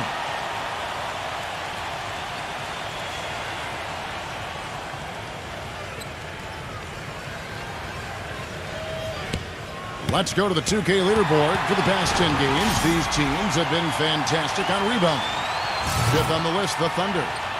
Kevin, that's been a nice run lately. They're making a strong effort on the board, and it's working and paying dividends for them. So Indiana ends up with a new group on the floor.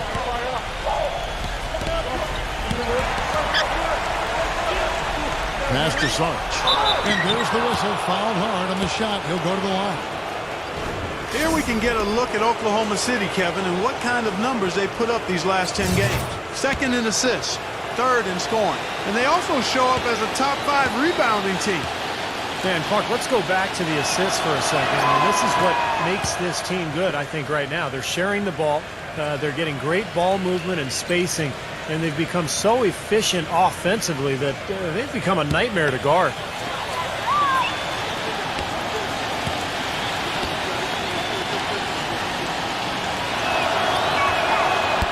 He doesn't get the second one. Well, he did enough there. He made it a 2-possession game, at least. The dish to Graham. Shoots the three.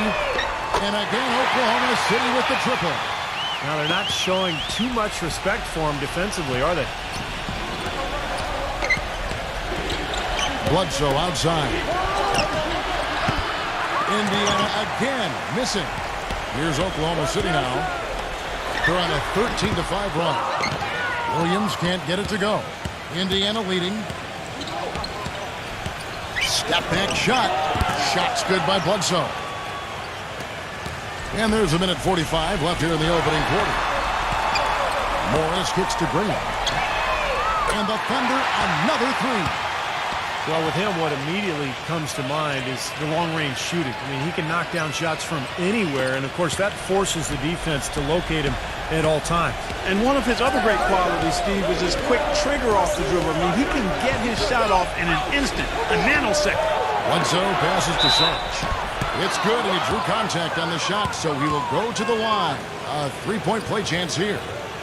And what do you guys think so far about the offensive approach for the Pacers? Now, they didn't waste any time getting into a groove out there. They're dialed in from long range. The other thing they've had going for them tonight is their passing. I mean, doing a nice job. Plenty of their points early on coming off assists. And that one misses. Thunder trailing by 3. He feeds it to Graham. That doesn't go on the chance to tie. The Pacers shooting quite well in these early minutes, 55%. Bledsoe outside. And Mills kicks to Sarge. Shot clock at 6. Sarge off a pick from Tucker. Here's Ingles. And he drew the blocking foul. He'll go to the line for 2. The grind of the NBA season wears on, but what a pleasure this year is turning out to be. Let's check out the West and see how the standings look. You look at Phoenix. And not a surprise, really, to see them sitting there in the #1 spot in the conference. The excellent brand of basketball they've been putting on display lately has been terrific. And, of course, Oklahoma City, they're in the 6th position. You know, I think for Oklahoma City, they've done well to get to where they are in the standings. Last year wasn't easy for them, and for the most part, this season's been a different story. Well, they've made steady improvement since last year, and I think that bodes well, Clark, because they've got some talent, but they've probably overachieved to this point. But they don't see it that way. They just feel like they're playing hard and playing to their potential. Here's Graham. Right now averaging 5 points a game. Morris dishes to Graham. They get it back. And count the basket. He was fouled, and he's going to the line for one more. Good glass work there. Rebounds have been a little tough to come by for them in this quarter. Well, it looks to me like they're still finding their way out there, but it is early. The Pacers making a switch here. House is checked in. Now here's Bledsoe. Kicks it to Mills. Three-pointer. Good, and Bledsoe gets the assist. Mills has got himself going there. His first points of the game on the deep ball. Come get it, come get it. Graham, the pass to Williams. And they wasted no time getting those 3 points back.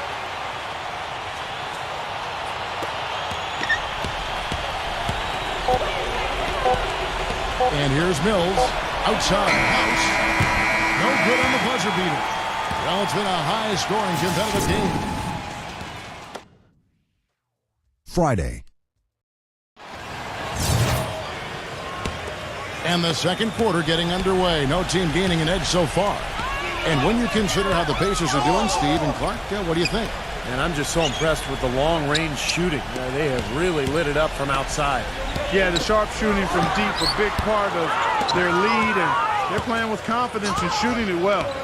And now let's check out the lineups courtesy of Gatorade, all fueled up and ready to go. Here's the second quarter to play.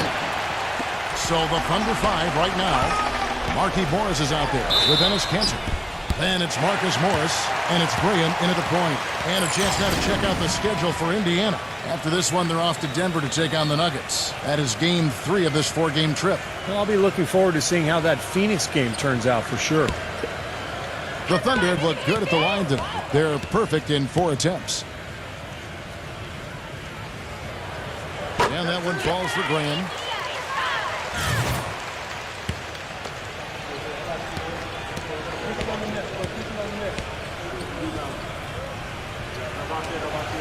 So he picks up just 1 from the line that time.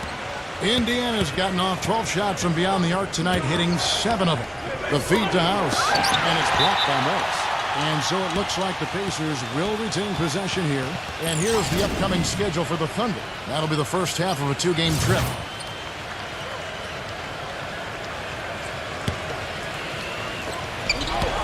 Here's Crowder. No good on the quick 3. Kevin, just enough presence to bother that three-point attempt there. Well, for a guy that shoots like he does, I mean, I'd say that is an easy look. Now, here is Morris. Rejected by House.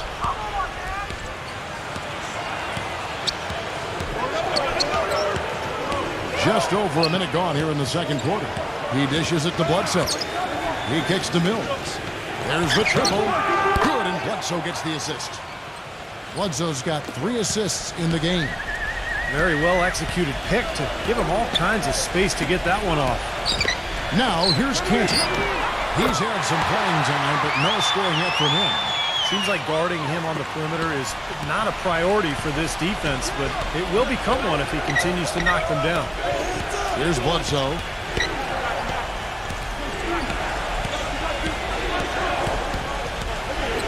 Feeds to Crowder. From out on the wing, he knocks it down. Crowder's got his first bucket in this one.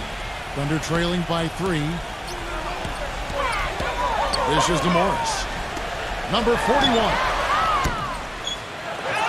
Here's Cantor. So he gets the whistle. Contact on the way up, and 2 shots coming up. Well, now an opportunity to look at some of the stats on Patty Mills. How last month turned out for him. 11th in three-point field goal percentage. And, you know, when he gets to the free throw line, he makes the most of it. He's ranked in the top 20 in free throw percentage. And, you know, his three-point field goal percentage, Steve, is, I think, worth another quick mention here. I mean, the way he's been shooting it, that bucket looks a lot bigger than it really is. Second free throw, no good. Indiana's gone 1 of 2 on 3-pointers here in the second quarter so far. Smooth as silk on the finger roll. Mills has got 5 points in the quarter. You know, something we're seeing less and less of these days, that little finger roll. Pass to Graham. Fires from deep. And again, Oklahoma City, no good. He hit a 3 in the first, but so far has been unable to capitalize here in this quarter. Bledsoe outside. Crowder from past the arc. And the rebound goes to the Thunder. Cantor's got 5 rebounds tonight, and that'll be the first of a 2-game road trip for him. Morris kicks to Graham. Here's Cantor. That's the risky run by staying out there as he picks up his 3rd. And 2 free throws coming up as he misses that one. Drawing the whistle and a lot of contact there. Well, coaches love him because of the hustle he's continually showing out on the floor. And I think where you really see it most is on the offensive boards. And, Steve, you look at him, he is a banger. I mean, he really enjoys the physical aspect of the game. The first free throw is good.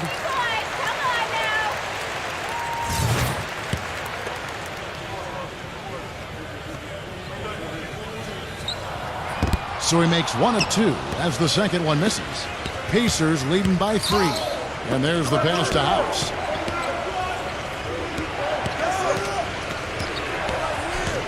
Back to Bledsoe. Off target at the rim. Got a pretty good look at the basket, but defensively they did a nice job rotating, forcing the miss. Morris with the bucket. I'm not sure who was supposed to pick him up, but somebody's going to get an earful from the coach for leaving him that wide open. And here are the Pacers now, following Marcus Morris's three. Crowder defended by Morris. Here's House. Indiana again missing. Oklahoma City's gone 2 of 4 from three-point range so far in the second quarter. And it's going to be out of bounds. The Pacers will take it. And let's run down for you the top three-point shooting point guards in the league this season.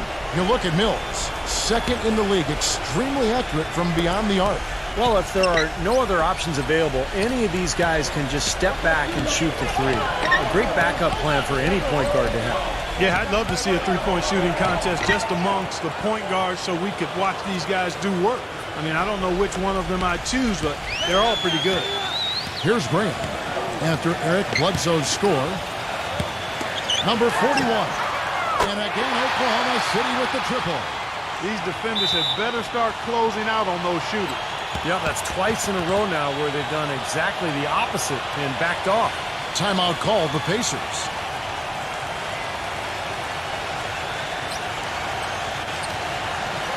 And a new group in here for the Thunder.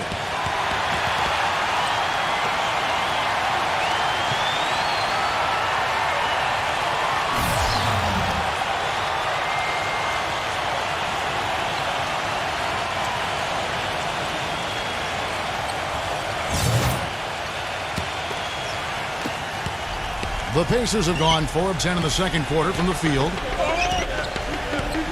Here's Bledsoe. The rebound by Johnson. Great defense in the paint there, making it tough on the offense. That's what he brings, a presence. I mean, you saw it on that miss. Mitchell's shot is good. Oh, Maestro, you're so good at making those lead passes, like conducting an orchestra. Now Mills. 8 points for him. And the shot's good from Crowder. Boy, I tell you what, he loves getting looks like that from the three-point line. No one near him. That's a warm-up jumper for him. Back to Johnson. That foul is really going to hurt him in the second half. I mean, he's got to sit and may have to be off the floor for a long time, and they'll miss everything he brings to their team. I mean, he's active, he's aggressive, he's smart, he's tough. I mean, they're going to miss his presence significantly.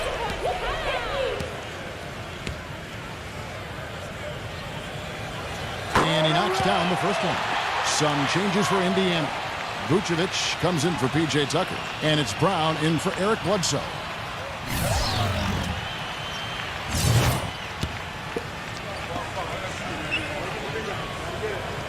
And both free throws good for Johnson. The Pacers have gone 5 of 12 from the field here in the second. And Mills kicks to House. Pass to Crowder. The dish to Brown. He passes to House. Mills. 5 to shoot. And the Pacers another 3. And that's another assist for a team that is putting on a clinic on how to share the ball. I just love the mentality they've had. If a shot isn't there, they're not forcing anything. They're moving it side to side and working to get a good shot. Here's Graham. Gets it to go from beyond the arc. Graham's got 7. They've been outstanding from three-point range in this quarter. And Mills kicks to Brown. And again, it's the Pacers from deep. And so it's Oklahoma City with it. They trail by 1. Passes it to Mitchell. And again, it's Oklahoma City. Guys back and forth this first half. 4 or 5 lead changes early on, guys, as we grapple back and forth. This could be a back and forth game all the way, guys, the way it's being played. This is fun to watch. Brown kicks to Mills. Back to Brown. Misses the 3. That's some more rugged play from them inside. They have a decent edge in rebounds thus far. And that hard work on the boards needs to continue. That could be what swings this game eventually. Here's Graham. Another shot, and he sinks the layup. Now it's a 3-point Thunder lead. He got a great read of where that miss was going, and that allowed him to be the first guy to it and get the putback. And Mills kicks to House.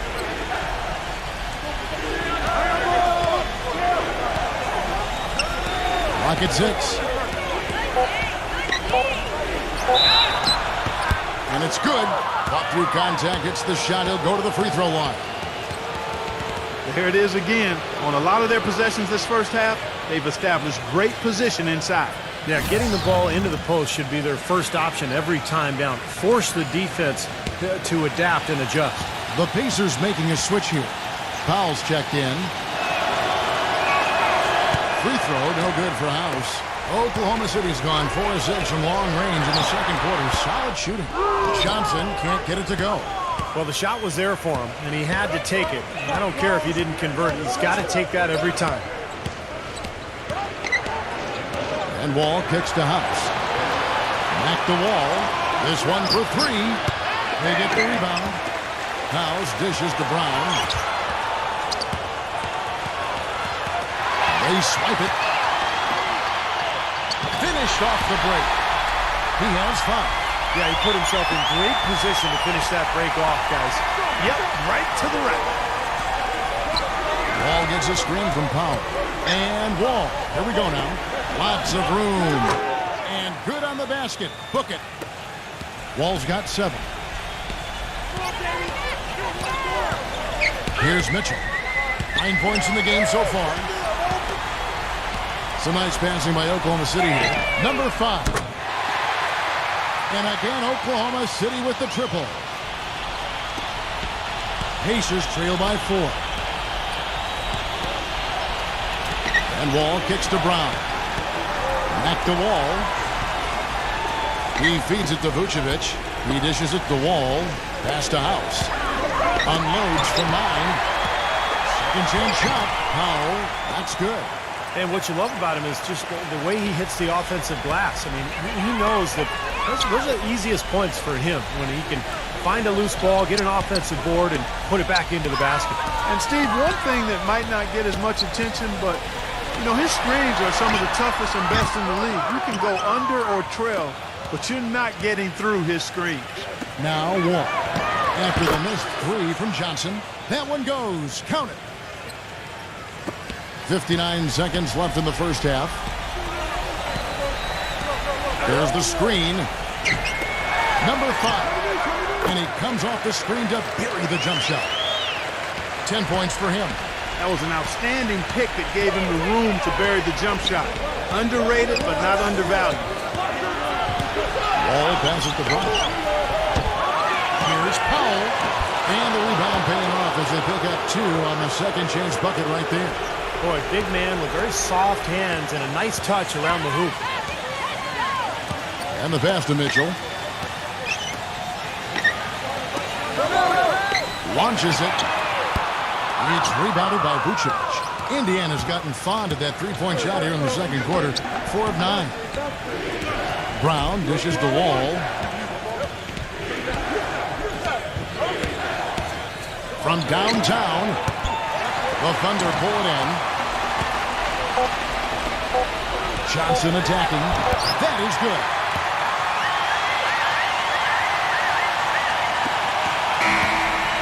And a tight game here as we end the first half. It's the And now, brought to you by Sprint. Hi and welcome. It'll be the The Sprint Halftime Report, presented by Sprint. We have a close ball game on our hands as we get set for the second half of basketball. You know, it's been a clinic so far from Patrick Mills. Wow, the threes have just been dropping for him. Absolute dead-eye shooting in that first half. Could not have been a more productive day for him from long range. On the court for Indiana. All out there with Brown. And it's Vucevic, then it's Brooks, and it's Powell in at the 5 down low. The Thunder have been shooting right around 75% at the line, 9 of 12 so far.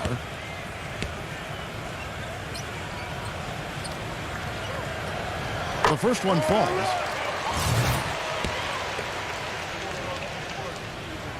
And that's good as he hits both of his shots.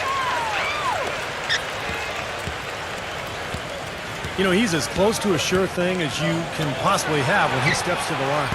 And Wall kicks to Brown. And that comes off the assist by John Wall. Brown's got 11 points. Passes to Wood. Fires for three. Good. And we've seen a few mix-ups defensively out there on the perimeter. More than a few. I mean, the open looks they've allowed from long range have turned into a lot of points. Now here's Brown. Brooks, the pass to Brown. Kicks to Vucevic. Back to Brown. And they come right back with their own three-pointer. Brown's got 5 points now in the quarter. The Thunder with the lead. Pass to Mitchell. All sorts of time. And out of bounds as the Pacers gain possession. Let's bring up the 2K leaderboard. Show you the teams that have shot the lights out during the last month. Fifth on the list, the Thunder. Yeah, Kevin, it's been a long month for anybody who plays these guys. I mean, they've been shooting the lights out. And it's been game after game after game. And Wall kicks to Brown. Can't hit. So the Thunder will take it the other way.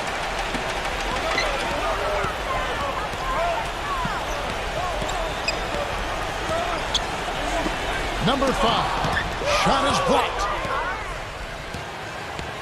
There's the feed to Wall. Brooks.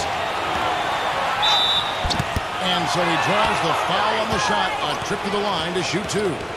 Well, at least the defender got his money's worth on that one. Yep, that was an easy whistle for the official. The Pacers have shot 3 of 6 at the foul line. And in general, this has been a very good foul shooting team, about 79% on the season.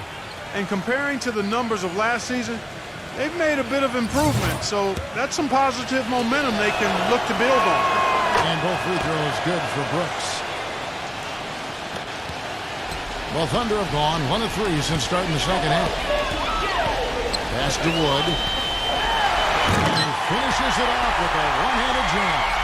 Solid on the one-hand throw down there. You know, Clark, when it's a tight ball game like this, he's the guy they want with the ball. Yeah, you got that right, Kevin. He's such a reliable finisher. Thunder have gone 2 of 4 here to start the second half. On the wing, Johnson. The 3. It's hauled in by Brown. Brown's got his 3rd rebound on the night. Wall attacking. Shoots it up. And the jumper is good. Wall's got 11 points. Oklahoma City's gone 1 of 2 from beyond the arc since coming out of the break. There's the pass to Mitchell. Some nice passing by Oklahoma City here. He kicks to Johnson. Again, Johnson missing. The Pacers have gone 3 of 5 to start the second half, developing a nice rhythm out there. Outside, Wall. Brooks outside. Misses off the right iron. Major defensive lapse right there. I mean, he's not a player you can leave open for a jump shot. You've got to stay attached to him. They're lucky he couldn't punish them for it. Here's Powell, averaging 6 points per contest. High, arcing shot. But they get it back. Clock is at 3. Here's Vucevic. Chance there to take the lead. Missing. Number 5, covered by Wall.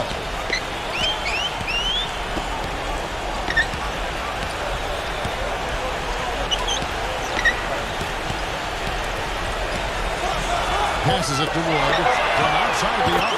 That's good. He's got 13.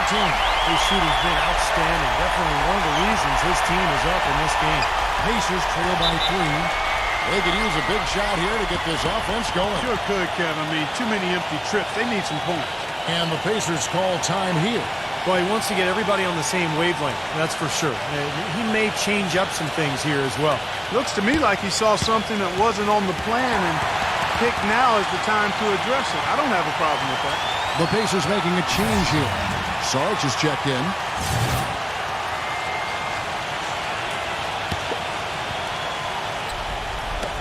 And the Pacers with possession here. Brown kicks to Vucevic. Back to Brown. And it goes as the official calls the foul. Count it. He'll shoot one more at the free throw line. Good defense, but you gotta love the finish with the finger roll over the top. First trip to the free throw line for him tonight. And the free throws for him this year, he's making them at about a rate of 77%. And guys, that's an increase in his free throw percentage from last year. Maybe not a large one, but it is a little bit higher, so you've got to like that progress. Williams is checked in for Johnson. So it's the Thunder now. Beyond the arc. It's rebounded by Vucevic. Vucevic has got 7 rebounds in the game. It's Brown with the drive. Outside Wall. For the lead. Just 5 on the clock. Brooks misses. He's playing selfishly now, guys. He's just trying to get as many shots up as he can. Doesn't look at all concerned about his teammates. Here's Mitchell. 9 points in the game so far. Inside. And he makes no mistake on the slam dunk. Stupendous rush to the rim and a mighty slam on the end of it. But through the teeth of some pretty soft D. I can't help but say that. Well, let's see how that impacts things here, because those kinds of plays sometimes can be game changers on both sides. And he had one in the first as well. He can be dangerous. Keep an eye on him. He passes to Wood. Shoots. It's hauled in by Brown. The Pacers have gone just a bit under 50% from the field since halftime. 5 out of 11. Wall fires. Offensive rebound. Misses the reverse. Boy, he blew the easy 2 by profile. Trying to look good. That's a bad decision and poor execution. Here's Wood. And count it. 2 points with a chance for one more at the free throw line. What a play. The hoop plus the harm. Excellent concentration on the finish. That's big time. And the Thunder making a switch here. Johnson's checked in.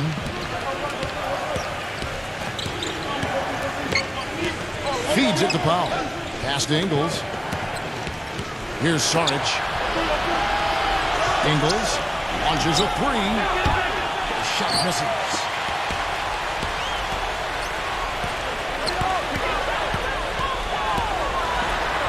Lays it up and banks it in. 14 points for him. And you can feel the pattern of this game, guys. They're working it inside, dominating in the paint, getting good shots at will. Well, 4 of their last 5 baskets, guys, have been of exactly that variety. Indiana again missing. You know, not only is the game neck and tight, but the rebounding battle is too. Extremely close on the board. Yeah, both teams have really put in a terrific effort down low. Well played right there, and you can feel the momentum changing. I think this lead will continue to move upward unless something unforeseen happens. Looking to end the run, and the rebound goes to the Thunder. He certainly didn't take advantage of the poor defense, but they can't count on him to continue missing. No, that's for sure, because this guy's too good of a shooter to miss that look consistently. The easiest way to do it sometimes is with the bounce pass. And the Pacers call time here. Well, good timeout, guys, because, this has been a bad run for them. He's got to get his team back on the same page and executing well together. Sometimes just getting a stop in the action can be enough to get a team back on track. There's something about that little pause in the intensity of the game that lets you refocus. Brown is checked in for Brooks.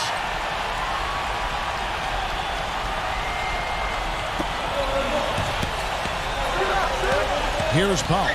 The pass to Ingles. Brown right side. No good. And it's Oklahoma City the other way.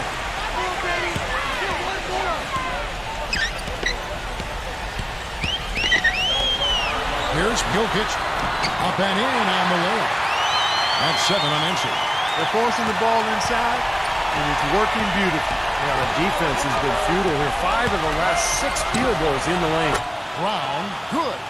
What a quarter for him at the offensive end. He's ignored the scoreboard and continued to go out there and do his thing. Jokic defended by Powell. Here's Jokic. Again, the Thunder score. That was the 3rd straight high percentage look this defense has allowed. I mean, these defenders have got to start bumping bodies in the paint. Be more physical. Be more aggressive. I agree, Clark, but it doesn't look like they have the will to do that at this moment. Well, as for them being behind in this game, you certainly can't put any of it on his shoulders. He's been tremendous offensively. From about 16, rebounded by Powell. Pacers trail by 8. Brown kicks to Wall.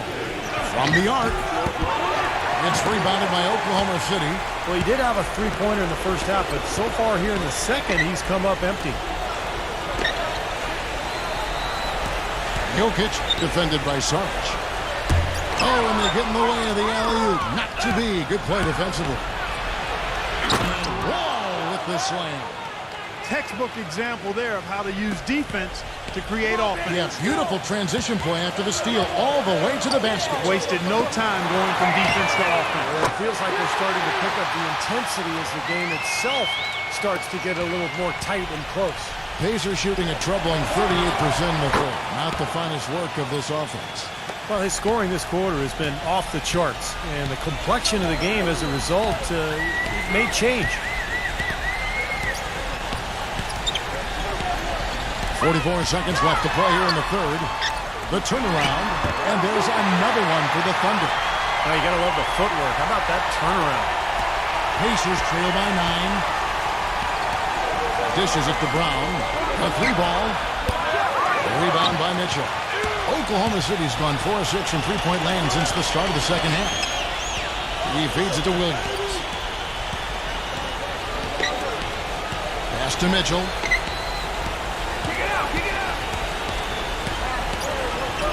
Six on the shot clock. Jacks up a three. The shot is off. Ingles passes to Powell. Ingles. And again, it's Indiana converting. Here's Jokic. Shot, no good. The points coming in bunches as we wrap up the third quarter. It's been a good one. Thunder lead by 7. And right after this, we'll bring you the start of the final quarter right here on 2K Sports.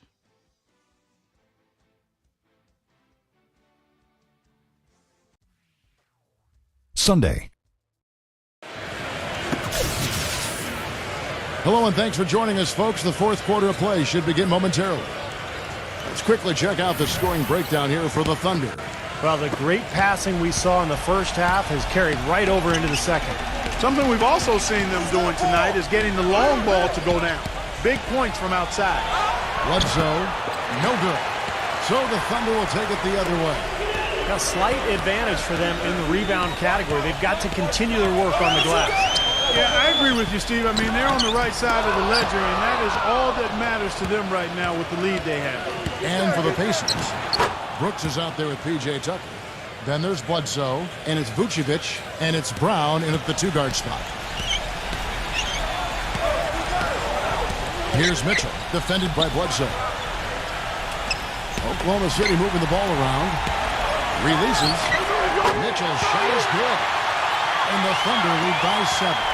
The Pacers shooting 49% on the game. They'll take that. A shot by Brooks. Misses off the left iron. The Thunder shooting has been terrific. 54% on the game. We played just over 1 minute here in the fourth quarter. Morris kicks to Mitchell. Morris. Here's Mitchell. Lets it fly from 18. That's good. And now it's a 9-point Thunder lead. Bledsoe left side. Corner shot. The shot's good. Brown making the play. Brown's got 4 assists now tonight. The Thunder have gone 2 of 3 from the field to get the fourth quarter started. Mitchell passes to Morris. Takes the lead pass. Shot from free throw range. And it's blocked. On the wing, Brown. Defended by Mitchell. Bledsoe kicks it to Tucker. On the wing, Brown. And lots of contact there. Missing the shot. He'll shoot 2. What a performance. Just look at the game for Brown. He's got 24 points, and he's unleashed a barrage of three-pointers on him.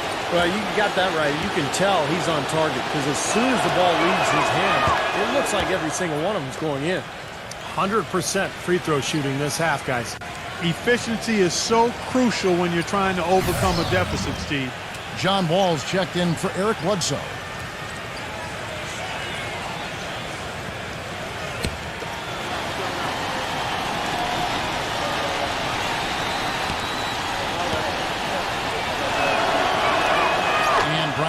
gets them both. The Thunder leading by 5. Just under 2.5 minutes gone here in the final quarter. Nice rebound in traffic, and that's his job. With the lead pass, here's Wall. Goes to the reverse layup and drops it in. One of the sweetest moves in the game, the reverse layup in traffic. And here are the Thunder now. They've led by as many as 11 points. Here's Mitchell. Shoots.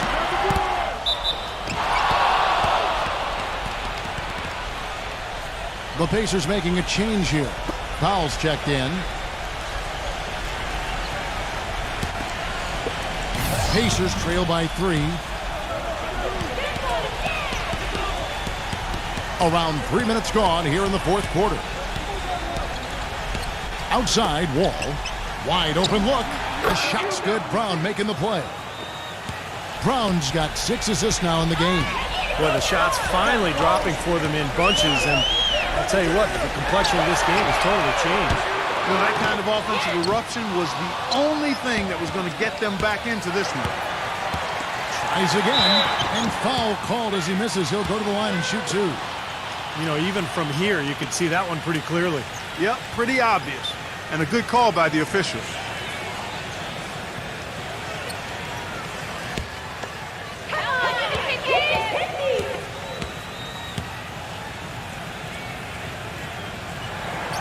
He misses the free throw.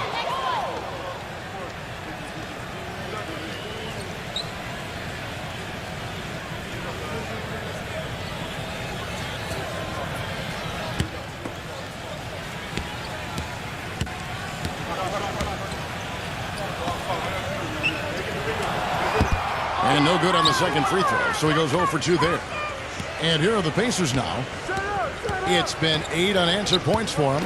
Powell drains it from beyond the arc. Guys, what a game. 8 lead changes here. Yeah, nobody giving up any ground either way, fellas. And don't be surprised if this comes down to the final possession. It just kind of has that feel tonight, doesn't it? Now a timeout called by Oklahoma City. You have to like what you're seeing from Brown. He's dialed in from long range. They got to stay in his hip pocket and deny him the catch. A moment to check in with Doris Burke. Doris? During that break, the coach of the Thunder had some words for his team. He was riding them pretty hard for the number of silly fouls they've committed in this game. He said, listen, we need to have some defensive discipline. Stop biting on the shot fakes, stop reaching in, and stop giving them free points at the free throw line. We'll see if they'll respond, guys. Always great to hear from you, Doris. And the Thunder with the possession here. Trailing by 2. Jokic defended by Powell. It's rebounded by Vucevic. On offense, here are the Pacers. They're on a 13-4 run right now. And the officials will call the illegal screen right there. Boy, in a close game especially, those plays really hurt. Oklahoma City's gotten off to an 0 for 2 start from downtown here in the fourth quarter. Passes to Wood. Here's Mitchell, defended by Vucevic. Here's Mitchell. Takes the 3. That's good. 23 points in the game. Boy, right down to the wire here, Clark and Steve. Still anyone's ball game. Both teams really invested now. I mean, this is the type of game you love to win, and you'd hate to lose it. Boy, after all this energy that both teams have expended, you're right, Clark. This would be a tough one to lose. And that one's good. Brown's got 29 in the game. Wow. Wow. What a great performance from him. He's hit 3 in each half. Pass to Mitchell. It is now to Johnson. Trying to answer back, but that 3 is off the mark. Brown kicks the wall. And a foul called on the shot. Got him on the way up that time, so he'll shoot 2 right here. Well, how about John Wall in this one? He has 17 points and 5 assists. He's gotten after it on the boards for them as well as in the transition game. And one's really fed into the other. He's off on the first.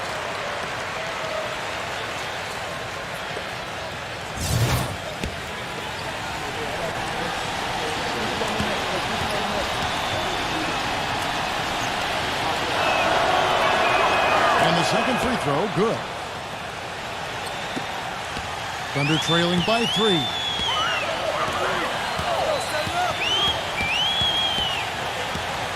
Now the pass to Wood. Nice lead pass, and he throws it down. With that reverse jam, the fans got a little extra show there. That one definitely had something, you're right, extra on it. That was one of those 3 or 4 plays that you see every night in an NBA game that just leaves you in awe. Wall, that's good. Those are starting to add up. Of their last 5 baskets, 3 of them have been three-pointers. And it's not just great offense, Clark. The defense is really lacking. Not enough energy on their closeout. It just hasn't been a very good day for him, guys. They need him to start varying some of those. Here's Brown. And that comes off the assist by John Wall. Wall's got 6 assists now in the game. He has really punished these defenders today. No matter who's been on him, he's been giving them medicine. So it's the Thunder now. The offensive rebound. Boy, I'm shocked he didn't make that one. He usually knocks that one down with ease.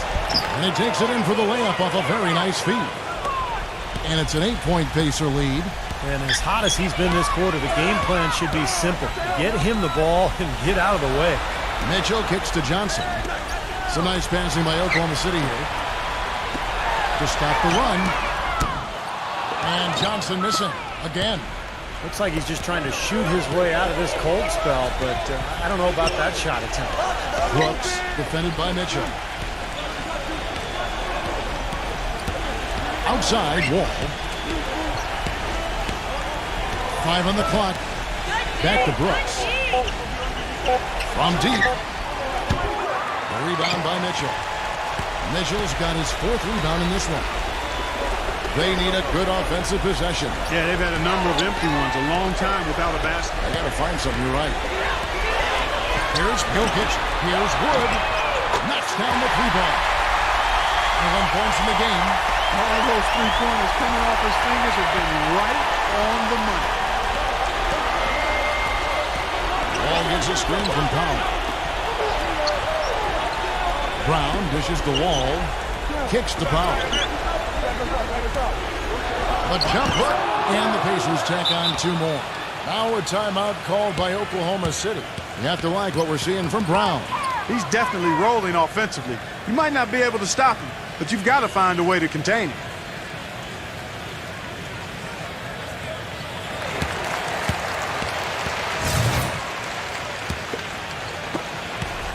Thunder trailing by 7.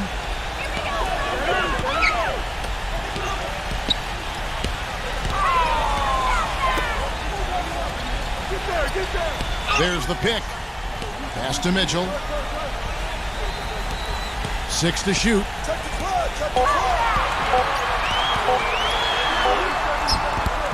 Some solid defense from Brown. There was just enough defensive pressure to get him off balance and cause that shot to go awry. 1:43 left in the 4th quarter of this one. From down low. And there are the Pacers with another bucket. They haven't been as aggressive from outside as they were in the first half. They're playing smart with the lead. I like that. They're being very selective and deliberate in their offense. And that's a good strategy when you're on top. And so it's Oklahoma City with it. 9-point game. Number 5. Money from the wing. He's got 25.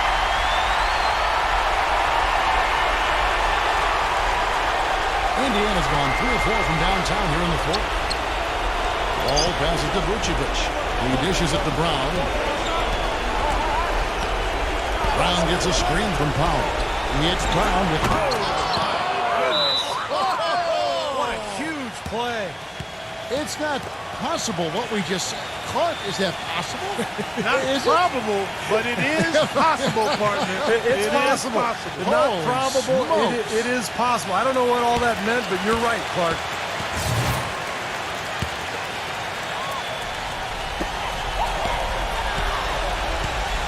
Here's Mitchell. He's covered by Brown. Here's Jokic. Good. Well, he's been a real positive factor for them today, although, as a team, they've had kind of negatives mixed in there as well. Tipped away. Number 5. So the whistle blows on the shot and 2 free throws for the contact right there. You know, even from here, you can see that one pretty clearly. Yep, pretty obvious. And a good call by the official. And he misses the first one. Boy, he wanted that one to fall.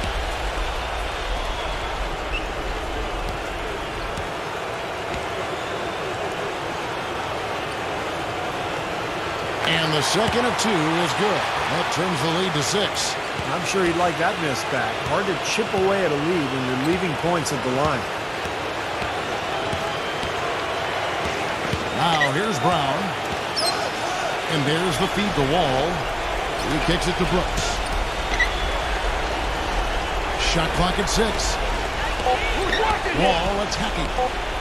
Taken away. Urgent possession here, Clark. They need a basket. No doubt about it, Steve. They need quick, efficient scoring. Number 5. And again, Oklahoma City, no good. And an intentional foul right there.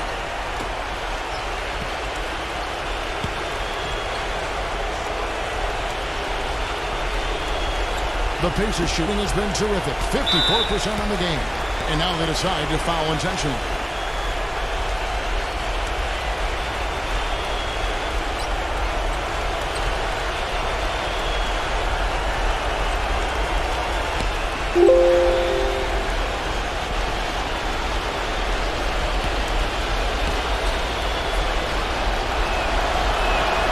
He doesn't hit the first, and that was the one they really wanted. He's got one more, though.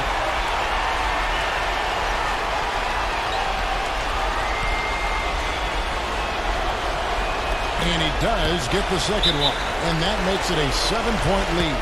Now a timeout called by Oklahoma City. They're trailing by 7. 15 seconds left in the fourth quarter. Guys, your thoughts? Well, this one's in the bag. I mean, I commend them for really putting forth the effort until the very end. But this thing's over. You know, sometimes you just have to throw up the white towel and let fate run its course so you can get on to the next game. Morris, no good. Bledsoe with it.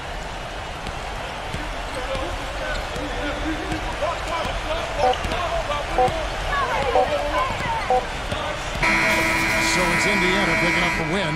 It was a solid win, Clark. Yeah, it was, and I think it came down to will more than skill. They went out and got this one. For Clark Kellogg, Steve Kerr, and Doris Burke, this is Kevin Harlan thanking you for tuning in. Now it's time to present our Jordan Player of the Game.